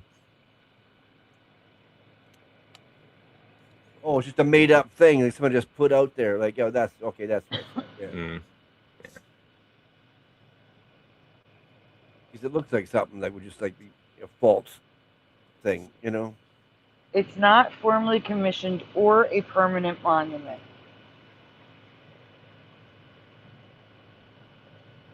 After its initial removal, so it was already removed, the activist group released the 3D model under a CC0 license, allowing anyone to download and print their own version. So it was removed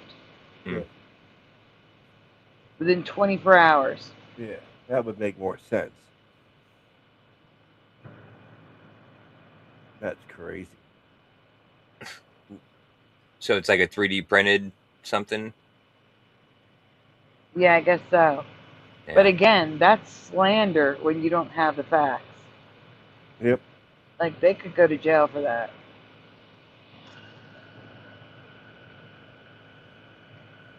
More news Without at the 11. facts, that's slander.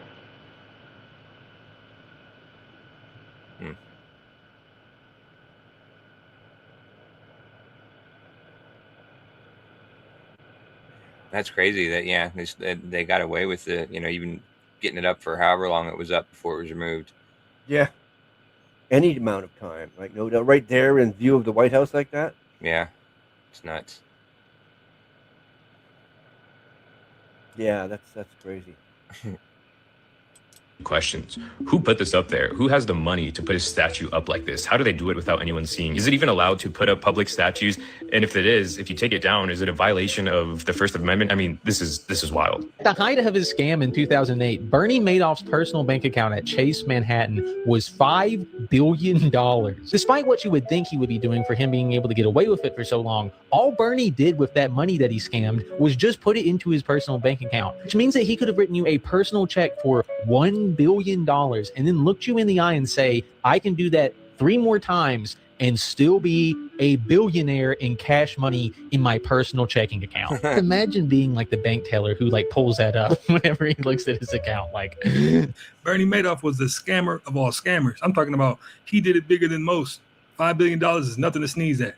I didn't realize the super rich were building hidden mansions in case of nuclear war, and it blew my mind learning where they're all located. I figured Texas was going to be a top pick because of their farmland and food supply, but I couldn't have been more wrong. If you're on mainland USA, it turns out the best places are states like Massachusetts and Vermont. But why? I found out New England's atmosphere is unique, in that its wind patterns would constantly push nuclear fallout away to the Atlantic Ocean and beyond. But the ultra-rich are building their compounds in 3 places that make sense when thinking it through. The first is Hawaii, where Mark Zuckerberg built a $270 million fortress alongside other billionaires. It's because Hawaii is the most isolated area in the world with critical infrastructure. The other 2 locations being used for top-secret bunkers are Australia and New Zealand. It's because they're self-sufficient, sparsely populated, and experts say those 2 countries are the safest places to be if things hit the fan. Are you a prepper or more likely to wing it? Let me know what your planning style is, and if it involves Hawaii, you better let me come with.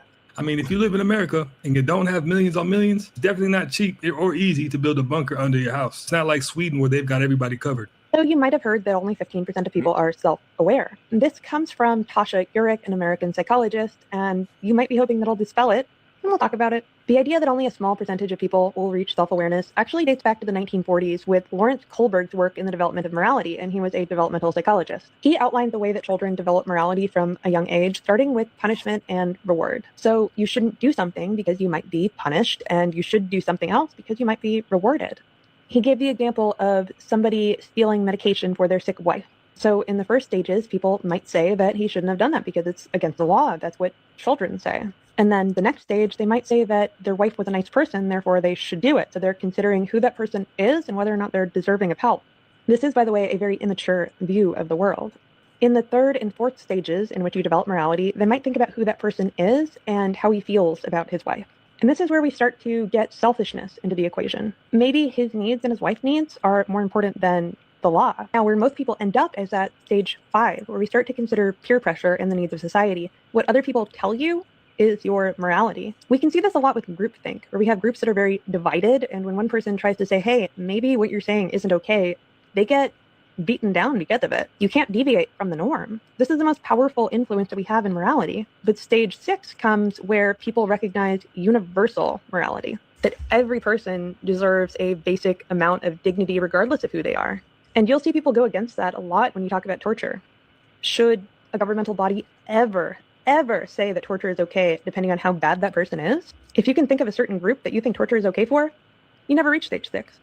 These ideas of what percentage of people are self-aware are very controversial, in part because they're designating a certain degree of morality or value on a person. A lot of people find that upsetting. All I can say is that the next time that you feel that you have an absolute hard line, just take a moment to think and imagine why you think that, and if there's any arguments on the other side. Being able to understand how other people feel and why they might feel that way is kind of the first step in maybe becoming self-aware.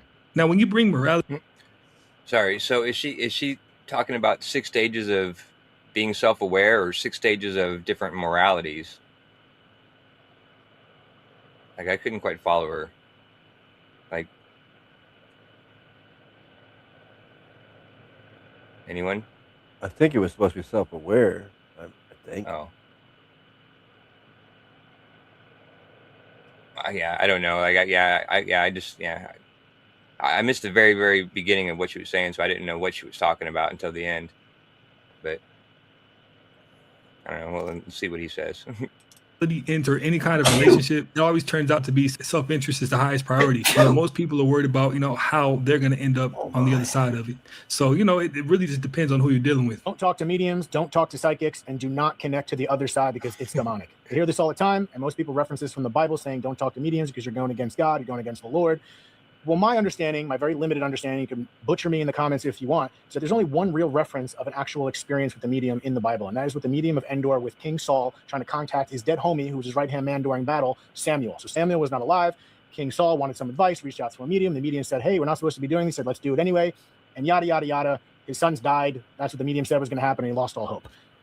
Tell me if I'm wrong, whatever. I know the Bible also mentions other warnings not to seek out mediums because, again, it's going against God. But what about the idea that it's not referencing an antiquity of all the beautiful experiences? Can you have an evil experience with a demon and summon up bad spirits? Sure, I'm sure that's possible. Buyer beware. There's always bad and good in every experience we have in life, but it's not referencing all the beautiful stories that have not been recorded in ancient times and even to today. I know so many beautiful experiences that people connect to mediums that were healing, and a high percentage are positive. And again, there's swindlers out there. You can hire a bad accountant, he can screw you up, and maybe you'll end up in jail. I don't know. Find a good accountant. There's always good, there's always bad, and if there are demons, they're the nicest demons I ever met because I've seen so many good experiences. And sure, are the demons lying? That's what everyone else says. Maybe they are, but if the person's healing, then all right, lie away. I don't know what to tell you. All I'm saying is maybe there's a little more beyond the Bible that's not in there written by man. Maybe there's more to explore. And until you have your own experience, you might not ever know. Do your research, talk to people, do your own accounting, if you will. But if you want to rely on just the Bible, that's cool too. Godspeed, for lack of better terms. All I'm saying, there might be more out there. Until you have an experience of your own, knock it till you try it or don't try it. Either way, I don't know, man. Now I kind of understand what he means because life is full of duality, and hypocrisy. So if you're speaking with somebody and they can only give you the negative in something, ask them to give you the positive. And if they can't give you the positive in something, then that kind of gives you an answer right then and there. You have to look at life in a whole plane. It's not just one. It's not just one. There's both. Yeah, I agree with that too. I got that all kind of made sense. But anybody else? I think Pushing fell asleep. Yeah, he said he was going to leave because he was tired. Yeah. Oh no, yeah, that was Astral. Oh, that was Astral? Yeah, Astral left because Oh, he had to go to bed. But yeah, and then Pushing's been quiet. Yeah, Sandy's being quiet too. Did we lose Sandy? I think we lost Sandy too. No, Yeah, right here. Okay. All right, I'm just checking. Yep. Yeah, you weren't answering the questions we were asking a few minutes ago. I know. That's what I'm saying. I'm here. Okay. Outfits. They're wearing two different dresses from what they were wearing. This strange footage came from a woman's Ring camera on the night of August 11th, 2025, and it might have been one of the wildest real-time glitches ever caught. At 8:41 p.m., two women who claimed to be missionaries appeared at her door. The homeowner spoke through the camera instead of opening it, but what happened next was unsettling. In the first clip, both women wore matching pink dresses of a distinct style, yet in the second, they appeared in completely different outfits, different colors, patterns, and cuts. As they stepped closer to the porch, their clothing instantly changed before the lens. People couldn't decide if it was a glitch, a trick, or something far stranger. How do you pronounce this famous author's name? Well, if you said Dr. Seuss, you're wrong, but you're probably not alone because it's one of the most mispronounced words amongst English speakers. Just like this word, which many people pronounce as kibosh or kibosh, but is correctly pronounced as kibosh. Or this word, which some people mispronounce as cachet when it should be pronounced as cash, like the money. Then there's one of the most famously mispronounced words ever. It's not niche, it's niche. But back to my original point. If this wasn't supposed to be pronounced Dr. Seuss, how is it supposed to be pronounced? It's correctly pronounced Seuss. In fact, one of the author's friends wrote a poem about his name that went like this. You're wrong as the deuce and you shouldn't rejoice. If you're calling him Seuss, he pronounces it Seuss. Eventually, however, so many people were mispronouncing his name. I've never heard that. Me either. Never heard that either. Dr. Seuss. Dr. Seuss. Ew, I don't like that. Seuss. No. It's been Seuss for so many years, it's hard to change it. Well, isn't there a Mandela with the U and the E switch in or something? Yes, and that would also support the Mandela effect. Huh. Because if you reverse it, there's no chance it's Seuss. Yeah. Yeah. But now it's Seuss. Weird. That he just went with the anglicized version, Dr. Seuss, and that's what we call him today. Don't stop saying Seuss because you said it for a while, but if you want more cool stories like this, check out my newsletter link. No, Mandela man, I covered the spelling, but not Seuss. Not the I've pronunciation. never even heard that. I've never heard it pronounced Seuss ever. Never.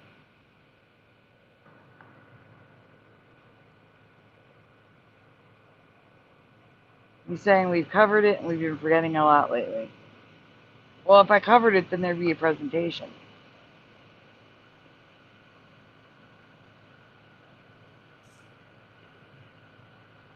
Either that, Or you're on a timeline where I did not cover it. Well, you covered the spelling, not the pronunciation. Yes, I covered the spelling. Choice. Okay, time to go. All right, let's get going. In bio. You know, when you really think about it, Dr. Seuss just sounds better. You know, I don't want to read a book by Does some guy sound named better. Dr. Seuss. You're going to like this. This is a cool one. So Bob Lazar claimed UFOs ran on a mysterious element known as 115. At the time, scientists said that this was totally impossible, but we might be inching closer to proving him right. So here's what just happened. Researchers at Lawrence Berkeley Lab created a brand new way to make super heavy elements, because up until now, the heaviest elements like 118, also known as organesson, were made using something called calcium-48 beams. But that method hit a dead end, and we literally ran out of the right starting materials. So the team tried something new. They built a titanium-50 beam and fired it at plutonium. And over the course of 22 days, it actually produced livermorium, which is element 116. And that's huge because that means that we might finally have a pathway to reach elements 119, 120, and maybe even a stable version of element 115. So scientists have long predicted something called an island of stability, which is a zone where certain super heavy isotopes don't instantly just fall apart. If we can reach that, these elements could last long enough to actually study in bulk, and that's where the real surprises will come in. So the big question, if one of those stable isotopes turns out to behave the way that Lazar described, which was bending gravity and space-time, would that mean that UFOs really were running on physics that we're only now catching up to? Sure seems that way. Let me know what you think. We get consuming digitalization, we end up with real aliens. Nothing beats a jet to And right No now, way. you can Oh! See this? Oh my gosh. Holy crap. That can't They be made it real. look like that ad, but it's not. That's crazy. See, whoa. See, that's real. That's not AI.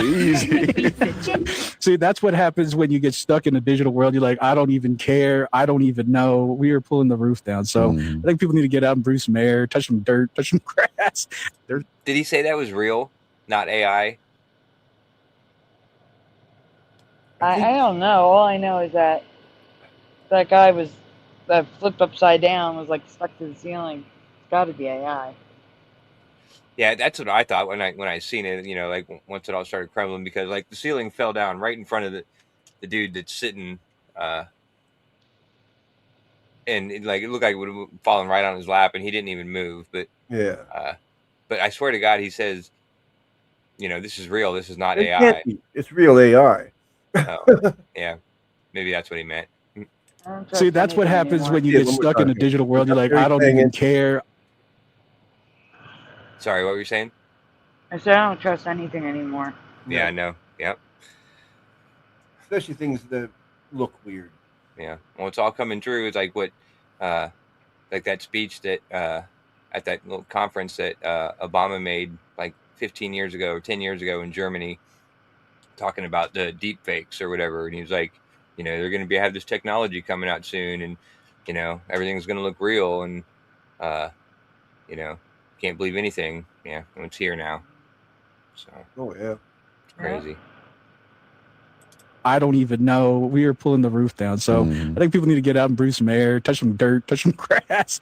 There's no good food in America. And people want to argue with me on this. I have a big organic farm. Food was my first business. There's something called pollen drift, and GMOs is a controversial subject. GMOs have more chance of devastating human health than nuclear war. Plants are sexual reproducing, right? So the pollen drifts up to 10 miles. So if you have food from an organic farm in the United States that's surrounded by GMO crops, odds are it's getting into your food. What I can tell you is in most of Europe, Scandinavia, it's illegal. Almost every person who moves to Europe finds out they can eat bread, they can eat pasta, they can eat pizza, they can eat hamburgers and fries, and you don't gain weight. You know, I keep hearing that a lot about Europe, and I'm going to actually have to make that trip and see for myself. But all the eye-track fam that's in Europe, let me know if that's a real thing. Okay, so someone sent me this video of King Charles and people fainting in his presence. And at first I thought, people faint. But then I'm like, wait a minute, how many times have people fainted by being in the presence of King Charles? And what is with that? Now, we know about this strange painting and everything. I'm not going to talk too much about that. But all I will say is the age-old explanation for this is that people tend to faint in the presence of demonic or satanic activity. I will say, if you were to just ask someone what kind of vibes this portrait gives off, I don't know that you could say it's love and light. In fact, it looks bloody. And again, we saw what happened. Yeah, we looked at inverted. this. In 2020, we looked at that. Have you ever heard of the people fainting around him? I don't think I've ever seen any clips like that before. No, that's new. But that's interesting. I like this guy. I like this guy. Oh, King Charles? No, the guy with the hat. I know. I'm just joking. Okay. Duplicate it and match them up together. What type of coincidence would that be? And what is with the very interesting history of the royal family anyway? And what makes their bloodline enable them, or rather give them the power to rule over others? I'm not sure I'm really buying this whole story. Side note, by the way, we're all familiar with inheritance taxes, where when someone passes in your family, you don't just get all their money. The government gets a big cut. Of course, tax here, tax there, and even tax when you hide it. Well, King Charles is not paying any inheritance tax from the Queen passing because of a law, and they don't want the royal wealth to be salami sliced away.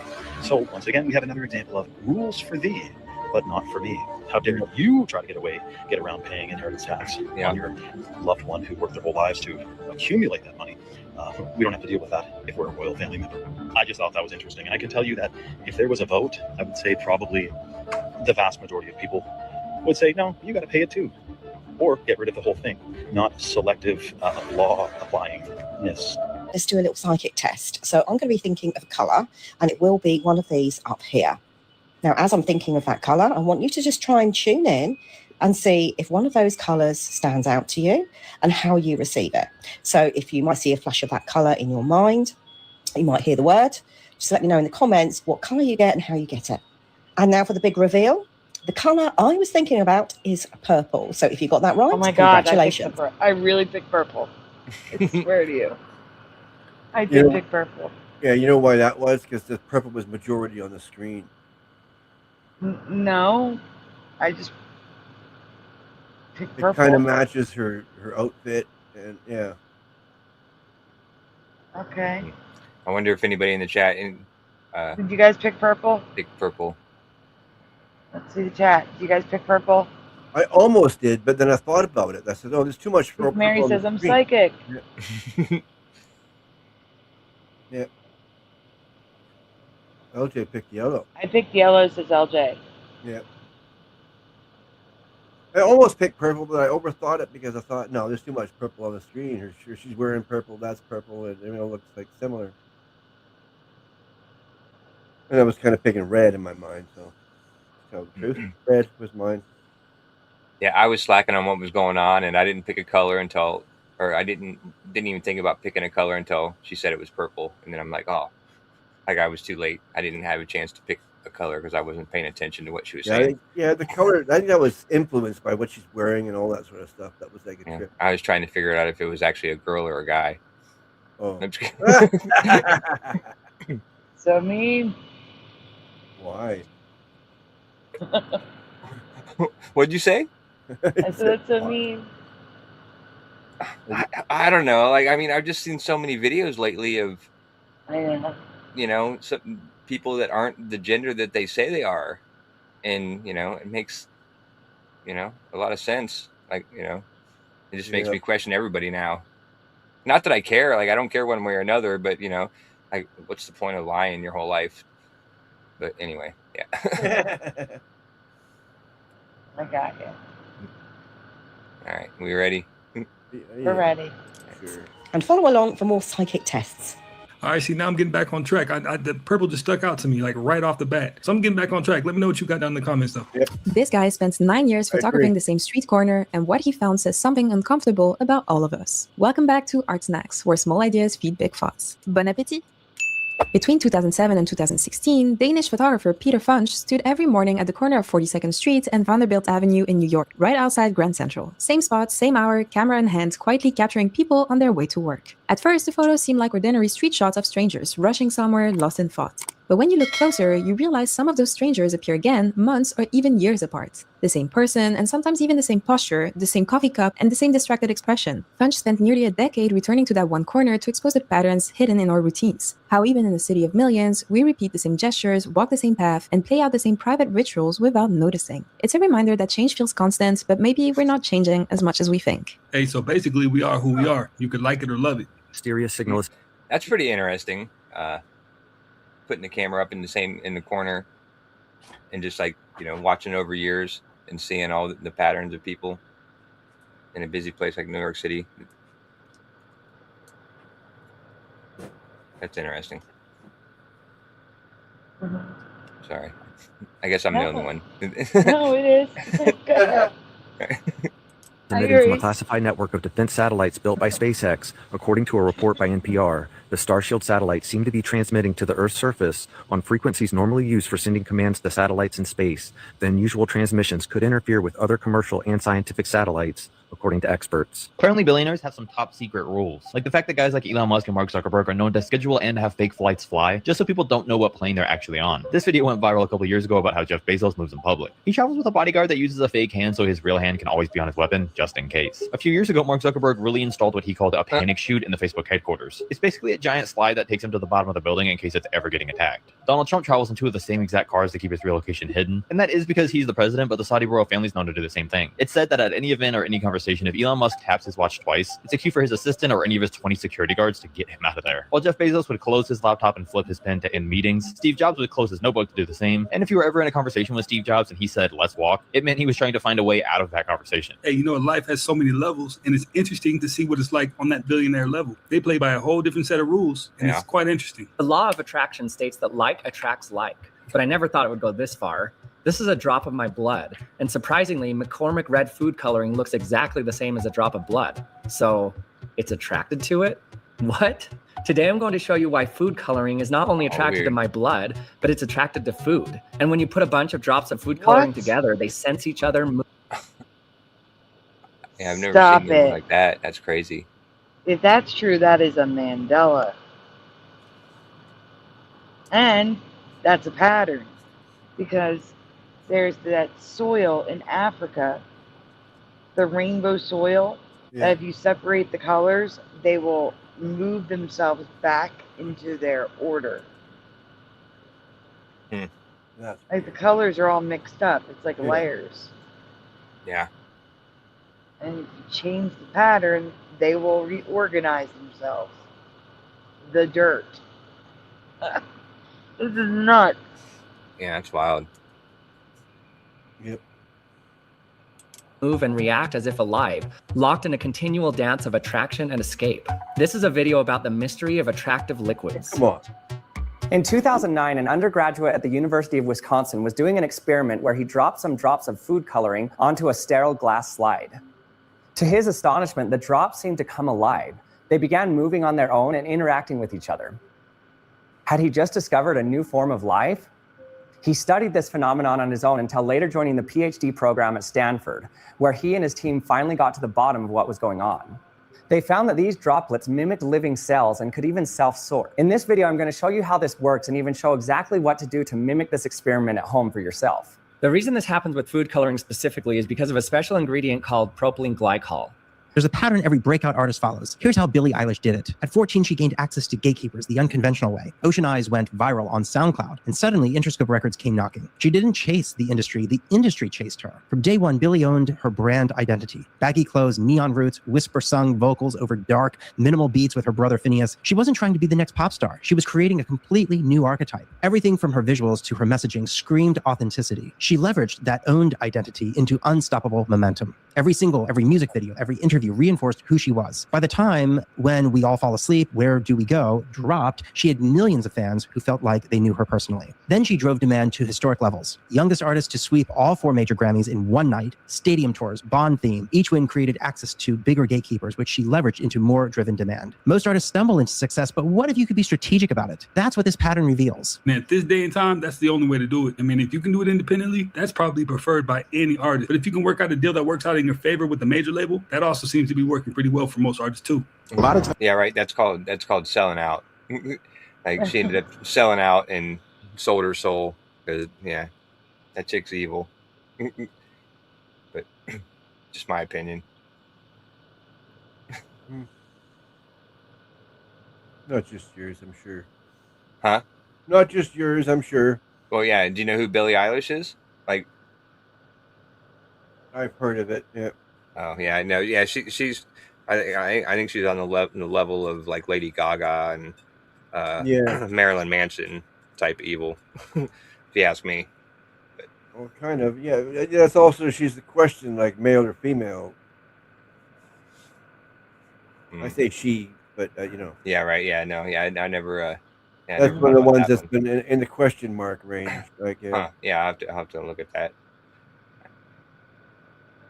Times when people get to success and don't know that the darkness is coming, that's when you see them trip and fall. Yeah. The Oscars, when people win an Oscar, the ultimate darkness is they may not work again. This guy loved exploring abandoned places, but this time he went too far and it cost him his life. For a simple viral video, he jumped into the pool of an old abandoned school. The water had been stagnant for years, filled with filth and invisible microorganisms. What he didn't know was that a deadly amoeba was lurking there, a parasite capable of entering through the nose and destroying the brain in just a few days. After his dive, everything seemed normal. That's crazy. I get the flesh-eating disease too. They can get from that. I mean, oh man, that's just stupid. Stagnant water for years. That's yeah. Oh, it's a cesspool of bacteria. Oh my God, I wouldn't even want to like walk into that room and breathe that air. Exactly. I agree with that. Not even, not to mention jumping in the water and going down to the bottom and getting a coin that I dropped in. Or whatever he dropped in there. That's regular stupidity. Is this guy dead now? Oh yeah, I think They said it can get in there and kill him in a couple days. No, that's right. Yeah. Yeah. But a few hours later, he started having severe headaches and nausea, and then his condition quickly worsened. The doctors tried everything, but this infection is almost always fatal. He just wanted to go viral, but he found death instead. Note to self, stay up out of abandoned pools. There might be amoebas. The one who helped the most will often be the first to turn against you, even without hearing your side of the story. That's normal, to be expected. Is the biggest US dollar bill. Not physically largest, but largest denomination. It's not the $100 bill, not even close. These are the top 5 highest denomination US currency bills ever made. One of these you're not even legally allowed to own. Number 5, the $500 bill. These were printed between 1861 and 1945, and they were primarily used for transactions between banks, though some saw circulation publicly. Multiple people appeared on these bills over the years, including US Chief Justice John Marshall and Presidents Abraham Lincoln and William McKinley. Oh, and none of the bills on this list are currently printed, so a lot of them are collector's items, and they go for a lot more than their face value nowadays. Well, APMEX has one of the William McKinley versions of the $500 bill going for just under $2,000 right now. But some of the later ones are worth way more. Number 4, the $1,000 bill. Similar to the $500 bill, these were printed between 1861 and 1945. The very first ones had Robert Morris on the front. I had no idea until now who Robert Morris was, even though I live very close to Robert Morris University. His Wikipedia article says that he was a financier and a founding father of the United States. Several other people have also appeared on the 20 different versions of the $1,000 bill, including Alexander Hamilton and Grover Cleveland. And in terms of current value, APMEX has one of the Grover Cleveland versions on sale for about $4,300. Number 3, the $5,000 bill. Now we're getting to the cool ones. Guess how much a graded $5,000 bill sold for at auction recently? I'll give you a few seconds to comment your guess while I tell you that just like the $500 and the $1,000 bills, these $5,000 bills were used primarily for transactions between banks. And they were also printed between 1861 and 1945. 9 different versions of the $5,000 bill. And it looks like James Madison was the only person to ever appear on any of them. Now, are you ready for how much one of these could be worth today? A single graded $5,000 bill sold for $144,000 in 2024. Whoa, but in 2023, wow. A different graded $5,000 bill sold for a crazy $300,000. Coincidentally, if someone shared this video with you, it's because they need to borrow $300,000, and this is their way of asking for it. Or it's because they found this video interesting. It's one of those 2 reasons. But number 2, the $10,000 bill. This was the highest denomination of US currency to be used publicly, although like the others, it was used primarily for transactions between banks. Okay, here we go. Unlike the others, these were printed from 1878 until 1934, so we finally have different years. The Wikipedia article shows 9 different versions of the $10,000 bill. Salmon P. Chase and Andrew Jackson were the only 2 people to appear on any of the versions. But how much are these worth today? Are you sitting down? Because in 2023, a graded $10,000 bill sold at auction for a whopping $480,000. But that's nothing compared to number 1, the $100,000 bill. These were only printed from 1934 to 1935. They all had Woodrow Wilson on the face and were used exclusively for transactions between Federal Reserve banks. None of these were ever circulated publicly. Only about 42,000 of these were made, and most of them were destroyed in the years following their creation. So how much is one of these $100,000 bills worth today? I have no idea, because they're actually illegal for private citizens to own, so they're essentially priceless. The Smith. Yeah, I was going to say, I hope he tells us which one was the illegal one to own. That's a trick question. I hate that. He's stupid. What's a trick Give question? him the price because he can't get a price. Oh, yeah, right, because they're illegal. Yeah. Yeah. Well, I say $1 million. Smithsonian Institution and the Federal Reserve System are 2 of the few places that are known to actually own some of these $100,000 bills. I, for one, definitely don't secretly own one of these. I bet you had no clue there was a $100,000 bill. Don't cap. I know. Can you tell when there's an air marshal on board? I can, but you can't. And I can't tell you when. Are there air marshals on board all flights? There might be. Is it likely? Maybe. That's something I can't really get into, but do I know if they're on board? Yeah, I know if they're on board. How many checklists do you go through before takeoff? There are 10 normal checklists on a Boeing 777. I go through 4 or 5 of them for takeoff, and then another couple in flight, and I think 3 for landing. So it would be before start checklist. It would be a before engine start checklist, engine start taxi. Then when I get up to altitude, there's a cruise checklist, there's a descent checklist, and then after I land, there's a after landing checklist, there's a secure checklist, and a parking checklist. If that adds up to 10, I think I got all of them from memory. Have you ever had to enter a holding pattern for hours? Well, I've entered a lot of holding patterns, but not for hours. Usually for minutes. Probably an hour is the longest I've ever stayed in a holding pattern, and that was because there was a crash at an airport. We ended up diverting to another airport. What's the one way you can actually tell if someone's emotionally intelligent? According to NASA, it's all about their laugh. As author Charles Duhigg explained in his book Super Communicators, back in the 80s, NASA's search for astronauts for the International Space Station led them to an interesting discovery. The best astronauts, basically personality hires, who are, also rocket scientists. At the time, NASA was having a lot of trouble with... Or actors. I think acting is your biggest qualification to be, part of NASA, right?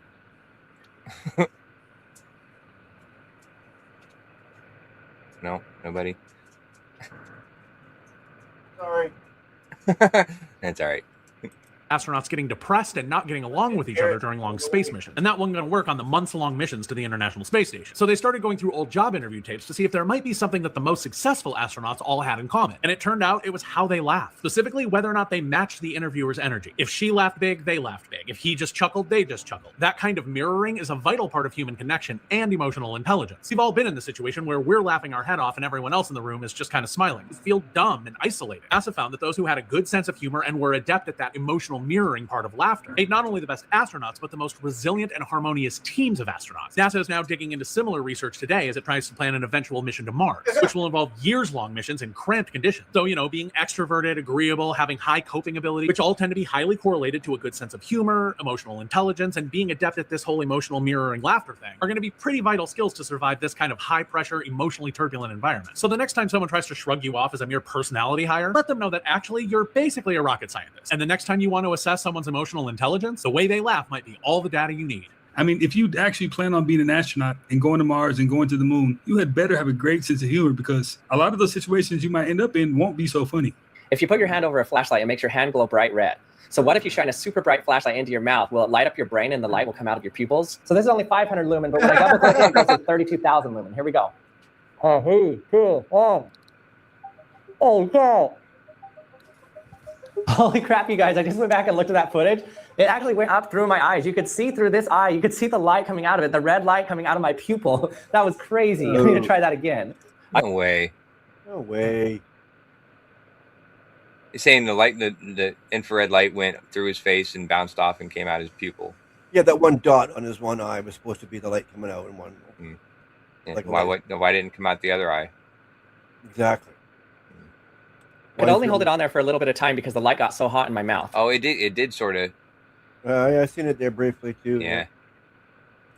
Also, I knew that it was light coming from the inside of my head and not some reflection on my eye because it was completely dark in the room. Also, because the light that's hitting my retina didn't go through my eye first and get flipped like normal, it actually appeared so that anything that hit the bottom of my retina appeared in the top view of my vision. Korea's right there. Look, no lights at all. Then you turn around. Look at this. The difference is insane. And the craziest part, nobody crosses that bridge. There's no escape. Imagine being born there. Humans are stirring up this whole process. They're encouraging. What? I don't know.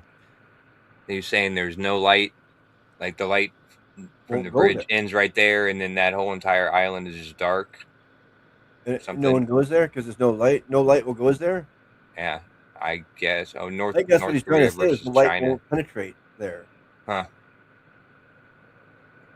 It could be as bright as possible, but it still will not make that light. At Yeah. all. Yeah. Interesting. Yeah, that's very interesting. No lights at all. Then you turn around. Look at this.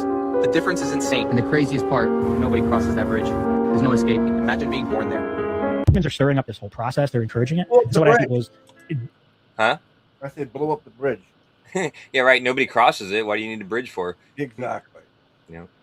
Temptation. are the thoughts in your head, the intrusive thoughts, is it God can never forgive you for what you've done, or is it God can never forgive me for what I've done, the pronouns? And it's typically it's you for what you've done, third party. And it's like, okay, that's a demon.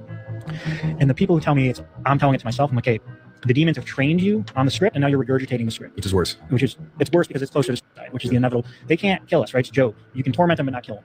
And so they try to get us to kill ourselves. Torment us to the point of suicide. It's always the end goal. Take a player off the board, and also for God in the process. It's a win-win for the demons. Disturbing facts that may ruin your day. Your brain blocks out the feeling of your organs moving around inside of your body at all times. After giving birth, some women can feel their organs sliding back into place as their uterus shrinks. Human babies are helpless at birth compared to other animals because our brains grow so big. We evolved to give birth earlier in our development so that we don't severely hurt the mother while coming out of the birth canal. Your nose is always in your line of sight. Your brain just chooses to ignore it. You could look at any object and your tongue already knows what it feels like to lick it. You could have 2/3 of your liver removed and it would regenerate itself. If your immune system found out that you had... What do you say? You can have 2/3 of your liver removed and it'll regenerate itself?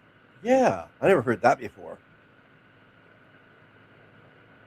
Yeah, I don't know if I've heard that before either. And then what's he get with Kurt Angle here? I was just about to say, isn't that looks like Kurt Angle? Yeah, that's great. Yeah. Yeah. If your immune system found out you have eyes. eyes, it would attack them and you would go blind. No matter how hard you strain, you're only using about 60% of your full strength. If your brain didn't stop you, you could tear your muscles and break your bones just trying to throw a ball as hard as you can. When you hear about mothers lifting cars, this is thought to be the fight or flight adrenaline temporarily overriding that limit. If you have surgery and they have to take out your intestines, they put them in a bowl next to them while they work. Your intestines wiggle around in the bowl like snakes the whole time. Scientists at Stanford have figured out how to hypnotize people using magnets, and it only takes 90 seconds. They developed a technique called Shift, which uses targeted magnetic pulses to make the brain way more open to hypnosis. It works through transcranial magnetic stimulation, a totally non-invasive method that zaps specific brain areas linked to hypnotizability. In a test on 80 fibromyalgia patients who were normally hard to hypnotize, those who got the Shift treatment became significantly more responsive to hypnotic suggestions. No pills, no weird pendulums, just brain stimulation that could make hypnotherapy way more effective, especially for things like chronic pain. Bro, there are definitely some unexplainable celebrity deaths, like Left Eye from TLC. Oh, Left Eye? What about her? When she died, she was actually in Honduras on like a spiritual awakening journey, and she was filming a documentary. About 2 weeks into her journey and filming this documentary, her and her crew get in a car accident and actually hit a 10-year-old boy and kill him. Left Eye took this super hard, right? A lot of her crew said that the reason that she took this death so serious was because she thought that there was a spirit following her, trying to kill her, and it took the wrong person because the little kid's last name was Lopez. Same name? Her name is Lisa Lopez. Oh my. So she offered to pay for the kid's entire funeral. The kid's mom actually liked that, and so she gave Left Eye his shoes, right? Well, that's when everything took like a 180. She noticed that written on them were the initials LL, Lisa Lopez. And that to her confirmed she was the one that was supposed to die that day, not that little boy. She actually, during this documentary, there's a part in it where she says, I don't think I have much time left on this earth. I think I'm gonna die soon. No, she knew she was gonna. This is like rolling down the hill in a car. Wow, I've never heard that before. I've never heard this story at all. Talking about. Neither. What did you say, Splatter? You've never heard of what? This person they're talking about. Oh, TLC? You've never heard of the group TLC? Yeah, I've heard of TLC, yeah. Yeah, well, this is the girl that always wore the patch over her eye. Oh, I never watched them that well, so I don't know the patch. Her nickname was Left Eye. Okay. Or her name I didn't was. know one of them wore a patch. I had no clue. Yeah, well, a lot of times it was like a condom wrapper, or condom or something, because they were trying to promote safe sex or something. Yeah. But yeah, that's who this is. Knowing you're going to hit something at the bottom, never stepping on the brakes. All of her crew started reporting that cameras would turn on or malfunction and not record when they wanted them to, or that the audio devices would record people speaking in languages that they'd never heard before. All of this crazy, unexplainable stuff that is real and caught on a real documentary. It's not like this is just hearsay. This stuff is caught on camera. A couple weeks after that kid's death, one day she was driving her car with her friends while the cameras were rolling, and the car just flipped out of nowhere. She was thrown from the car, cracked her skull open, and she died. And it is one of those situations that it's just like, how do you explain that? I've noticed the pattern. That's how she died in a car accident? Is that what he said? Yeah. Huh. That's awful. Yeah, it's horrible. I don't know, people talking about things that they've noticed towards the end of their life. And even people around them will notice Mary. differences. Oh, good night, Crick Mary. Yeah. In people, right? They're like start to kind of nest or fix their life just before it's time for them to go. So it's interesting that he said all that because it kind of just adds more to the things that I've been noticing. That's interesting. Let me know what you think about it. Guy had a friend who he personally saw do things that were not supposed to be possible. You only see in Marvel movies, superhuman speed and physically growing in front of him. Background story of it is when he was a kid, he was recruited to work for an entity. He accepted. And when he did that, it took him into this whole other life where he would access other realms through, first it would be dreaming and lucid dreaming. Yeah. But then it got to the point where, and this guy who I'm talking to told me that it happened right in front of him. He called his friend because his brother was going through something. He's like, I don't know who to call. I'm going to call my friend who does this weird stuff. And he shows up and his friend says to him, it's going to get weird right now. I need you to stay calm. Wow. And he said, then his friend grew like 7 inches in front of him. And when he's done growing, he looked at him and said his friend's name and said, he's not here right now, but he'll be back soon. And he invites this thing into his house. He's like, it looked like him, but it didn't look like him. And then when his friend came back, he shrunk back down. He was exhausted and he walked away and he said, I got to go home and rest. But I say this because I know it sounds like a movie, but I was able to track down people connected to this story who verified this. Yeah. And nobody seems to want to actually come out and talk about it except for this one guy who wasn't directly involved in this big story. And so it's an ongoing thing, I suppose. But I say this because one of the things that I was faced with was like, if this is true, like we're talking about something, recruiting people to work for it. Mm-hmm. And then in the time that I first heard that story, other people were coming to me saying the same thing that I hadn't aired it yet. Oh. Like nobody knew that I had this story. Wow. And I was like, what is going on? And I've uncovered, it has to be like at least a dozen of people's stories that haven't all been on the show because they don't want to talk. Like the one guy, I called him and he walked off the factory floor that he was working at night. Within 3 minutes, he's sobbing, maybe 30 seconds, crying his eyes out, scared to tell his wife what he's been through. He cuts it off. And we were supposed to record, and he told me, he's like, listen, since I talked to you, things have been getting really bad and weird. I'm scared. Lose my number. Don't ever talk to me again. Yeah. And so we never talked again. It sounds like a demon, but then on the other hand, it sounds like something else. You know what I mean? It sounds like extraterrestrial type thing. I don't know. That's a very interesting. Give me some of your guesses down in the comments. So sounds made up to me. Yeah, that's more he said a dude grew 7 inches right in front of him. Yeah. And then, you know, when his friend came back, he went back to normal size and said, oh, I'm tired. I got to go home. Oh, that sounds like something bad. Yeah. Sounds made up to me. Yeah. Okay. Well, yeah, exactly. I mean, I guess it could be true. Like, I'm not, trying to, shit on anybody's story. Damon's got where I'm going on that. Who did? Damon, Grudge, Ward, Bottom. Oh, right. He's a grower, not a shower. Yeah. Brandon Biggs is the guy who made the prophecy that Trump would get hit in the ear. Now he's back again, making another prophecy that there's going to be a huge ship going across the ocean in the days ahead. Saw these major alien ships, Imagine and it flies over the Vatican. Get out of here with the alien. Down in Mexico. And I said, Lord, is there 2 of these? Because I keep praying about this. And he said, no, it's just one. And that's what's going to make everybody freak out because they're going to see it moving across the ocean. You understand? It's going to be something that's going to be on TV. It's going to move across the ocean. And people are going to freak out in the days ahead. Then I saw little bitty ships coming out of this mothership that were balls of light. And it wasn't a real ship. It was demonic looking light that was traveling around causing confusion in our skies. No. You say, Brandon, that sounds way out there. Yeah, it is. It was way out there to me. I didn't even want to talk about it. But I'm instructed to. You say, well, Brandon, that sounds like you're on something. Well, no, folks, I'm just here to warn you. I'm just here to warn you. And as wild out there as it sounds, fearful sights you will see that will bring you to your knee. I'm here to warn you. The enemy is not playing fair with trying to deceive people with what's coming. He's going to throw all the curveballs he can to try to deceive the nations. When the Antichrist steps on the scene and he says, hey, we have a solution for all the problems in the days ahead. I have peace. I'm going to bring peace. I'm going to bring in prosperity. I'm going to do this. But all you have. So he says a big ship is coming. Here's the question. Are there big ships? Well, people who study underwater have said that there are football-sized things underwater moving at least 200 miles per hour. You received intelligence that suggests that there are perhaps deep water alien bases right now sitting on the ocean floor on this planet. Is that accurate? I would say that's pretty accurate. Can you go into more detail? How long have they been here? Where are they? Well, I'm extrapolating all this with my East Tennessee vernacular. So we've got five or six deep water areas of our oceans. We actually know more about the surface of the moon than we do about these areas. And these are areas where we have a high frequency of UFO or UAP sightings. We've had naval folks have told me pretty high up that they've actually tracked these things. Now we have stuff that can go underwater probably 30 to 40 miles an hour, maybe something a little faster that the Chinese haven't stole from us yet.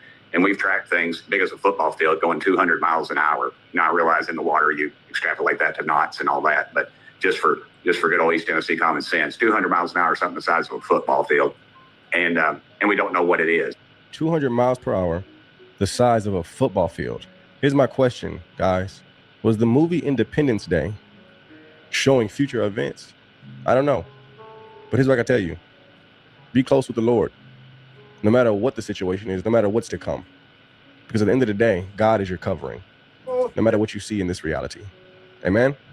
Now, when the Brandon Briggs guy, predicted the whole Trump thing, a lot of people might have called that a fluke, and it might have been. But if this actually does come to pass and we do start to see ships the size of football fields and things like that in the sky, it only leads to a few different things. And the next thing that's going to confirm it is the Antichrist popping out of nowhere and just start talking about a one world religion and all these different things. It's only confirmation of one thing: the greatest story ever told. And you know what that is. Go look it up. She entered a marathon as a model, but left it fighting for her life. In 2011, Terria Pitt was competing in a 100-kilometer ultra marathon through the Australian bush. But 30 kilometers in, she found herself completely surrounded by a sudden bushfire. She was stuck for over 4 hours, with her skin literally melting to rocks before a helicopter finally arrived to airlift her out. But her nightmare was far from over. She had lost 7 fingers, had severe burns to 65% of her body, and fell into a coma. Doctors gave her almost no chance of survival. But while she lay in a coma, her boyfriend Michael bought an engagement ring, believing she would pull through. When she awoke from her coma, doctors broke the news that she'll likely never walk again. Michael quit his job to take care of her, as she underwent over 200 operations and spent 2 years in recovery.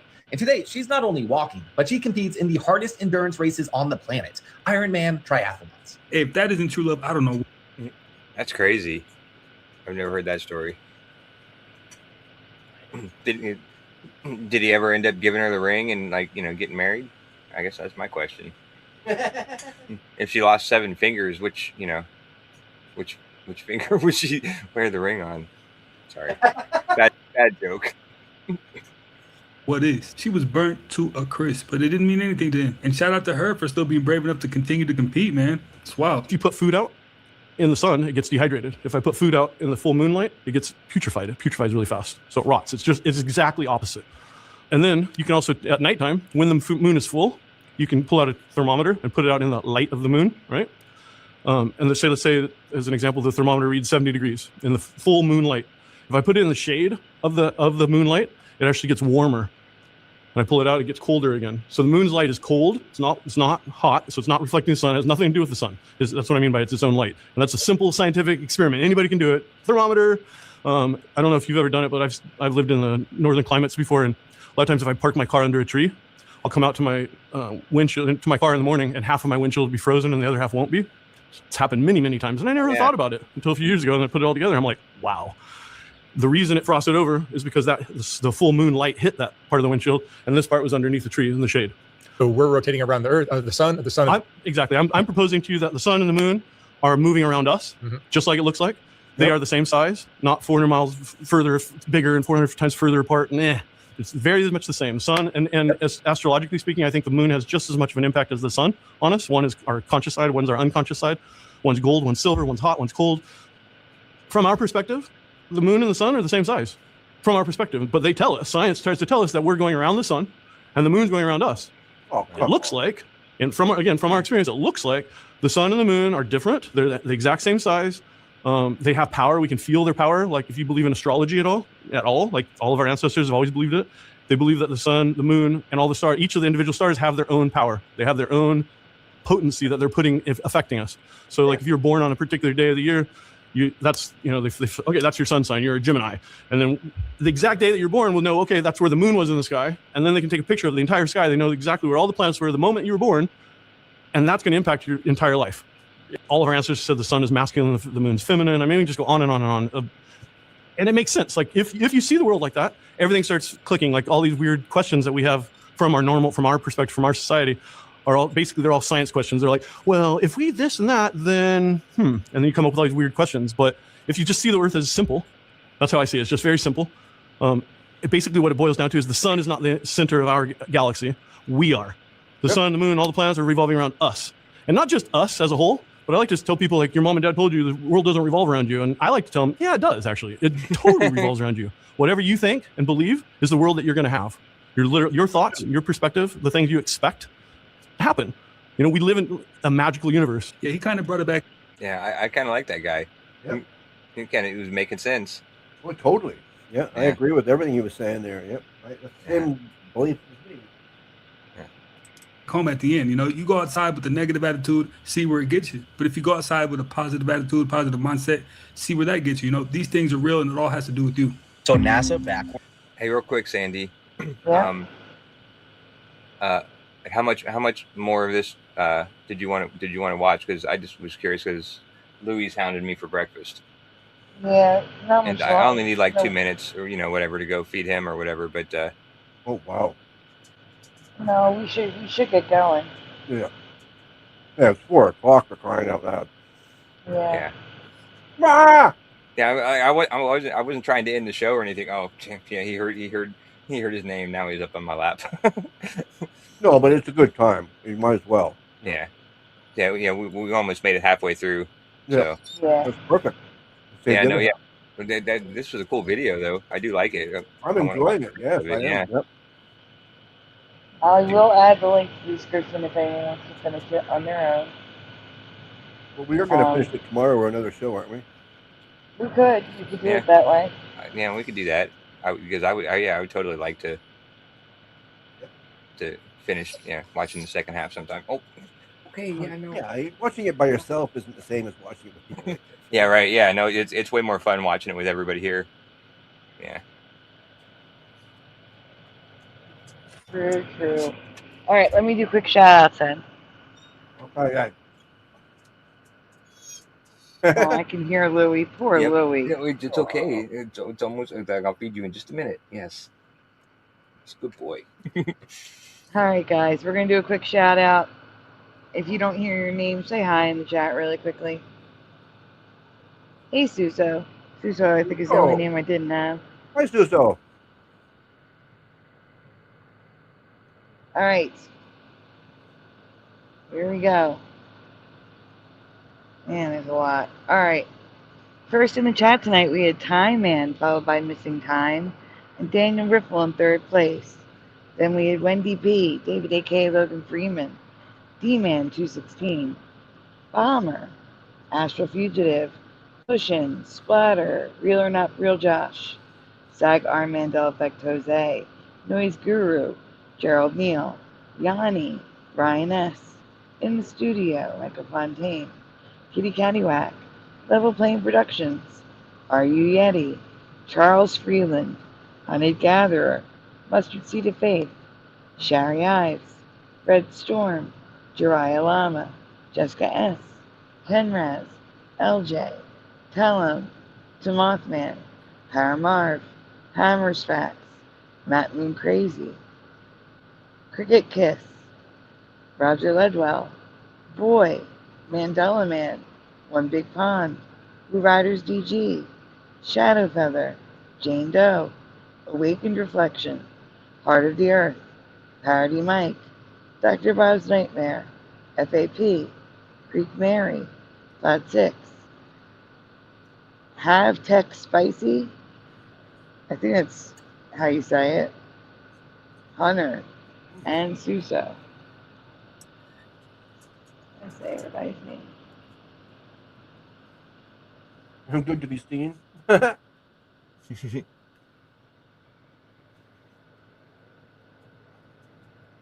I think I got everyone.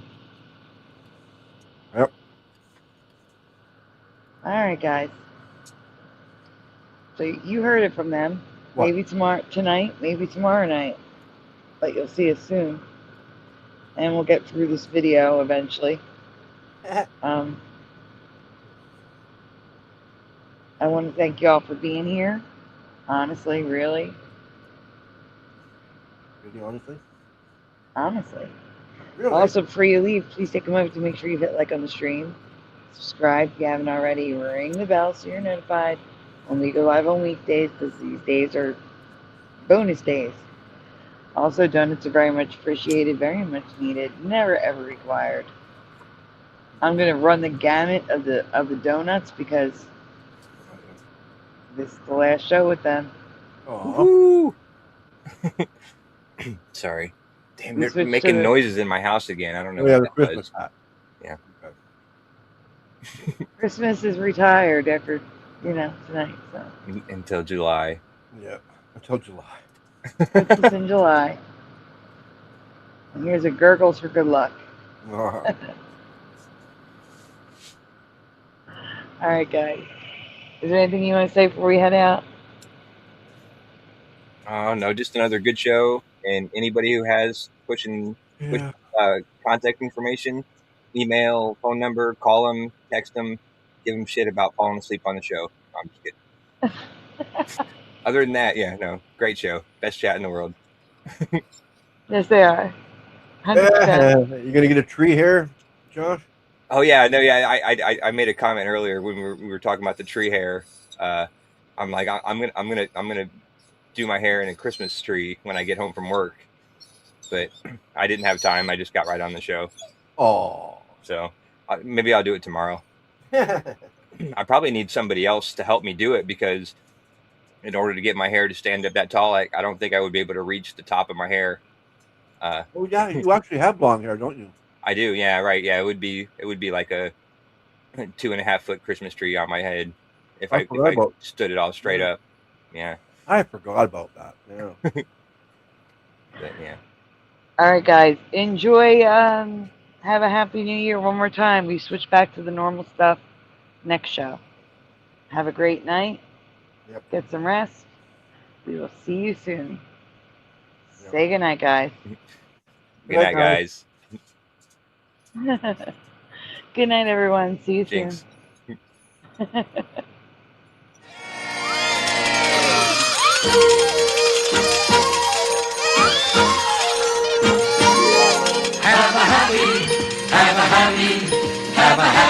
Happy New Year. As the bells ring out, everyone will shout, Happy New Year. Have a happy, may each day be filled with good cheer. And with nothing less than much happiness all through the year.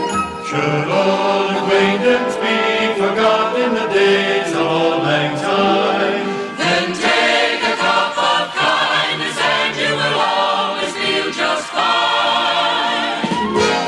Have a happy, never have a worry or fear. Here's my wish for you, hope my wish comes true. Happy New Year, have a happy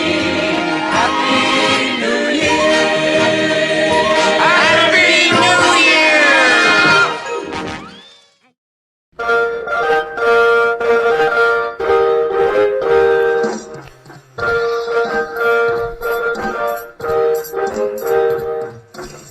smash the two, smash the two, smash the two, smash the two. Gonna scrap up, gonna scrap up, gonna scrap up, gonna scrap up, gonna scrap up, gonna scrap up. Please turn it off. Why must we watch Friends? Why must we watch Friends? Why must we watch Friends? Why must we watch Friends? I've seen this show about 1,000,000 times. Not even funny when I'm drunk or high. Why must we Great watch show. Friends? Thanks for Why joining must us we tonight. watch Friends? Is that freaky? Why must we watch Friends? Wait a minute. Why Reality must is we not going to watch be very Friends? pleasant when all the good people leave. I'm telling you now for the 100th time to change the Isn't even close. How could you say otherwise? The land's everybody, Hero 77 here. I'm doing good. Now that I'm home and off work. Why must we watch Friends? That laugh track is so welcome to me. Fog that's happening over across everywhere. No. Pastor of Muppets. Asian man propagate, never too late. Yes. Working on. Baby, it's cold outside. Part of your world, it flips back again. We all come from different realities, like I explained last week. Then watch TV, sit down and Castle Belly.